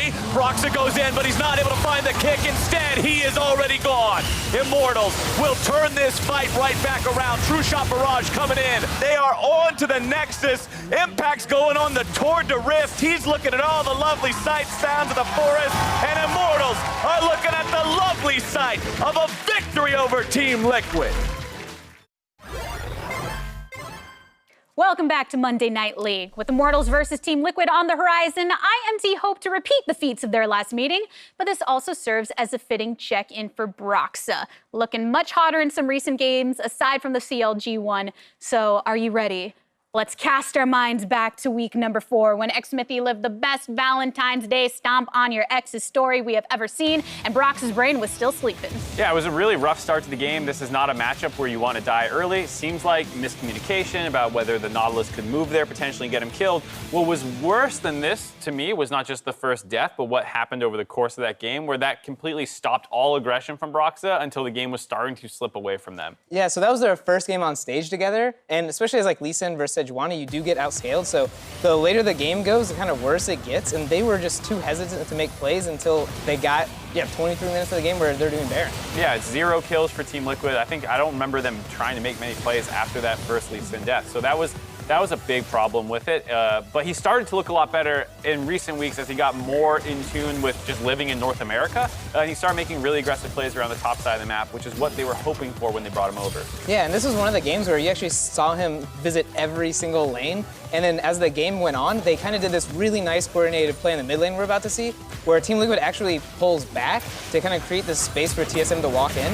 And the whole time, Broxah's just sitting in this flank, waiting for his opportunity to go in, and they actually pull off this team fight, and they're able to win this game like pretty convincingly after this. Yeah, he had a number of games too on Lee Sin where he's delivering key targets to his team, that time on Gragas. So that's, I think, a lot of what they wanted with him. They want more explosive early games and more explosive team fights, and that's starting to come true until the game that just happened. Well, the thing with the game that just happened, how does that alter your expectations for Team Liquid for the rest of the split? Not a ton, but it does make me a little more sour on them right now. But again, that was with Tactical, and now Double is coming back. Yeah, it is. I'm always going to say this. It was a best of 1, so I'm not hating them too much. And it was another game where we were really hyping up how Broxah was doing. So this game, I'm not going to hype them up. All right, well, to see which teams can scrape from the thick of the 3-way tie for 6, it's Captain Flowers and Kobe with the call.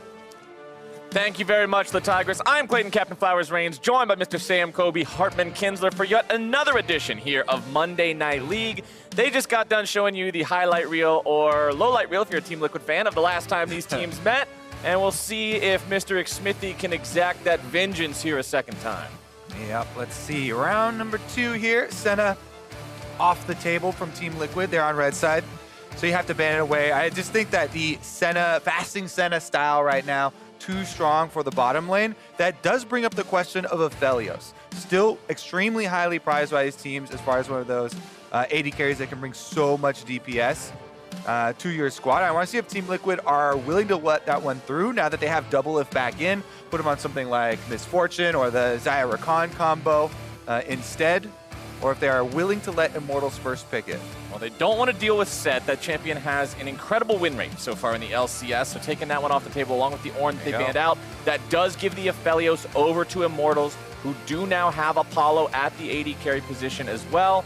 Let's see if Team Liquid respond as you're expecting. And so I actually really like the Xayah Rakan, which I mentioned, but the Miss Fortune thing I was talking about is probably the highest percentage win rate right now, at least for solo queue for it. Miss Fortune, of course, brings you that big AoE teamfight ultimate, but also does have a very strong laning phase with the double ups.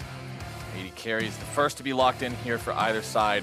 Most of the times these days, you will see both AD Carry and support locked in during the first half of the draft before the second round the bans come through. Doublelift and Core JJ at one point, the uncontestable bottom lane of the LCS. You remember all of last year, it was always just these guys at the S tier and everybody else sort of just striving to keep up, reach for that greatness. But And you get 2v2 killed by Keith and the world champions. Hey man, when Latucan arrives, you got to be ready for it. As the Zoe is locked in for Team Liquid, this champion has been causing an awful lot of ruckus here in the mid lane. And honestly, it's just everybody's favorite blind pick right now. The Syndra, it's very difficult to get a super bad matchup for that champion. And Zoe, late game, always gives you the possibility for pick potential. She just has so much utility being able to pick up the extra summoner spells and balloons off of the minions. So let's see what the answer will be from Immortals. Quick jungle pick here. Yes, sir. Gragas definitely one of the favorites for later into the game. Also, perfect pairing with Qiyana. Everybody tells tales about the Gragas-Qiyana early combination. Those are some scary stories. You just pick the Water Blade for Qiyana. Gragas comes around mid lane, and as long as he's got Flash, that is a dead champion usually. Their damage types perfectly work well together because you can't, stack magic resistance or armor. And instantly gonna have answer here for some engage on the side of Team Liquid. Yeah, Team Liquid's bottom lane very deadly here with the Nautilus and Misfortune put together. And since Immortals chose not to pick their support, at least we're assuming it's not a Gragas or Qiyana support in the first round, it means TL does have the ability to ban out some of those protection champions, some of those, what do we even call them? Guardians, I believe is the archetype. Braum, Tahm Kench, things like this that are very good at keeping Aphelios alive. We know Tahm Kench is essentially like a champion that is just a third summoner spell for his AD, so we'll see if they ban that away. You can call them Wardens if you play Wardens. Tactics as well. There you go. Another term for them, but there you go. You get your wish, Captain Flowers. The first ban goes over to Braum. They could also ban out the Tahm Kench. Also, I do like possible Aphelios combinations that look for setup for the Aphelios offensively, so Immortals can still go that route. Apollo and Hakuo have just played so many games together. They have played the second most of any duo in the LCS all time. And meanwhile, of course, Immortals is going to be banning out jungle champions, trying to take away options for Broxah. There's another Warden for you, Captain Flowers. Thresh was one of them. Ocean Warden, if you need any. It's called the Chain Warden in the lore, too. I know that. Fair enough. Yeah, I'm on top of the lore, just not on top of the terminologies. All right. Immortals will ban out the Sejuani and the Jarvan, two powerful tanks. I especially like the Sejuani ban since they've already picked up their jungler. They won't have a Trundle to counterpick that one and deal with the massive amount of defensive stats that she can stack. Let's see how TL wants to go about this. They've still got a jungler to pick. They've still got a top laner to pick. I would expect Broxah champion right now. Yeah. He's very comfortable on a lot of the early game options.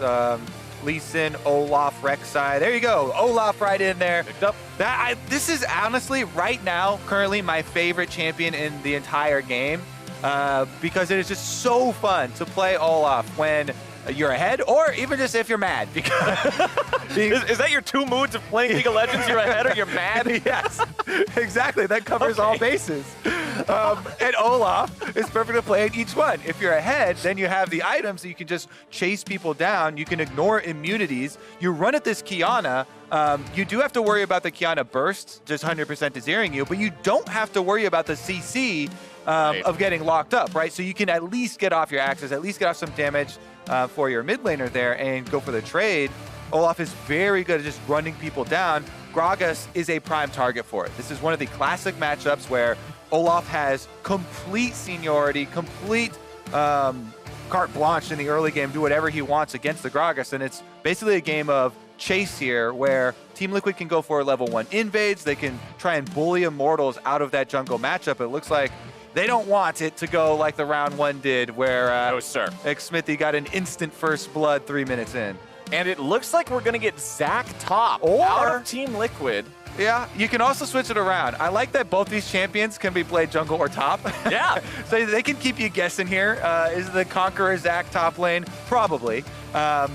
Olaf can also be switched up there. Olaf is one of the few that can actually bully Renekton, by the way. Yeah, Olaf very, very strong in those 1v1s, as you've alluded to. Worth pointing out that Immortals did pick up that remaining very powerful defensive champion in the Tahm Kench next to Aphelios there in the bottom lane to keep him safe. Again, third summoner spell is worth an entire champion sometimes. Gobble them up, make sure that they can't dive on him, especially now that the Zac is locked in. When you've got a Zac jumping in there, when you've got a Nautilus ulti, it's very easy to go after this Aphelios. I will note that when you use a Tahm Kench like this, he doesn't bring as much to the team fight because, you know, things like Braum, right, are going to lay down his big AoE, you block a bunch of spells, stuff like that. You have to get a lot of value out of that Devour from the Tahm Kench in the team fight phase if you are grouping. And that is what you want to do when you've got an ultimate like Qiyana. You have this Gragas, Qiyana, Aphelios combination. So we shall see how they're able to make use of it, because otherwise, you know, things like Nautilus, point and click engage can bring a big, big amount for Team Liquid, trying to force it, and that's what you want to do when you've got Zac, Olaf, Nautilus. That is hard engage to the tens, my friend. Plus, you've got a Zoe right next to the Zac. You hit a bubble, it pretty much is giving the green light to Zac. Okay, charge the slingshot up. Either Tahm Kench devours or you have a free initiation onto whoever that bubble hit. Very, very powerful stuff here for Team Liquid, who have Doublelift back at the helm. A lot of fans excited to see the return, even though it's only been a couple games out. That's a couple games more than you normally have without Doublelift. Yeah, if you consider that the first 2 games, the weekend that Doublelift was out, was due to the illness, then it's only been a single game of being benched for the motivation issues that Steve was talking about on one more than normal. One more than normal that he was talking about on Monday Night League in the opening there with LaTigris. I really liked that interview, how he mentioned how long Doublelift has had to stay at the very top peak of competition in North America. And it's not uncommon for very long, sustained periods of dominance to actually lead to complacency, to lead to apathy, because you're at the top for so long and you're gonna challenge it. Exactly, you're waiting for the next big challenger. If you follow the breadcrumbs of the interviews, you could tell from Doublelift he's continually asking for who is going to challenge us in the LCS. That doesn't mean that all of a sudden, though, your mouse and keyboard skills are completely gone if you, you know, the determination or the fire, the drive goes out for a little bit. And like you said, I think a lot of fans very happy to see Doublelift back on the field, see him with some renewed determination. And we'll get a look at Zac versus Renekton on the top side to start it out. I feel like something very telling about Zac versus Renekton is what you just saw. Sometimes you'll see top laners wait in that bush for their opponent to walk through the river, be like, oh, I'm going to hit him a couple times. As Zac, you don't want to hit Renekton because that means you're going to get hit back. And getting hit back is not a very good situation for you most of the time here, especially early on. But I also want to point out, as we get into a little bit of a scuffle here bottom side, both teams this game only have teleport on their top laners. There are no summoner spellbooks in this one either, so that means only this Renekton and Zac will be able to man the side lanes later on without risking having their opponents go for something big. So that's something I'll be keeping an eye on here. Yeah, and as you look further into the game, just taking into account the composition. We went over in Champ Select, but this Immortals team is probably going to look for more of the split options, right? Qiyana will rush mobility boots, look for roaming around, trying to create plays on the side waves. Renekton, very good by himself there as well. And since you have a Tahm Kench, Abyssal Voyage, you try and make the most of that ability to try and catch people out within rotations, also keeping your Aphelios as safe as possible. So as taking the early wave control here, as you would expect Renekton to do in just about every matchup. Impact will be underneath the turret. You can see the junglers moving around here. Level 3 on both of them. Gragas not nearly as strong of a ganker before he's able to go back and shop that first time, get the boots online so his keystone actually exists. But since both junglers have cleared top to bottom side, they'll be hovering around here. You can see it was almost a full clear from Xmithie. He skipped out on his own Gromp, but he has gone ahead and picked up the Krugs, clearing the last of those out now as Team Liquid is pushing this bottom lane in here a little bit. Minions just about breaking even, but a slight edge to the TL side for the push. there might be an opportunity for Xmithie to make a move, but he senses probably not, just decides to head back to base, grab those boots we were talking about. Yeah, Broxah here showing on the minions does give away that he is going for double scuttle, but like we said as well, there's nothing that Gragas gets to do about Olaf getting double scuttle. Yeah. He cannot fight him early on, so Broxah will be able to get top vision as well. He actually just tags it, and because Soaz roams down, he respects the solo laners. Your jungle matchup is one thing, my friends, but lane priority goes a long way, and because Soaz is on the lane fully, Renekton into Zac gets to push up the wave and afford the scuttle grab to the Gragas. That feels so good for Xmithie. The mid lane was bouncing back as well. You can see Eika has the priority over the Zoe after Jensen pushed in initially. So things lined up really well there for Xmithie to not get double crabbed. And now you're seeing Eika go in, make a big move that ends up being a big mistake. Good Lord, man, that was not the play. Big blunder from Eika here. Xmithie was even in the area. We spent a good 3 minutes in Champ Select talking about how effective Gragas-Qiyana combination is when they're used together and when the Gragas gets to initiate with the flash, but Eika goes a screen ahead of him into the tower. That is just a big question mark on the mid lane, my friends. There wasn't even the opportunity for the Gragas to make the follow-up. Nice job from Soaz there, popping the passive of the Zac. Now, considering the minions are still working their way up underneath the turret, there's no opportunity to kill the little bloblets and get the kill for real, but that does mean you have a 5-minute window now where a turret dive onto this guy isn't something that's just suicide. All right, yeah, that's definitely true. We do need to remember that his name is Eika, to be pronounced now instead of Eika, but Eika put Eika in a very difficult situation here, as now the Qiyana so far down can't rush those mobility boots to make plays on the side waves. Has gone for the double longswords to have some sort of fight in lane, but giving that kill over to Zoe, the first blood bonus to Jensen, who's been one of the best and most consistent players for this Team Liquid squad, means mid lane priority covers the whole map. Yep. Zoe's able to push it in. That means Team Liquid start up this dragon. Immortals are here to contest, though. Immortals not willing to give this one away for free. Broxah does have his level 5 smite ready to go. Xmithie the same. But the Drake is secured by the side of Team Liquid. A TP being summoned up here by Immortals. Impact wants to go in, but he's not going to find a lot. Remember, no passive available on the Zac, and he's immediately blown up. And Exhaust now down onto Jensen. CoreJJ with the flash over the wall to get away to safety. There will be no further follow-up, but hey, there's Soaz's laning power showing up in the team fight to make it so Impact gets picked. Exactly. Maybe he even forgot that his passive was popped earlier there because he dives in very low health for Impact, and that seems like another misplay. That was a choice from Team Liquid to force that. Once they see the teleport coming from Soaz, they can call it off. He doesn't have to release that slingshot. And Team Liquid do give 1 kill back to Immortals, so the gold does stay close, even though the dragon was taken up. So, here you go. Both of them are channeling. Impact decides to go in. Xmithie, very good interrupt there on the slingshot by body slamming Zac out of the air.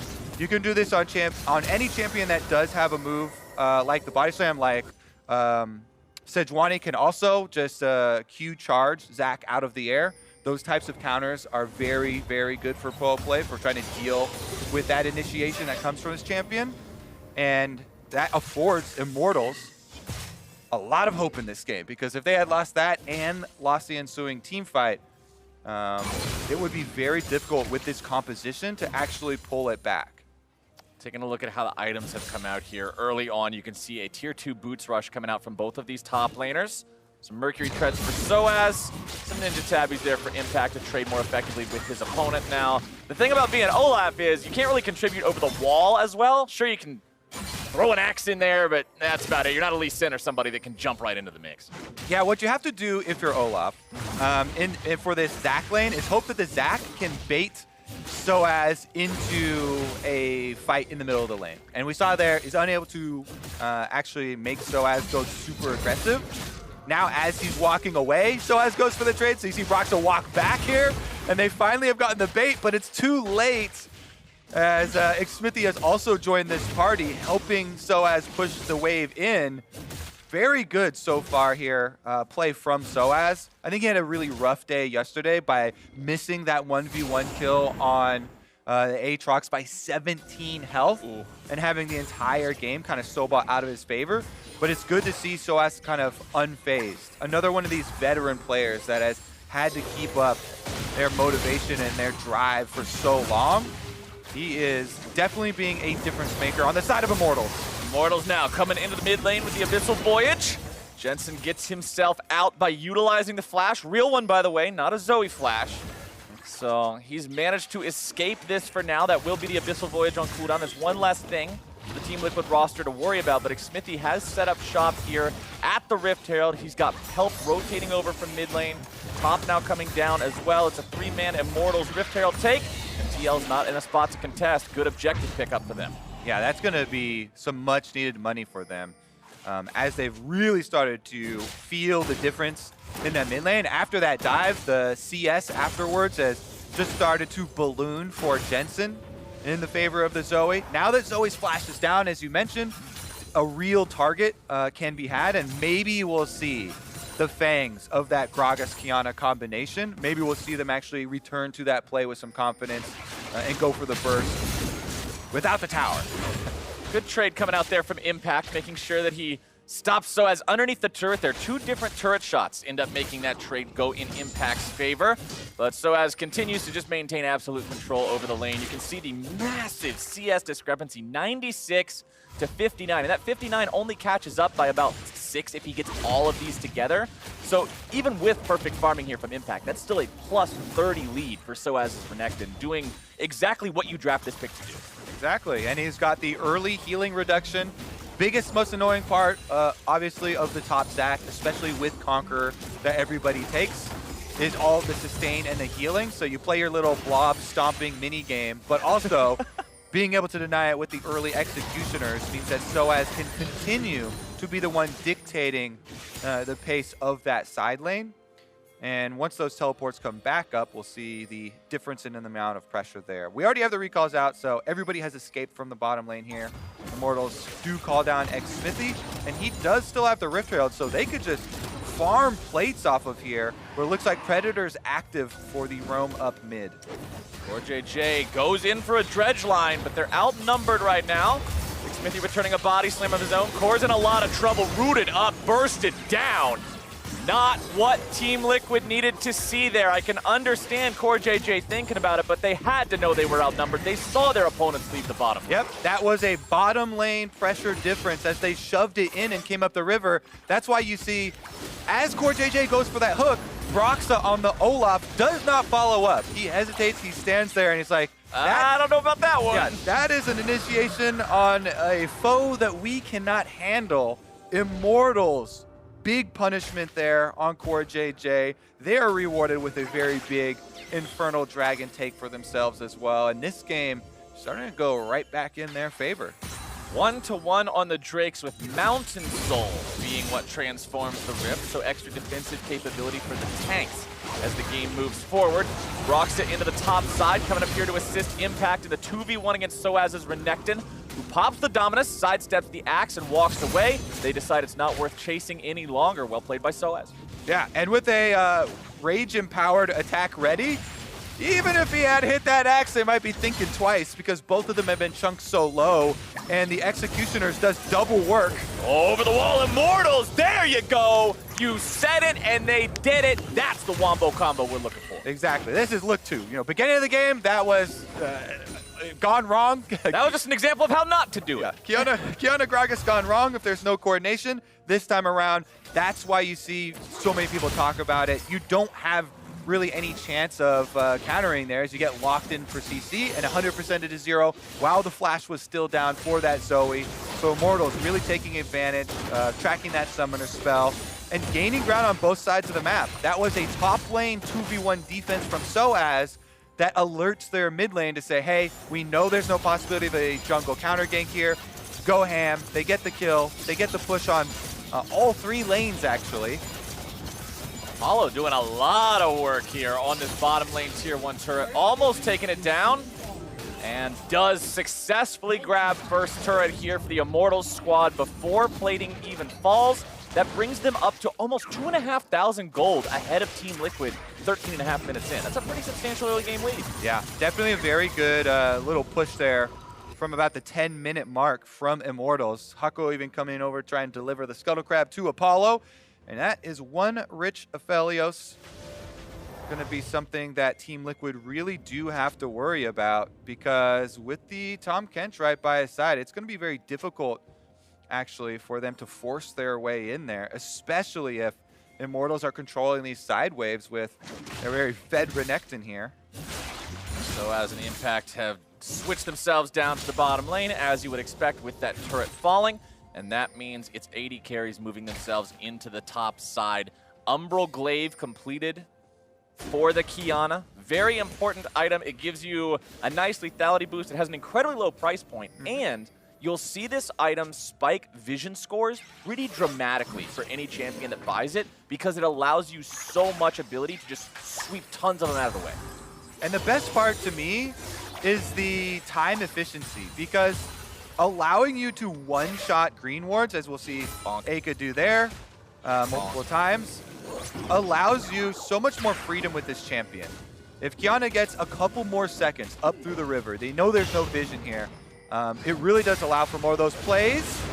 Aquila with a good save there onto Xmithie. Takes some damage for it, but keeping the jungler safe is going to be a worthwhile trade. But now the chain CC's coming in, and Immortals have started the fight off exactly how they'd like to. Xmithie low, Hakuo low. Apollo rotates over to join the fight, but everybody disengages. Team Liquid recognize they don't have an opportunity for a counterattack, and honestly, Kobe, Immortals are just playing better League of Legends here in this first 15 minutes. 100% true. They're able to use this level 11, so that means rank 2 ultimate for Qiyana. Aka goes in, he gets the stun. Another pick for Immortals. Jensen looking to punish. Big trouble bubble going to be sidestepped there. No big Zoe combos coming in here just yet.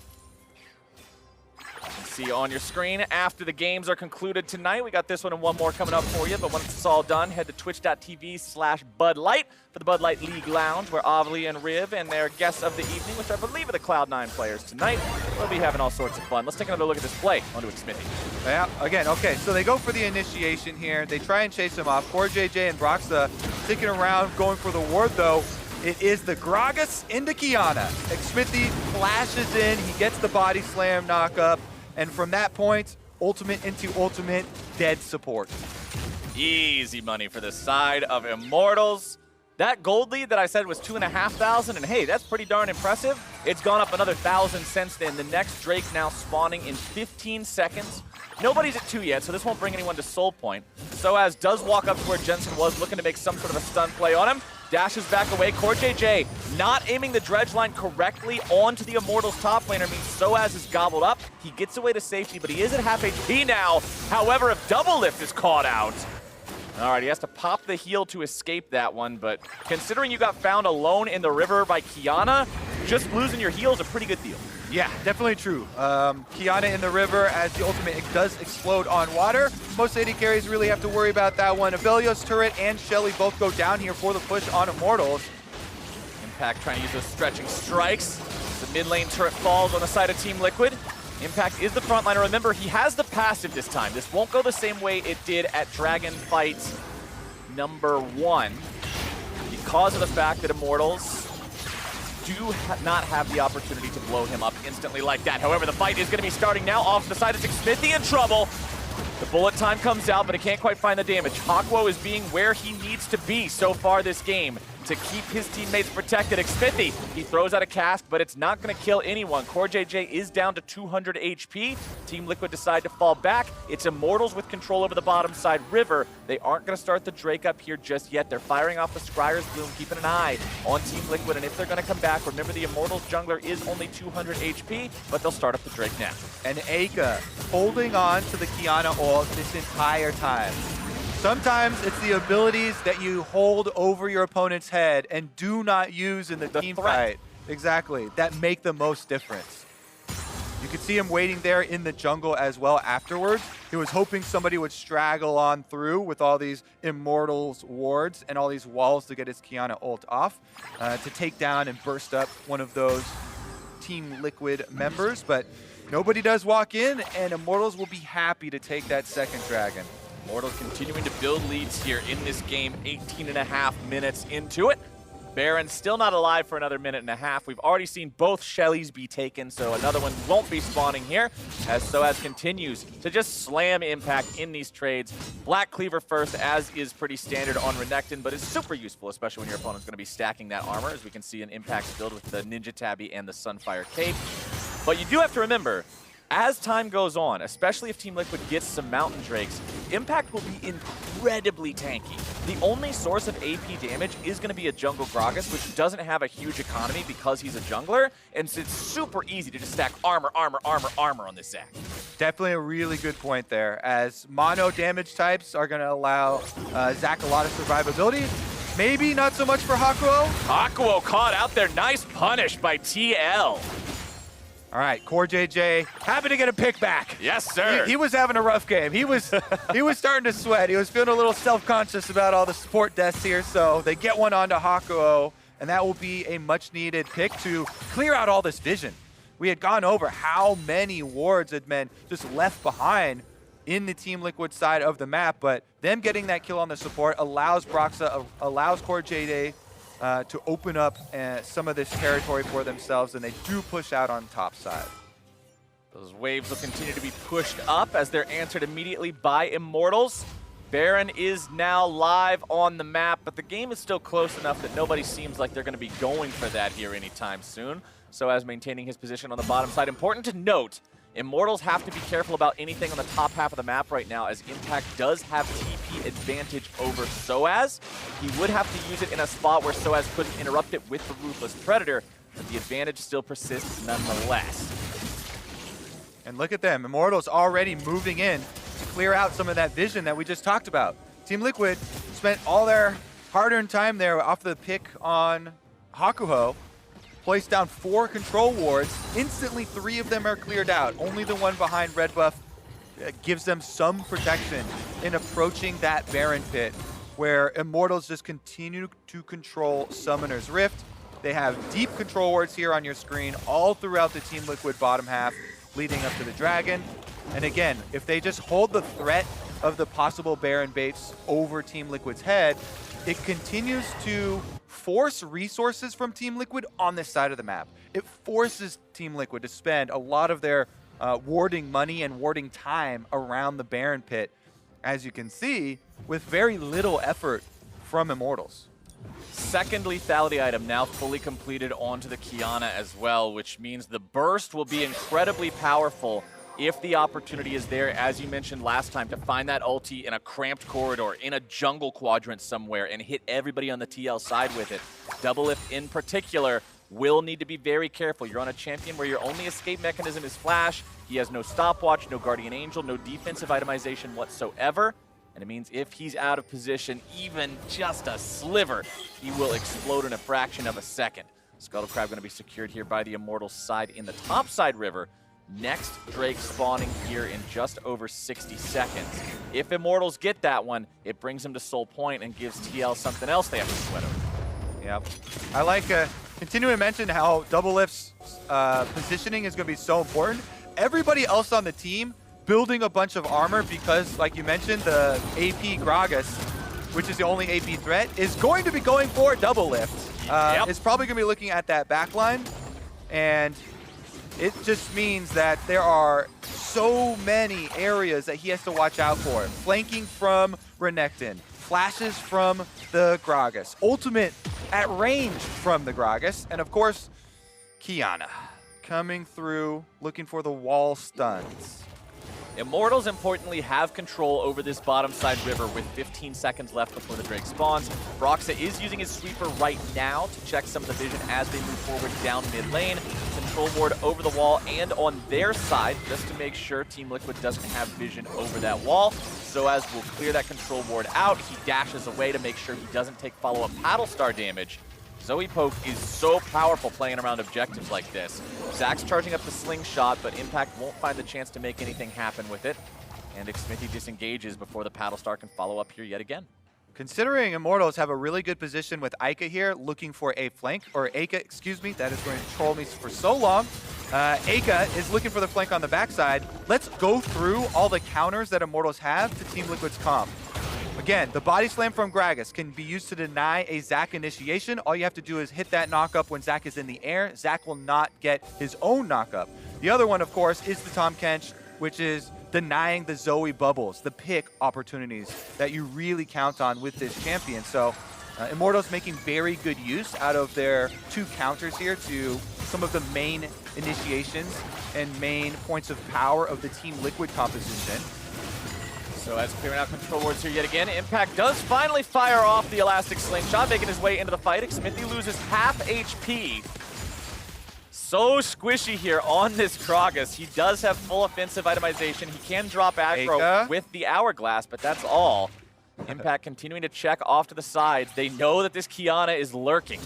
And that's something that professional players will talk about a lot, is marking opponents on the enemy team. You look for the initiators, you look for the flankers, like this assassin Qiyana here. And it is Impact's job to continue to update the team on the whereabouts of Aika and try and deny that flank to the back line. Here we go, though, starting up the Dragon. Despite the fact that Immortals had control over this river, it's Team Liquid that have managed to force themselves in here. They get the Scuttle Crab, they have control. The Drake is down to half HP. Impact is off to the side. Xmithie still hanging around the Drake pit, ready to fight for that smite. GoreJJ initiating, but it's Impact into the back line. He's able to find the knock-up onto 4. Brox is going to be exhausted, down to half HP, forced to flash away. Now Impact has to flash out himself. The Qiyana damage comes through. The burst is down, and Apollo is absolutely annihilating some health bars. It's a double kill and 4 dead on the side of Team Liquid. Immortal will slam that fight. Not only do they set up for Soul Point, Captain Flowers, but that should be a Baron as well. With Broxa, the only surviving member at 50% HP and no flash, him going in for a smite steal would be a one-way ticket. Oh, I don't think this is a ticket that you want to be ordering right now. I know the prices are cheap. People are afraid of traveling at this point in time. Just stay home, Olaf. Don't leave your house. Wash your hands of that last play. Just forget about it. Have a good time. Watch some Netflix or something. He's going to throw an axe in there, maybe? Maybe he will. No, never mind. He's just going to run up to the Krugs. Big swing for Immortals here in this game. Yes, they were already ahead, but man, they are way ahead after this one. And again, Impact doing his best to try and mark Aika up there on the top side, but GoreJJ gets a really good hook, which pulls the Devour, and so they think they have a good initiation. But Aika still on the top side here, flanks in with the Qiyana and gets a dream Qiyana ult on the entire team. Olaf had been chunked out and flashed away at the beginning of the fight, so Aika lost track of him and didn't see Broxa was up on the top side. He's laughing, oh, the Olaf was just sitting up here with 40% HP just waiting for me to walk by after my job was done. So yes, they did get the last laugh there, but let's see what they can do with the Baron buff. 3,700 damage from Apollo there. Xmithie, he knows Zoe's got to come back through that portal. Says, here, bud, take a drink. Tosses it right on the return point, and there you go. Yeah, that is Xmithie. I've seen this magic trick before. I know where that card is pulled from, and dumps it out right on his head. Baron buff on all 3 lanes here for Immortals. They should be able to take down outer turrets with ease. 4 turrets down now. Team Liquid yet to claim a single turret of their own. As Immortals are powered up with Baron for the next minute and a half. They're pushing down 2 different lanes, applying pressure here towards that tier 3 in mid. They still have 1 more tier 2 that they need to take as the Qiyana claims that one there in the top side. That split push threat still continuing here. You said at the beginning of the game, Immortals are going to want to play those side lanes. Use the Renekton, use the Qiyana, and sure enough, they are doing it damn well. Yeah, and it makes it very easy to play that style when you have Baron buffing up your minions as well, doing half the damage for you. On the bottom of your screen, you can see Impact actually getting chunked out and pushed off this turret by Soaz. That's going to be the last of those secondary turrets that go down, and over 4,000 gold in a Baron power play, and they still have a whole minute left. They are laying absolute devastation to the Team Liquid defenses. Inhibitor turrets will be very quick to follow. And the thing you always have to ask yourself in these situations as the defending team, Is it worth it to fight for the inhib turrets? How many inhibitors are you willing to give up? It looks like the answer is 0 as Immortals are jumped on and Hakuo is taken very low. A Gargoyle Stone Plate into a thick skin combo is going to keep him alive, and Apollo will root up everyone from Team Liquid as they are in pursuit. Now it's Jensen who overextends himself and is forced to disengage. The top side inhibitor falls, and that means Immortals still come out on top of the play. Exactly. It was a 4v5 on the bottom of your screen. The disengage very good from Immortals. They have to burn a bunch of flashes to do it, but as you said, the rewards are everything here. Inhibitor number 2 under attack, and inhibitor number 3 has become exposed. Remember that when all 3 fall, ladies and gentlemen at home, it means double super minions in every single lane, and you pretty much lose all footing on the map. It's Xmithie into the stasis. Hakuo would get another clutch save. Xmithie barely walking himself away. Stretching Strike's gonna be broken. Watch for that Qiyana flank. Team Liquid disengaging, falling back, but they've got to remember both of these inhibitors are about to fall. They will defend for now. It looks like Immortals are gonna head home. Yeah, they're giving up on these 50% inhibitors that still stand. Not pulling the trigger there with the Qiyana combo as everybody else got chunked out and had burned all their flashes. Gonna wait for the revival here of Hakuo because look at the timer, my friend. 34 seconds on the Soul to arrive. There are already super minions in the top half of the map. And Immortals are gonna force Team Liquid to go to them as soon as we get back alive. But right now, a replay of the inhibitor going down. The hook initiation there.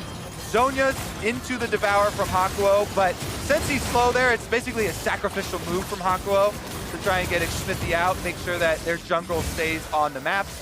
Aka doesn't want to risk it going for an ult on those 4 members of Team Liquid, and instead would rather save it for the Dragon. I'd say very wise choice. Sometimes the blood rush will go to your head and you see that big clump of champions want to get your ult out, but the objective's more important.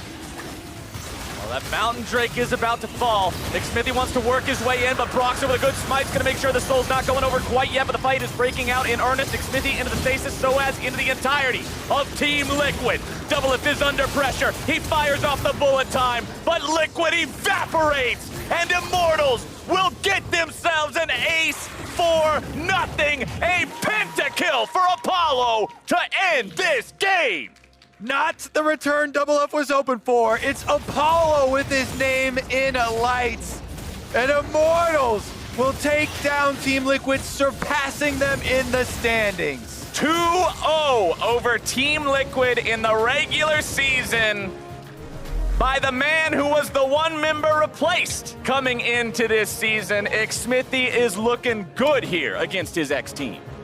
All of Immortals looking good this time around. Apollo, Hakuo reunited. Performing extremely well here. Aphelios in the end does get the penta. He gets a nice legendary as well with a clean 8-0 score line for Apollo.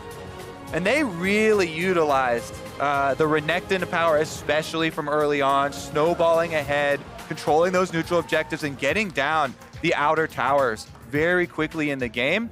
They had that one big oopsie. Aka went in early. The mid lane dive was kind of a whomper, but the rest Delete of that it one was, from the VOD. Yeah. Little editing. If you start watching the VOD from right after that point, everybody on Immortals played cleanly and did what they were supposed to do. Hakuo had saves time and time and time again. He was always next to the right people. Xmithie was using his stasis at the right time. He got some good ultis off. You already said what Apollo did. I mean, he popped everybody, no deaths on this 80 carry. Just really well played from these guys as a squad. Now we're gonna go ahead and take a short break, but when we return, Avli will hear from the Immortals mid laner. Don't y'all go anywhere.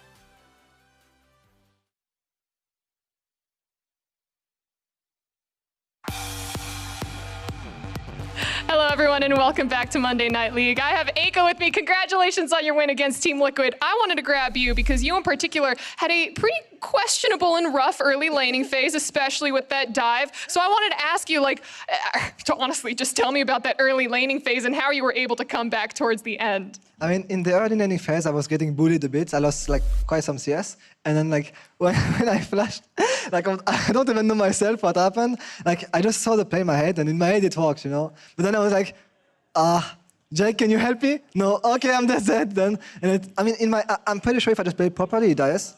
But then, like we said, it's not really worth it, you know. I just kill him, but what do I get after? A kill, right? But that's all. I mean, if it worked out in your head, you just got to put in a little bit of extra reps to maybe have it work out in real life. But I wanted to talk to you a little bit. We heard Zabuteen say yesterday, and then I just heard from him today, called Immortals the Dr. Jekyll, Mr. Immortals type thing, just because you guys are a little inconsistent with your performance. This is, I think, the second week in a row that you're going 1-1. So what do you think is the source of this inconsistency? I mean, honestly, I'm not really sure what it is. Maybe our practice, because it's kind of similar, honestly. Yeah. So, I mean, yeah, I think it's just maybe we are. Honestly, I don't know how I can answer this question. It's just maybe it's just day to day, or how we feel in the game, how we respond. Like today, we are much more aware of what we watched. Of what we wanted to do, and yeah, it just showed. I feel like this game we played quite well. I mean, I just hinted it, but whatever. But I think we played well, and we were really fast at responding and stuff. So I'm just really proud of how we played today. Don't say hinted it. I mean, the first play maybe, but the rest of the game you pulled it off, and then Apollo, your bot laner, coming in with the pentakill at the end, carrying the team. But okay, so inconsistency, you don't want to be inconsistent coming into the final few weeks of the split because playoffs are coming up. Next week, you're going against both TSM and FlyQuest, very difficult opponents. So what's going to be the most challenging thing preparing for those two teams? I mean, I feel like TSM plays a lot of compositions, so it's kind of hard to prepare against them, I would say. FlyQuest is kind of, I wouldn't say standard, but they have one way of playing the game, and then it's just, I wouldn't say easy to read it, but it's let's say it's easier to play against FlyQuest than TSM. And I mean, they are both on top of the standing, so they're obviously quite good. And I think we're just gonna do the same and just go with winner mentality and just bring it home. Keep that winner mentality up. But Aika, thank you so much. That's it for us here at the stage. We're going to go to a quick commercial, but stick around because when we get back, we're going to see Golden Guardians take on Cloud9.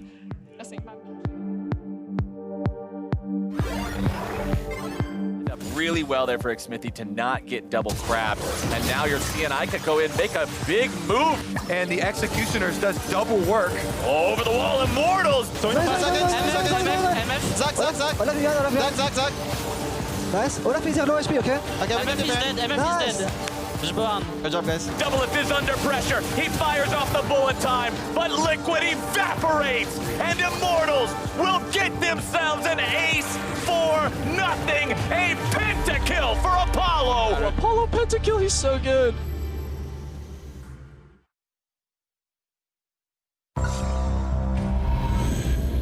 Every click. Every frame. Every press. Every sound. They're playing aggressive. I'll take mid. Every advantage. When the difference between winning and losing is measured in milliseconds. Everything. Everything. Everything. Everything counts. The Alienware Legendary Battle Station.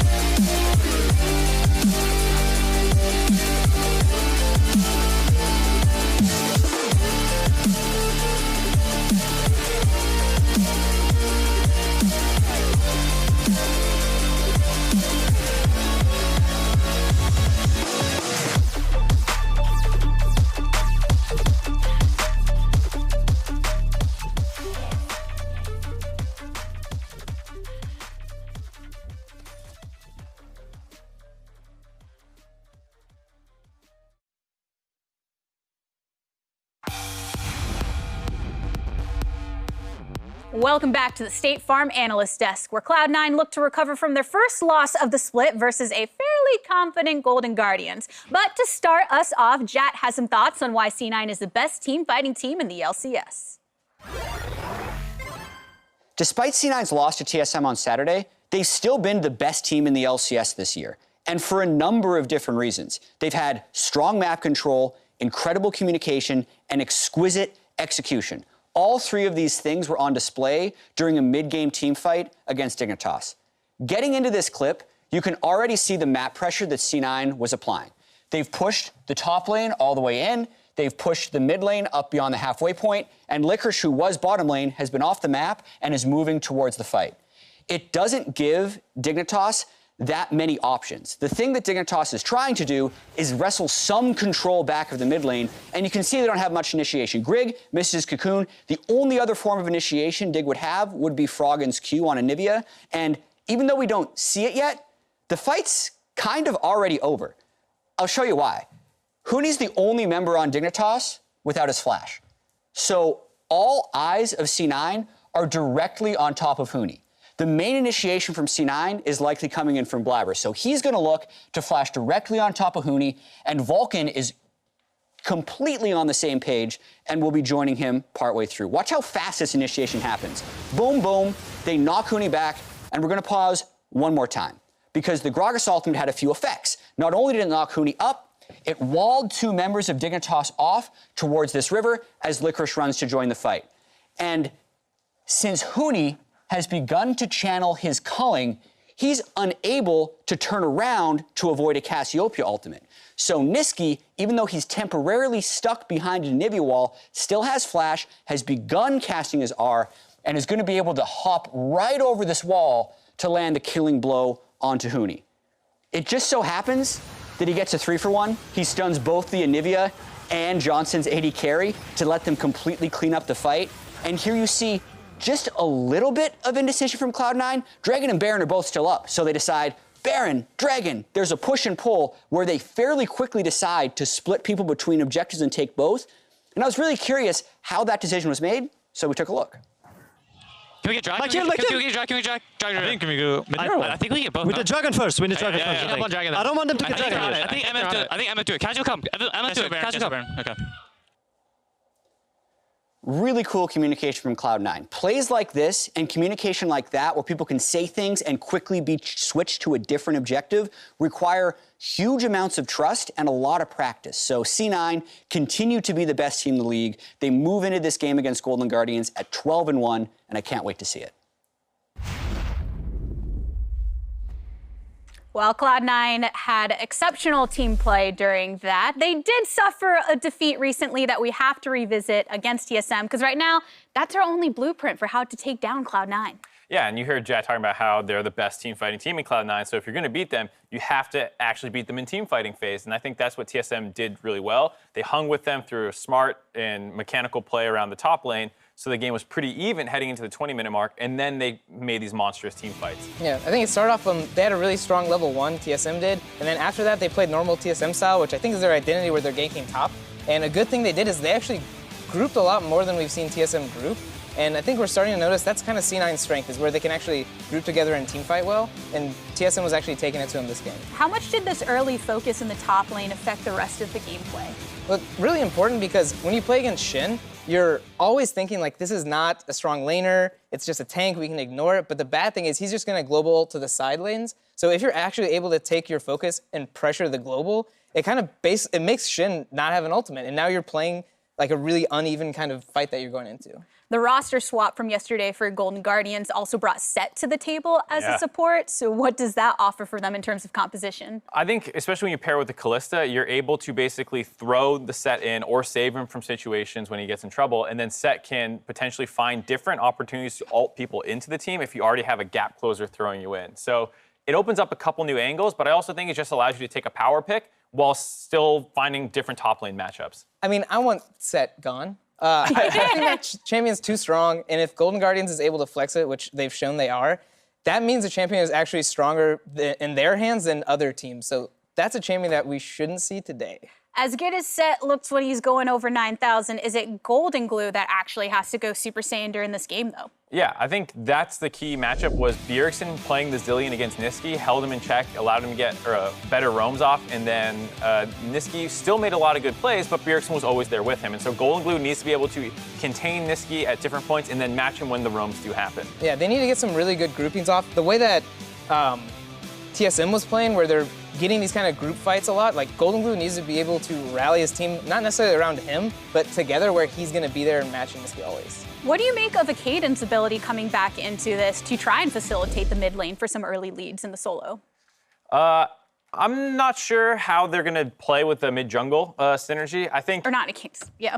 I think it's really close. The big thing is what they do with Huhi, because he was able to help match a lot of their vision problems that they had when they played versus Dignitas. And that was why it was such a long game. We're used to seeing Dignitas and Golden Guardians get a little scrappy, but both teams, you know, with the substitution and stuff, started playing a little bit safer. So that's what I meant. So Huhi coming up and the initiation that he's able to provide, do you think that he can actually facilitate anything in that soul portion? I hope so, because he didn't do it yesterday and they relied on Golden Glue to do it, but when you have Set Kalista, you want to see those kind of fights happening, and I think Huhi's a really smart player. He was always one of the best roamers in mid lane when he played there, and using him will be very important. Yeah, he's got a lot of really good map plays, and I think he's really good at kind of bringing a team together. So that's what they need to be able to do to TSM today, or sorry, Cloud9 today, where they're actually able to play like TSM was and bring these team fights together and like get these skirmishes off, because the confidence to actually fight those against Cloud9 is like, it's really key to playing against them.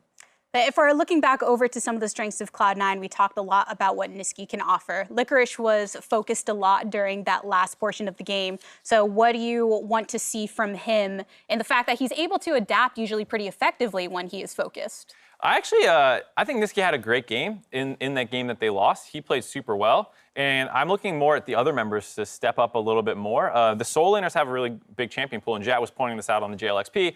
The rest of the team doesn't actually have that big. They've played 4 junglers, and they've played 4 supports. And so having some more diversity, Vulcan getting pushed onto the Leona saw more problems in his play there. And so I think using this the rest of the season basically to get some more practice on a wider champion pool in the other positions. Yeah, I hope this loss that they had doesn't really dissuade them from trying new things, because it is just one loss. They're still locked in for playoffs, most likely going to take that first seed. So I do want to continue to see them playing these new champions. Shen was definitely a new thing that they pulled off on stage, and it's definitely not something that they're going to play in a serious match, unless maybe a little bit more refining the rest of the team comp. So yeah, I hope to see some kind of like newer things from them against Golden Guardians today. Yeah, and I think newer from other positions is the because they've done so much. Like, let's try all these things in the solo lanes.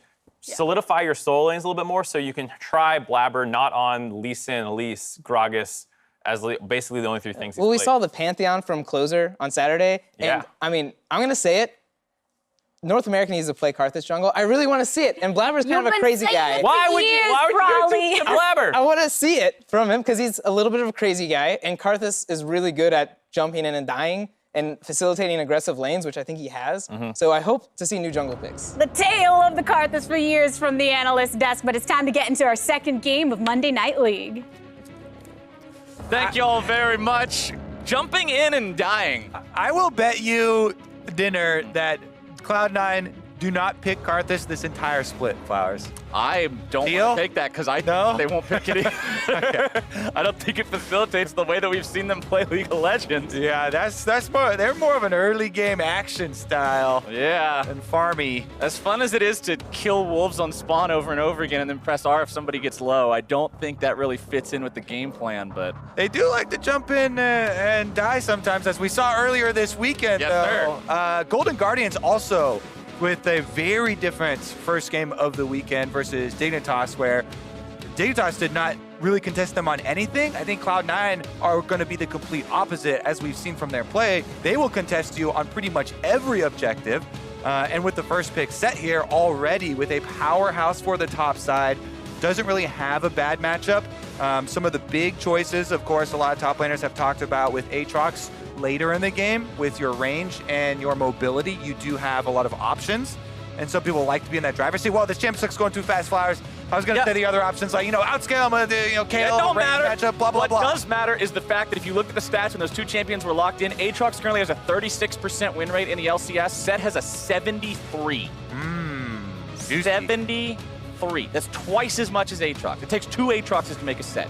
Well, I also like what they're following it up here. Cloud9, we talked about trying to force stuff early. Pantheon, perfect jungle champion for you right now. Even though the win rate in solo queue is very low, for professional play, they can make use of your stun that you can just go for level 3 ganks immediately. Even tower dives very early on. Because of your directional immunity with the shield, Pantheon can often force a lot of trades like that.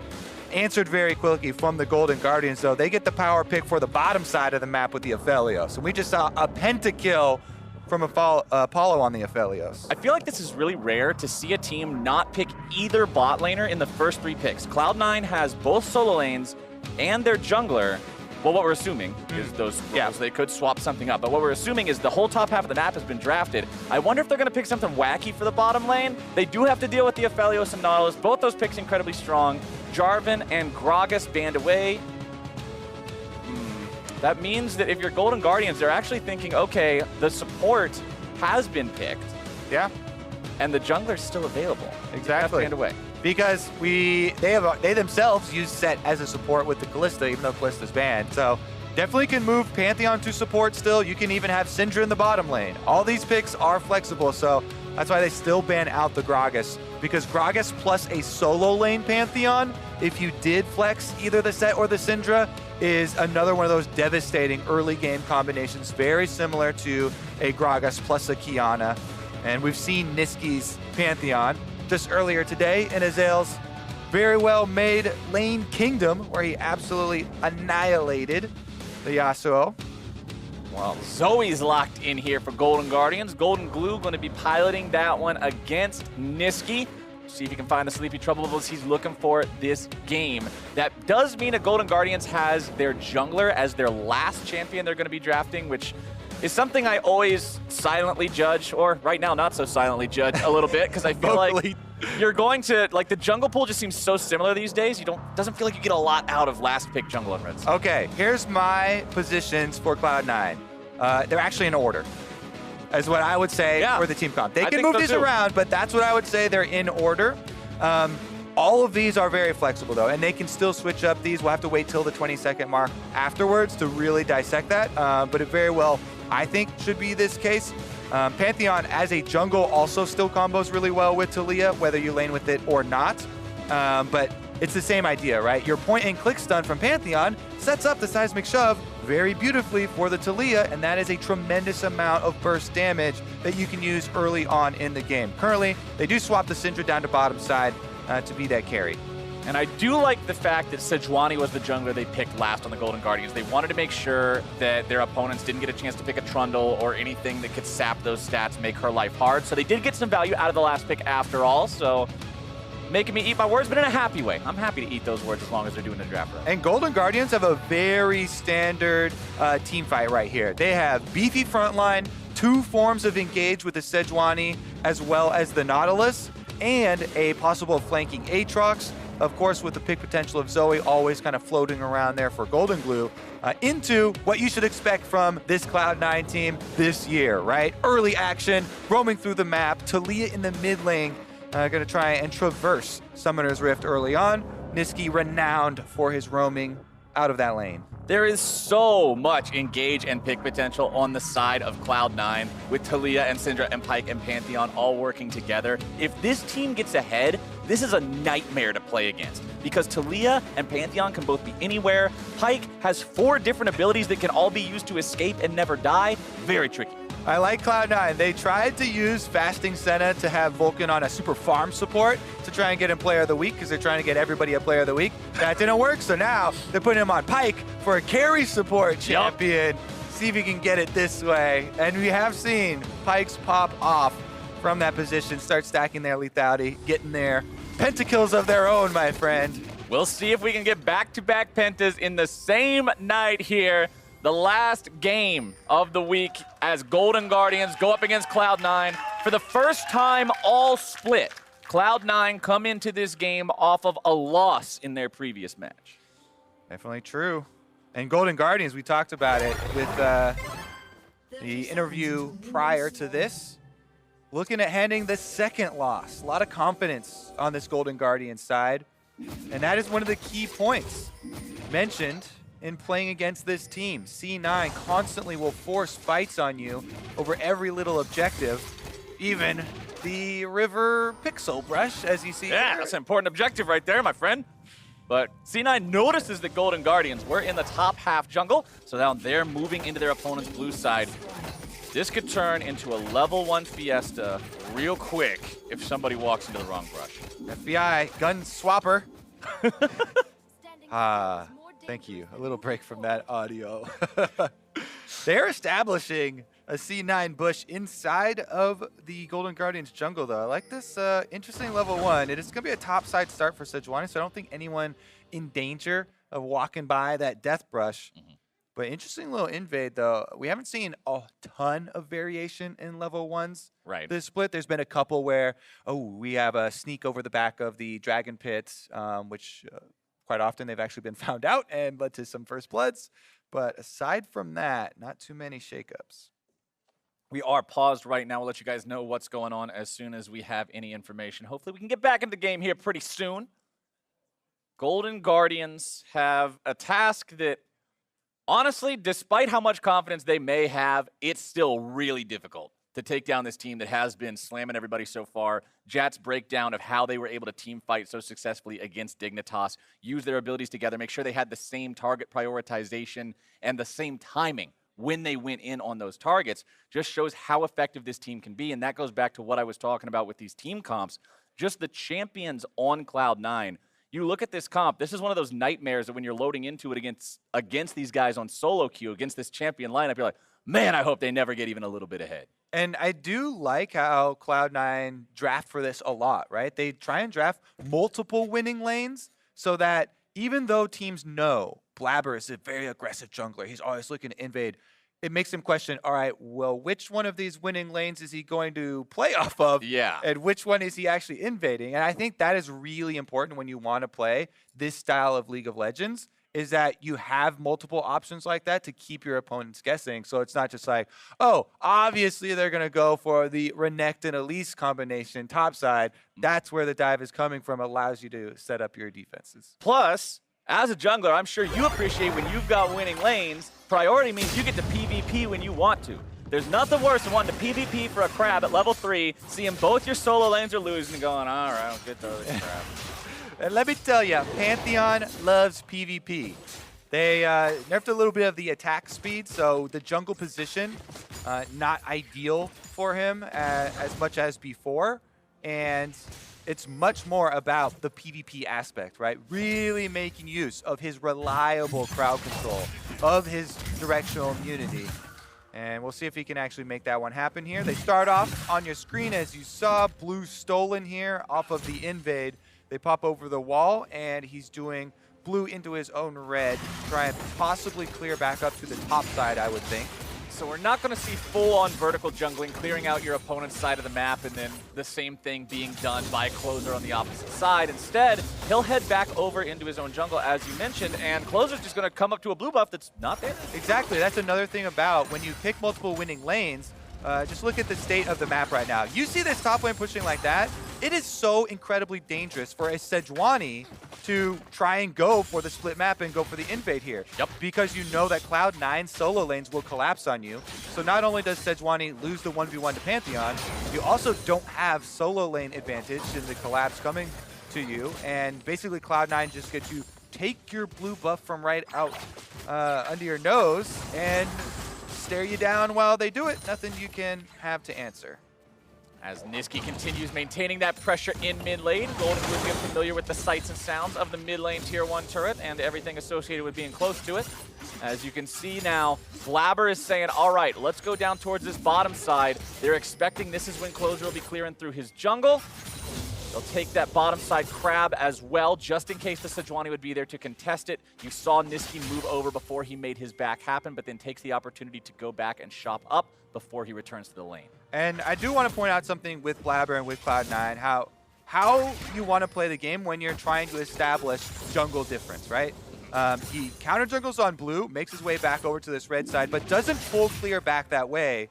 Make sure he goes back to this bottom scuttle first to cut off opportunities for Sejuani to actually fight back into this game. So it relegates Closer to only farming his own camps, not setting up any of the lanes like we see here on top side. Flash into the stun. Flash comes out from Hauntzer, but Cloud9 are still looking for it, and the spear in the back means Blabber gets first blood. Guaranteed crowd control, as we state with Pantheon. Loves the PvP, Captain Flowers. There's your first taste. How do you rate it? That's what I'm talking about. The aggressive flash to make it happen. And even though Hauntzer flashed to get away, he had already eaten the full Haymaker on the sweet spot from Licorice in the trade beforehand, and it works out exactly how C9 wants it to. Let's see if Closer can get a return kill here. Haymaker already came out. Closer looking to find that follow-up CC, but Licorice did not use his flash getting the kill beforehand, so he's able to flash away and stay alive. Meanwhile, in the mid lane, since they just saw Sejuani top side, they can easily play up here. Nisqy going to be able to shove this wave. He knows that there are wards that see him right now. It becomes a lot easier to make that roam after pushing once the lady does get her level 6. But let's take another look at the counter from the Golden Guardians. Hauntzer actually, really good placement here from Licorice to get in between the minion waves so he can get his own stun to buy Blabber the time to get up there and get in range. And then, as we keep saying, it's so easy just to flash shield vault for the follow-up stun there, and they're able to pick up that kill. But Licorice starting it off. It's always about top laner starting it off there. Ooh. Well, Nisqy's almost starting off a full-on kill against Golden Glue here. Waits for Golden Glue to flash away. Does not flash after him. The counterattack has come out from the side of the Golden Guardians. Blabber jumps forward, but only onto a minion to close the distance, but that's okay. Vulcan has that Q to try to bring him back. They don't quite have the damage. Man, that was close. Very close. I actually think Blabber should have stunned the Nautilus instead of the Sejuani, as Closer just got off the charge. But he was trying to catch on the closest target right there. Yeah. In the end, they still push forward and get a plate. No kill had for Cloud9 this time around, though. As I think Nisqy did a very good job, not only in his 1v1 with Golden Glue, but then you saw him actually walk into the two members of Golden Guardians as they come to gank him to try and bait them around, to stick around for Vulcan and Blabber. It's these types of solo lane and ganker relationship that are very important. Well, talking about that relationship, they're looking to get awfully familiar with each other here in the mid lane as Nisqy grabs himself the second kill of the game for Cloud9 with Blabber and Vulcan, the Goon Squad, showing up to help him. And again, just highlighting the two main points of this Pantheon kit that we mentioned that make him so much better in pro play than in solo queue. And it is his gank assistance with the shield vault and the immunity with the Aegis Assault, shugging off those tower shots. Cloud9 up to 1,500 gold ahead of their opponents from these kills and the fact that they're able to build advantages through them. Licorice will be stealing away the enemy red buff, but he finds himself in a spot that might be dangerous. The red trinket finds him out. He goes for the showstopper, but remember, Set has no mobility. As soon as the showstopper comes out, there's no other way through him except trying to fight back, but that's not happening. Good collapse from the Golden Guardians, as now they're going to start off a 2v2 here in the bottom side. Dredgeline from Huhi is going to find some damage onto Vulcan, but nothing more. And wait till you get level 6 in this bottom lane. Syndra Pyke, this is the big power spike you're looking for, where you're looking at the resets for Pyke Ultimate. They work super well together because as soon as Syndra has access to an unleashed power, you're able to just focus fire on the enemy support. Right now, Huhi's still level 4 on the Nautilus, while FTI is level 6. So even though you usually want to take down the carry of the opponent team, if they have the lower level support like that on the front line, melee champion like that, you just blast them and you get the Pyke the reset on the ultimate, and they're able to chain through that way. But instead, they're just going to use the priority on bottom side to go grab the objective here. Ocean Dragon for Cloud9. They also stole the blue buff away and gave it to Nisqy. Cloud9 has had so much control over the buffs this game. They have taken every single buff except for the first red of the Golden Guardians. Now, granted, Licorice did steal it only to have it immediately taken right back, but it's the thought that counts. Let's take a look at how they found it. Yeah, we're getting another look at the hide and go seek here. Sweeper did reveal Licorice in that brush, and as you stated, he's got no dashes. He's got no escape. He can fight his way out here, make it look like a decent little scrap, but that's about it. And they close in, finish off the kill. Golden Glue actually the one that got the last hit, so could be a little bit more annoying of a Zoe if you start to see some roams from him around. Thankfully for Cloud9, they had already burned those summoner spells early, so Zoe would have to find opponent summoner spells if she was to make that surprise play. Nisqy just roaming around again, this time helping Vulcan with the Rift Herald here in the top side. Cloud9 bringing their jungler over here now as well to make sure they're able to secure this one. Nisqy will throw a couple more rocks towards it to make sure Blabber's able to complete the job, seal the deal. And once that eye opens up one more time, there you go. Smite to secure it. And with Rift Herald eye picked up, they've still got all the time in the world to use that one for some extra plate money. Golden Guardians making a move on the bottom side against Sven. But a good sidestep's going to keep him in just a fine position here. He gets away with a good dredge line. Vulcan goes for a flash into a skewer, but he will not have the distance for it. But if we're talking about distance, Talia is able to close it there with the wall. Here comes the Pantheon. This is the composition. This is how oppressive this combination can be. Exactly. From Gem Select, take the synergy there. Both ultimates come in. Nisqy roaming down, Blabber over the top, and it is a couple of quick kills. What they're doing right now, take the turret plates by hand. The turret then gets a bunch of bonus armor off of those, and the true damage from Shelly will ignore that to be able to get it down low enough so they can actually burn through and get the entire first turret bonus and all of the plates. Nice trade coming out there from Golden Glue, getting the better of Nisqy in that one. But as you said, it's all about the bottom lane. It's all about the plates and that first turret money in Cloud9's pocket. 3,000 gold ahead 10 minutes into this game. Very nice early lead. They also have the only Drake of the game so far, as you pointed out earlier. Ocean, that Drake. The second one is Infernal, means we'll get either another Mountain Rift or a Cloud Rift after that one is down. But C9 have those ultis online, and they can do plays just like this one. Yeah, we're going to start it before we saw the flash from Vulcan, because Nisqy and Blabber are going to clean that one up, no problem, even though they didn't hit the Q. Nisqy gets a perfect seismic shove back onto Puhi for the kill there. And as you know, they finish up the tower. Look at the minimap, though. I believe FBI is actually not hard pushing this wave, because this wave was all the way up here when we went into the replay, and it's still there. So he's only last hitting it very slowly at the turret.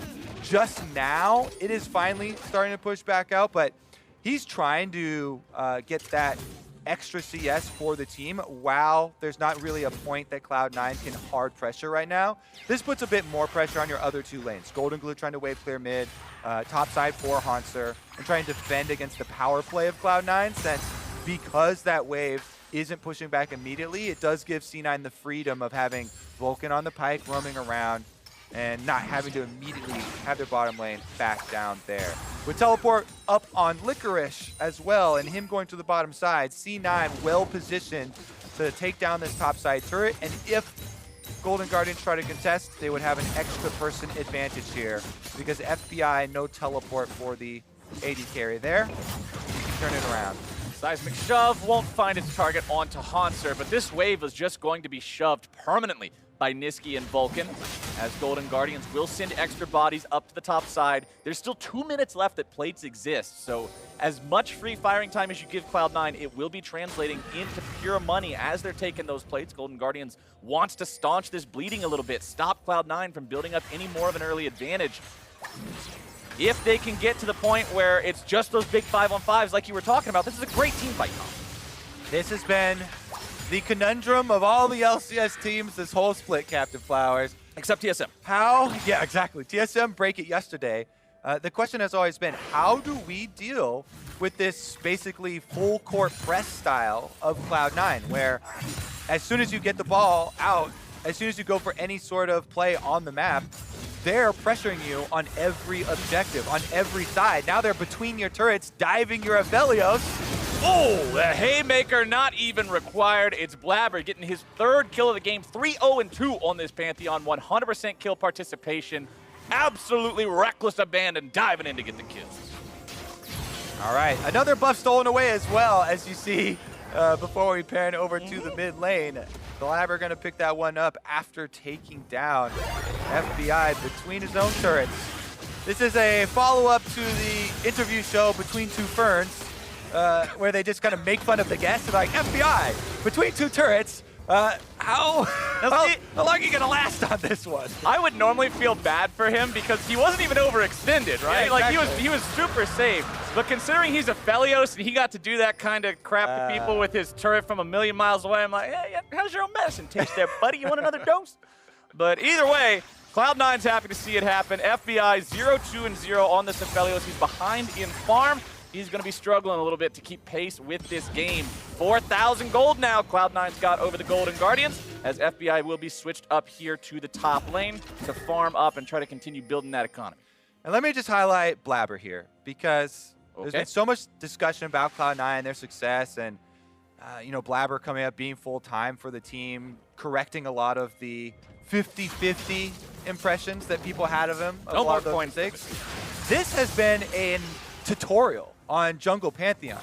The strengths that we mentioned in Champ Select played out before your eyes in a professional game on stage here to perfection by Blabber. And he's kept up the pressure, diving those turrets, punishing the side lanes later on. Oftentimes you'll see some of the early game played out really well by Jungle Pantheons, but then they fall off, they have a missed ultimate, or they fail to keep up the pressure later on. Not so in this game. And Cloud9 now eyes towards mid lane as Licorice actually going for the 1v1. Monster getting the better of him early on, but remember, you can't really judge a set 1v1 until the Haymaker comes out, because it can swing the fights so incredibly wildly. As Blabber's not in too bad of condition up here. You can see it looked like Golden Glue was almost able to find some Zoe damage there, but Pantheon E is so effective at stopping these kinds of things, unless the E is on cooldown, in which case 2/3 your HP goes bye-bye, but Golden Glue also dangerously low.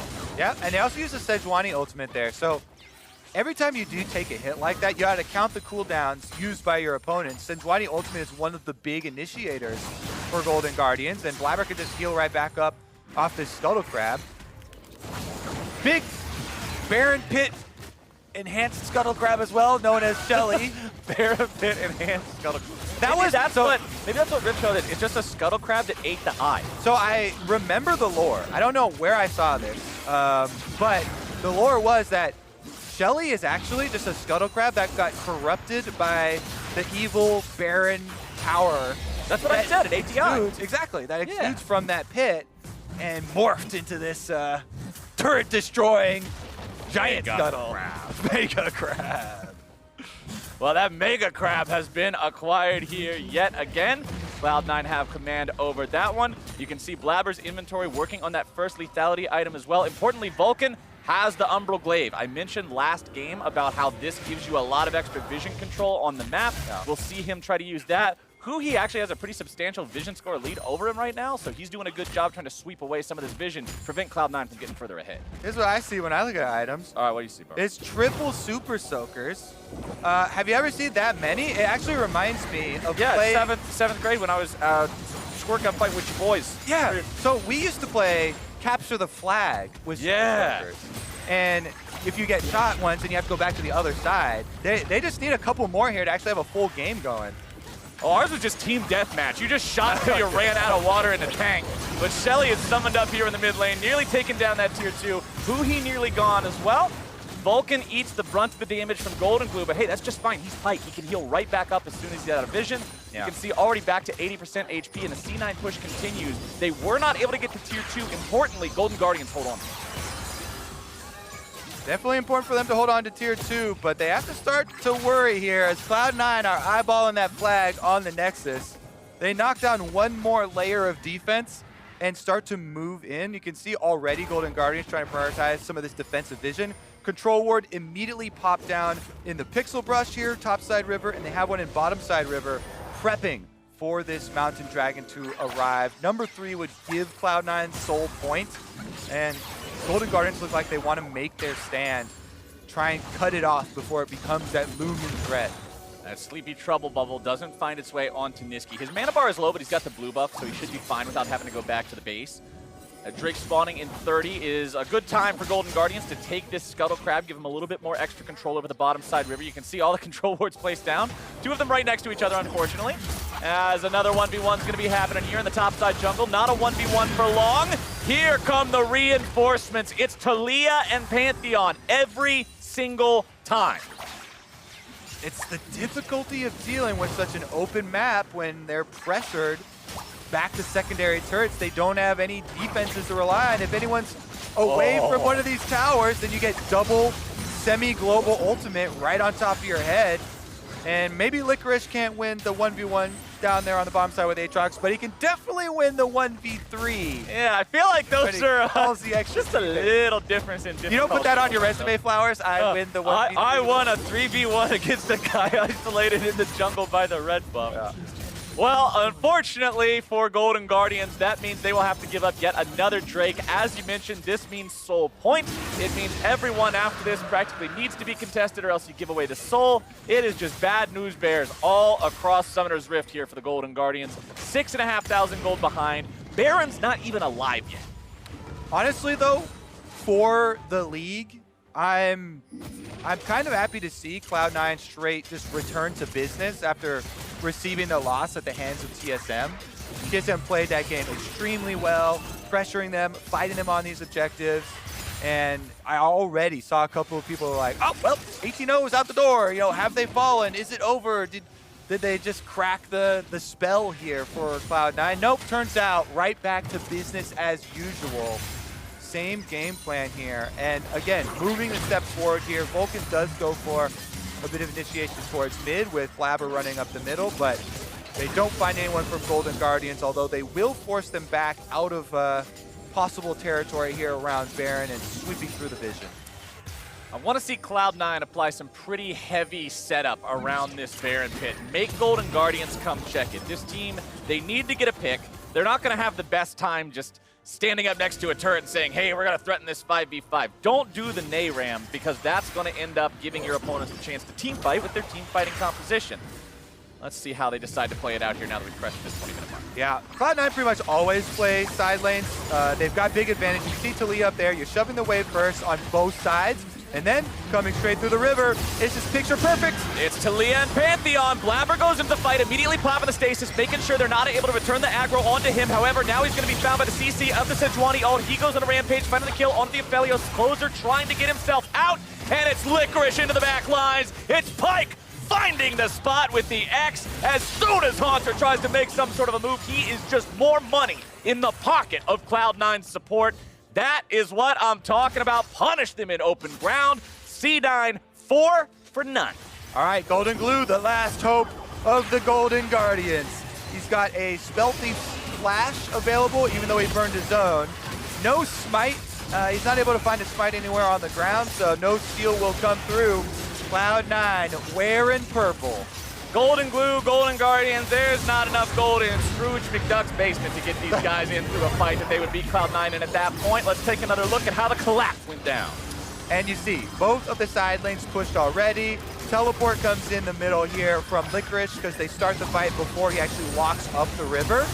And Blabber and Nisqy both focus on FBI, separated from the team on the half of your screen, but on the bottom half of your screen, Licorice gets such a crazy set ultimate there into a double stun from Sven to win both sides of that team fight pretty much simultaneously, as Golden Glue had been chasing over to find a kill on the Nisqy, who was low with the Zoe, but unable to corral him there, and Blabber's able to defend him after taking down Aphelios. It was just completely outplayed team fight right there as Cloud9 dissect the Golden Guardians, separate them into two manageable sequences, and win both sides. Cloud9 now have 11,000 gold ahead of their opponents 22 minutes into the game. And this plays out in two different ways from here, at least I think. Either you win in the next 2 minutes, which is your Baron power play, which is entirely possible given the lead, or if you can't close the game out by then, as soon as you're done, it's Mountain Soul. You just grab that, and then you can win with that. Things are so difficult now for the Golden Guardians. The timers are lined up in a way that they never really have a chance to even breathe, and Cloud9 will continue to make sure of it. Yeah, they've got plenty of time with this Baron power play, so we expect at least this cannon minion to do a lot of work on the turret and then slowly able to whittle it down. Vulcan actually trying to buff up the mid minions. Pyke's very mobile, so it's easy for him to just kind of wait around. You can see him, he just wants to apply the Baron buff to take up some of Hansu's time and allow the rest of the squad to push over on the bottom half. There's the initiation, though. Nice engage coming out from the Golden Guardians. Nisky's going to be taken very low. Shutdown for FBI. Licorice takes him out in the back line, and the lead is just too much. Even though they start off with a kill onto the Cloud9 mid laner, it's just not a fight you can win from 10,000 gold behind. And C9 kill 3. And Licorice lives after diving under their turret at set. Just set things. That's going to leave them alone with the inhibitor turrets. Cloud9 will take them both. Golden Glue and Huhi. Up to them to try and defend the rest of it here. I think inhibitors into Mountain Soul is the play here from Cloud9. They don't really have enough health, enough of an advantage to finish the game. As you said, that Mountain Soul is just going to kind of be the cherry on top. That allows them to finish it out later. Second inhibitor will not fall. They don't want to stick around, risk overstaying, walking into a Zoe Bubble, Nautilus CC chain combo. Instead, they'll exercise discretion. They'll take that bottom side inhib. They'll move over to that Mountain Soul. Licorice steals away the red buff yet again. This is not a fun game to be a jungler against Cloud9. No, sir. Blabber's on to that Drake himself. Spins nearby, just throwing the blue buff in there to the Drake pit. Letting him know how it feels to be a real objective for once. Yeah, quietly, actually, Sven on the Syndra has had a really nice game, too. He isn't getting a lot of flashy plays with last hits, but let's take another look at the dive first. Great hook by Huhi, honestly. Started out.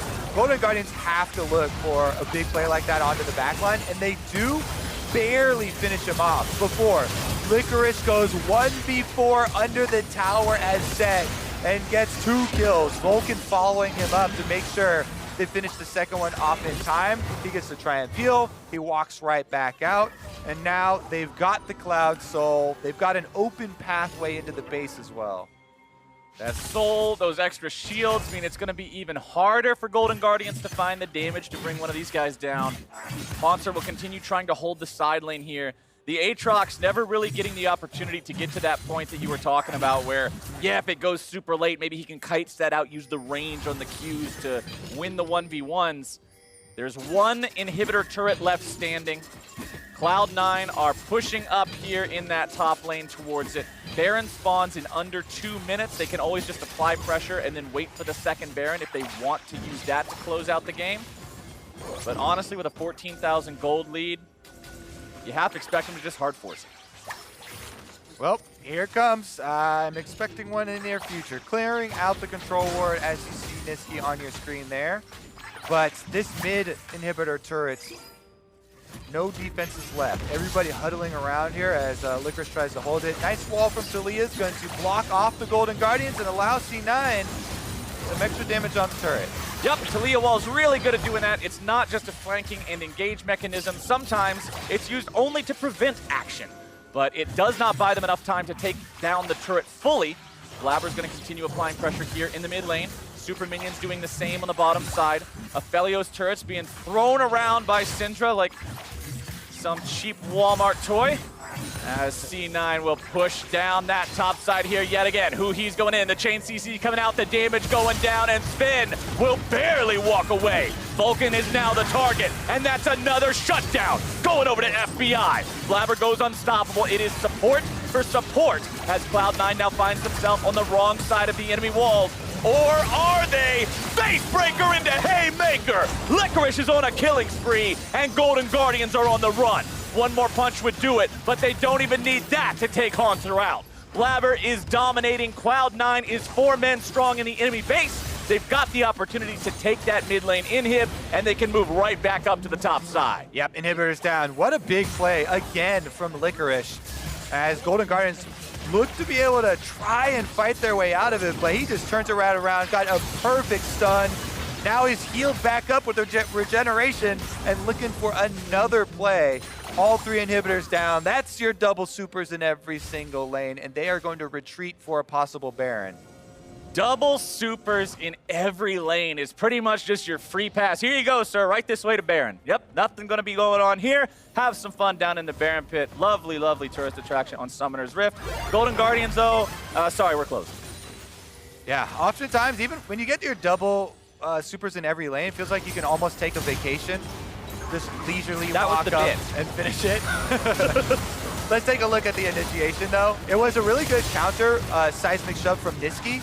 He pushes both those tanks back off of Sven, so Sven is able to survive. They did get the kill, switching targets there over onto Pyke though, which made you think, all right, Golden Guardians, maybe they can defend it. Then, even with the flash, FBI is not able to get away from Licorice there as he walked up and was able to get the stun on both sides. Now they get their Baron. You can see pings coming out from Cloud9 onto Honster, who was close by around the Krug pit, but he wasn't looking to contest Baron. He was literally just grabbing the 100 gold from Krugs, going right back up to the top lane. Cloud9 now with their second Baron of the game. All inhibitors are down, but the bottom lane inhibitor will respawn here in about 5 seconds. C9 with a 4-man push middle, 1-man top to make sure that they're applying as much pressure as possible by enchanting 2 different waves at once. Super Baron enchanted, double super minion waves are nothing to mess around with, as Golden Guardians surely only have 1 fight left, and who he has decided it is time to go. A very nice initiation will take down the Cloud9 bot laner. Licorice goes into the backside, and he's on a rampage. With FBI and Golden Glue down, the carries are out of the picture, and Cloud9 has absolutely crushed the Golden Guardians. Haunter's gonna jump around, do some gymnastics with the sword. It don't matter none. The inhibitors fall, the turrets fall, the Nexus falls, and Cloud9 is right back to their usual tricks.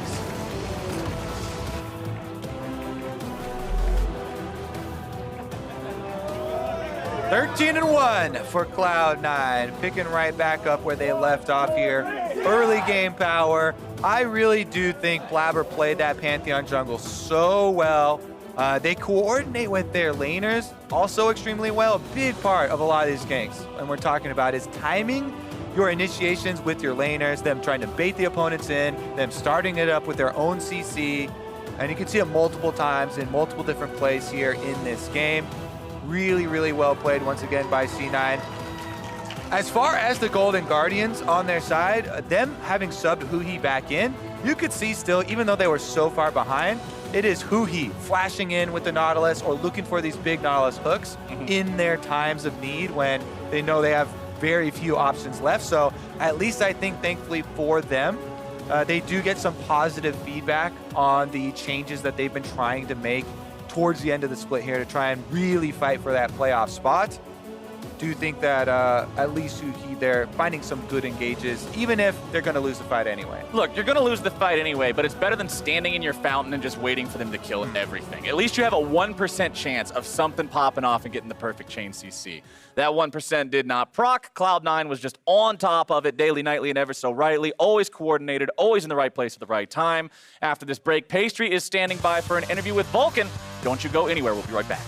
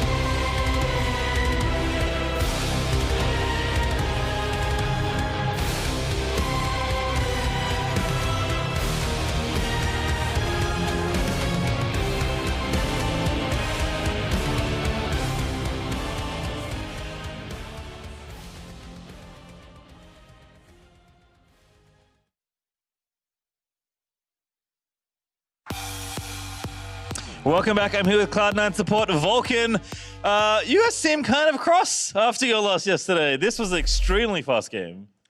Yeah, I mean, after yesterday, we kind of got more motivated after losing. It was a pretty tough loss to TSM, you know, Sven's whole team. So we kind of wanted to show after that we can still like play new stuff, and you know, we're still a strong team and we can crush people still. So. Certainly was a crushing victory. I have to ask, though, you know, we've had things like Sven's KDA had to be protected, and then that fell down. Then the mid tower had to be protected, and that fell down. Has losing some of those things been helpful for the team at all? I don't think we really think about that going into the games. You know, we talk about it outside the game and how it's a fun stat, but it doesn't really change the way we play the game. But maybe like subconsciously, we play the game differently, trying to protect Sven or the mid turret, for example. And then we're kind of unlocked now that we lost everything. We lost the game, lost the turret, lost Sven's KDA. So now we can kind of play free. Yeah. And is that the reason for the Pyke today? Because you play a decent amount of Pyke, but we don't actually see that much Pyke in NA. So was it just a champ you wanted to play, or do you think it actually has a good spot in the current metagame? I think it was really good with our draft because we're playing a lot of very aggressive champions today. Obviously, really fun champ too, and a lot of skill expression. So I like playing Pyke a lot. I think we're just trying new things, you know, because we're locked for first now, I think, going into playoffs. So we kind of have a different mindset where we're just going to try new things on stage because we were a bit one-dimensional, I think, before, and now we want to just expand a little bit more. So without leaking anything, are there more things you could expect in the future? Definitely, we have more thing in the bag, yeah. All right, very excited to see. Congratulations on the victory today, Vulcan. Thank you so much. We're going to throw it back for the Bud Light breakdown. Thank you, Pastry. I love to hear it. Even more tricks in the bag for C9. But another victory for them here today with lots of things going right for them. Yeah, I mean, they had a really interesting draft. We were super stoked to see not only is it the Pantheon Taliyah in the mid jungle again, but Syndra Pyke in the bot lane. Yeah, I think this is kind of a bot lane that we don't see very often in NA, and I think EU kind of like prioritized it a lot last year, where it's Syndra Pyke is actually kind of like a 1v2 lane where Pyke actually gets to leave and Syndra can wave clear and do a lot of things that mostly AD carries can't do by themselves. So it was really interesting to see them pull it out, and it's kind of a nice flex because maybe they do some crazy other flexes because Taliyah is a big flex, Syndra's a big flex, so they can kind of put it in different positions too. And they're also adaptable within the game itself. And what better way to look at that than the Rift Herald play that ended up happening and what they did with that, because they were able to make a lot concur. Yeah, this was really cool because they had multiple people there just a moment ago, but they sent their Pyke back, who has Moby Boots and Compressed W to get down there, and then the Taliyah has her ultimate. So what they were doing there was actually pretty smart by Golden Guardians of trying to pressure what was the weak side of the map, but because there's so much global mobility, Pantheon Taliyah show up and actually punish what should have been the weak side play. It becomes their strong side out of nowhere. Yeah, like this was actually a pretty correct response from Golden Guardians, where it's like, we can't contest the Herald. You know, our top lane died earlier, so we're gonna go play around bot side. But as soon as they did it, C9 was able to collapse, and actually, they didn't, like Golden Guardians didn't know they were making a mistake until it happened. And that play in particular, and if you even look at the game against TSM, while the Shen pick didn't work out, you do have that global pressure potential. So what do you make of their kind of emphasis on using these tools to have the overall pressure on the map? I think it's a good thing to be able to learn to play with because it is a bit of an early game window there. I think they scale okay just with having the Syndra and some other stuff, but it is still much more early game focused. And so Reaper actually talked about the TSM draft when they had the same thing with Pantheon Taliyah, and he talked about how he liked that because it forced your team to be proactive, it forced you to close the game out, and you cannot play passive like that. And so that's kind of what you saw here with how aggressive they were forcing plays. Yeah, and it kind of has a lot of communication, like pressure on the team because there's so many tools to use it. You don't want to just sit there and farm all day. So the fact that you have all these tools kind of forces you to be like, all right, I can go do this, I can move this now, and it kind of makes the team talk to each other and make these plays when normally like you could be like, we're scaling, we can chill. It kind of pushes you into this direction. Yeah, and it has a lot of global pressure too. Like we're saying the Pyke can roam in the Syndra 1v2s. You can also just dive because the Pyke and Syndra are just a really nasty post-6 kill lane as well, and you have the double globals, so it just puts the enemy team, if we're ever too far forward, we could die at any moment. Yeah, that's the scary part. Is if you were to play against this comp again, like, yeah, we're looking at bot lane and we're like, yeah, Syndra Pyke, that sounds like a really easy dive when you have Taliyah Pantheon. And then you're also looking at the set and you're like, well, Syndra can 1v2 and then Pyke can go roam top and you guys 4-man die top. It's really not a situation where you go like, oh, they're only gonna go down here. It's like there's a lot of flexibility in this draft where they can go many places. And you notice Zoe had to take cleanse against Pantheon, so Pyke can actually roam the mid and they can just kill the mid laner as well, which they did later on in the game. This was the first time that we got to see Pyke within the LCS, and we've seen him in multiple roles just across regions. So with that, where else do you think he might rep, whether it be with Cloud9 or another team? Pyke is kind of a hard champion because he's not really a laner. Yeah. So you don't really win lane with Pyke. Really, you want to enable him to leave the lane. So you want to AD carry, you can either 1v2 or, I mean, you can kind of do a cheesy thing where you do like maybe Sedge and you can like 3v3 the bot lane. But essentially what you want to do with Pyke is you want to unlock the bot lane where your AD carry or whoever's down there is going to be safe and Pyke can kind of leave and influence other lanes. So it feels really weird because you're almost picking this, accepting like, we're not going to be able to fight you bot fairly and we're going to leave the lane. So it's like you're playing aggressively, but not in the bot lane. You're playing aggressively elsewhere. And I know you want to see the Karthus at one point. Vulcan said in his interview they do have other tricks up their sleeve. So Mark, are there any other picks that you feel would work into their style that maybe they could tap into? They can play whatever they want. I don't like. I mean, they're on this global hype train. Why not pick Karthus? Yeah, now? they can go for it. Play a Karthus game. Keep your eye out now that the LPL is starting back up. See what crazy crap they're playing and copy some of that. I mean, I believe they lock first seed with this win. So go ham. Do whatever you want.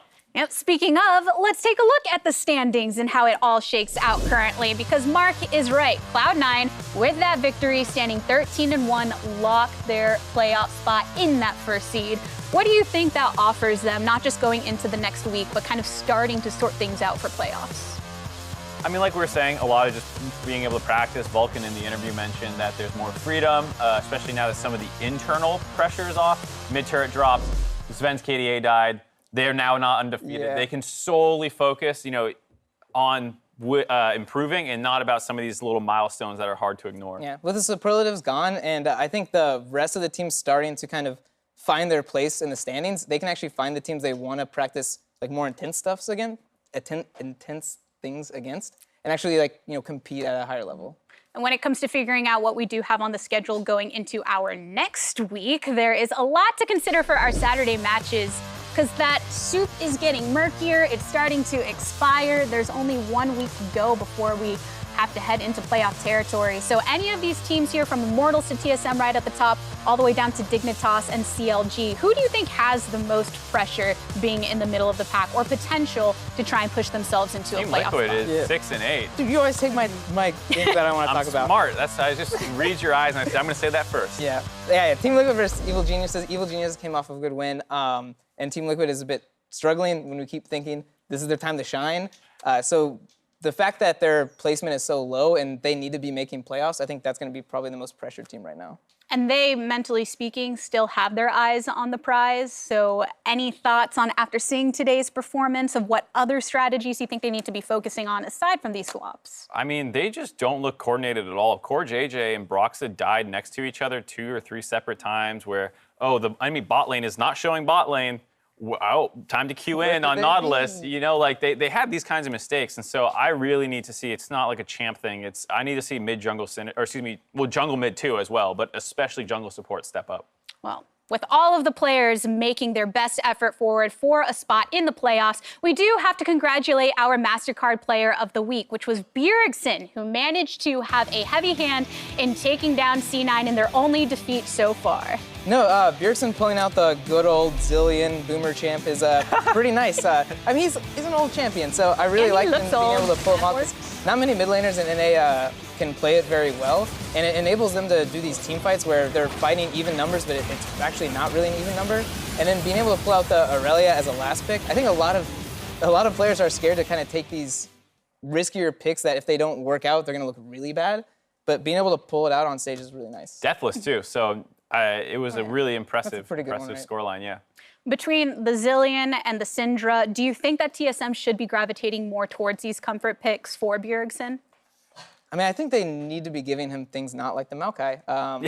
And I think that was just a misread. I think a lot of his champs actually work well in the meta, so I don't think they need to cater much towards him. He's always had a pretty big champion pool.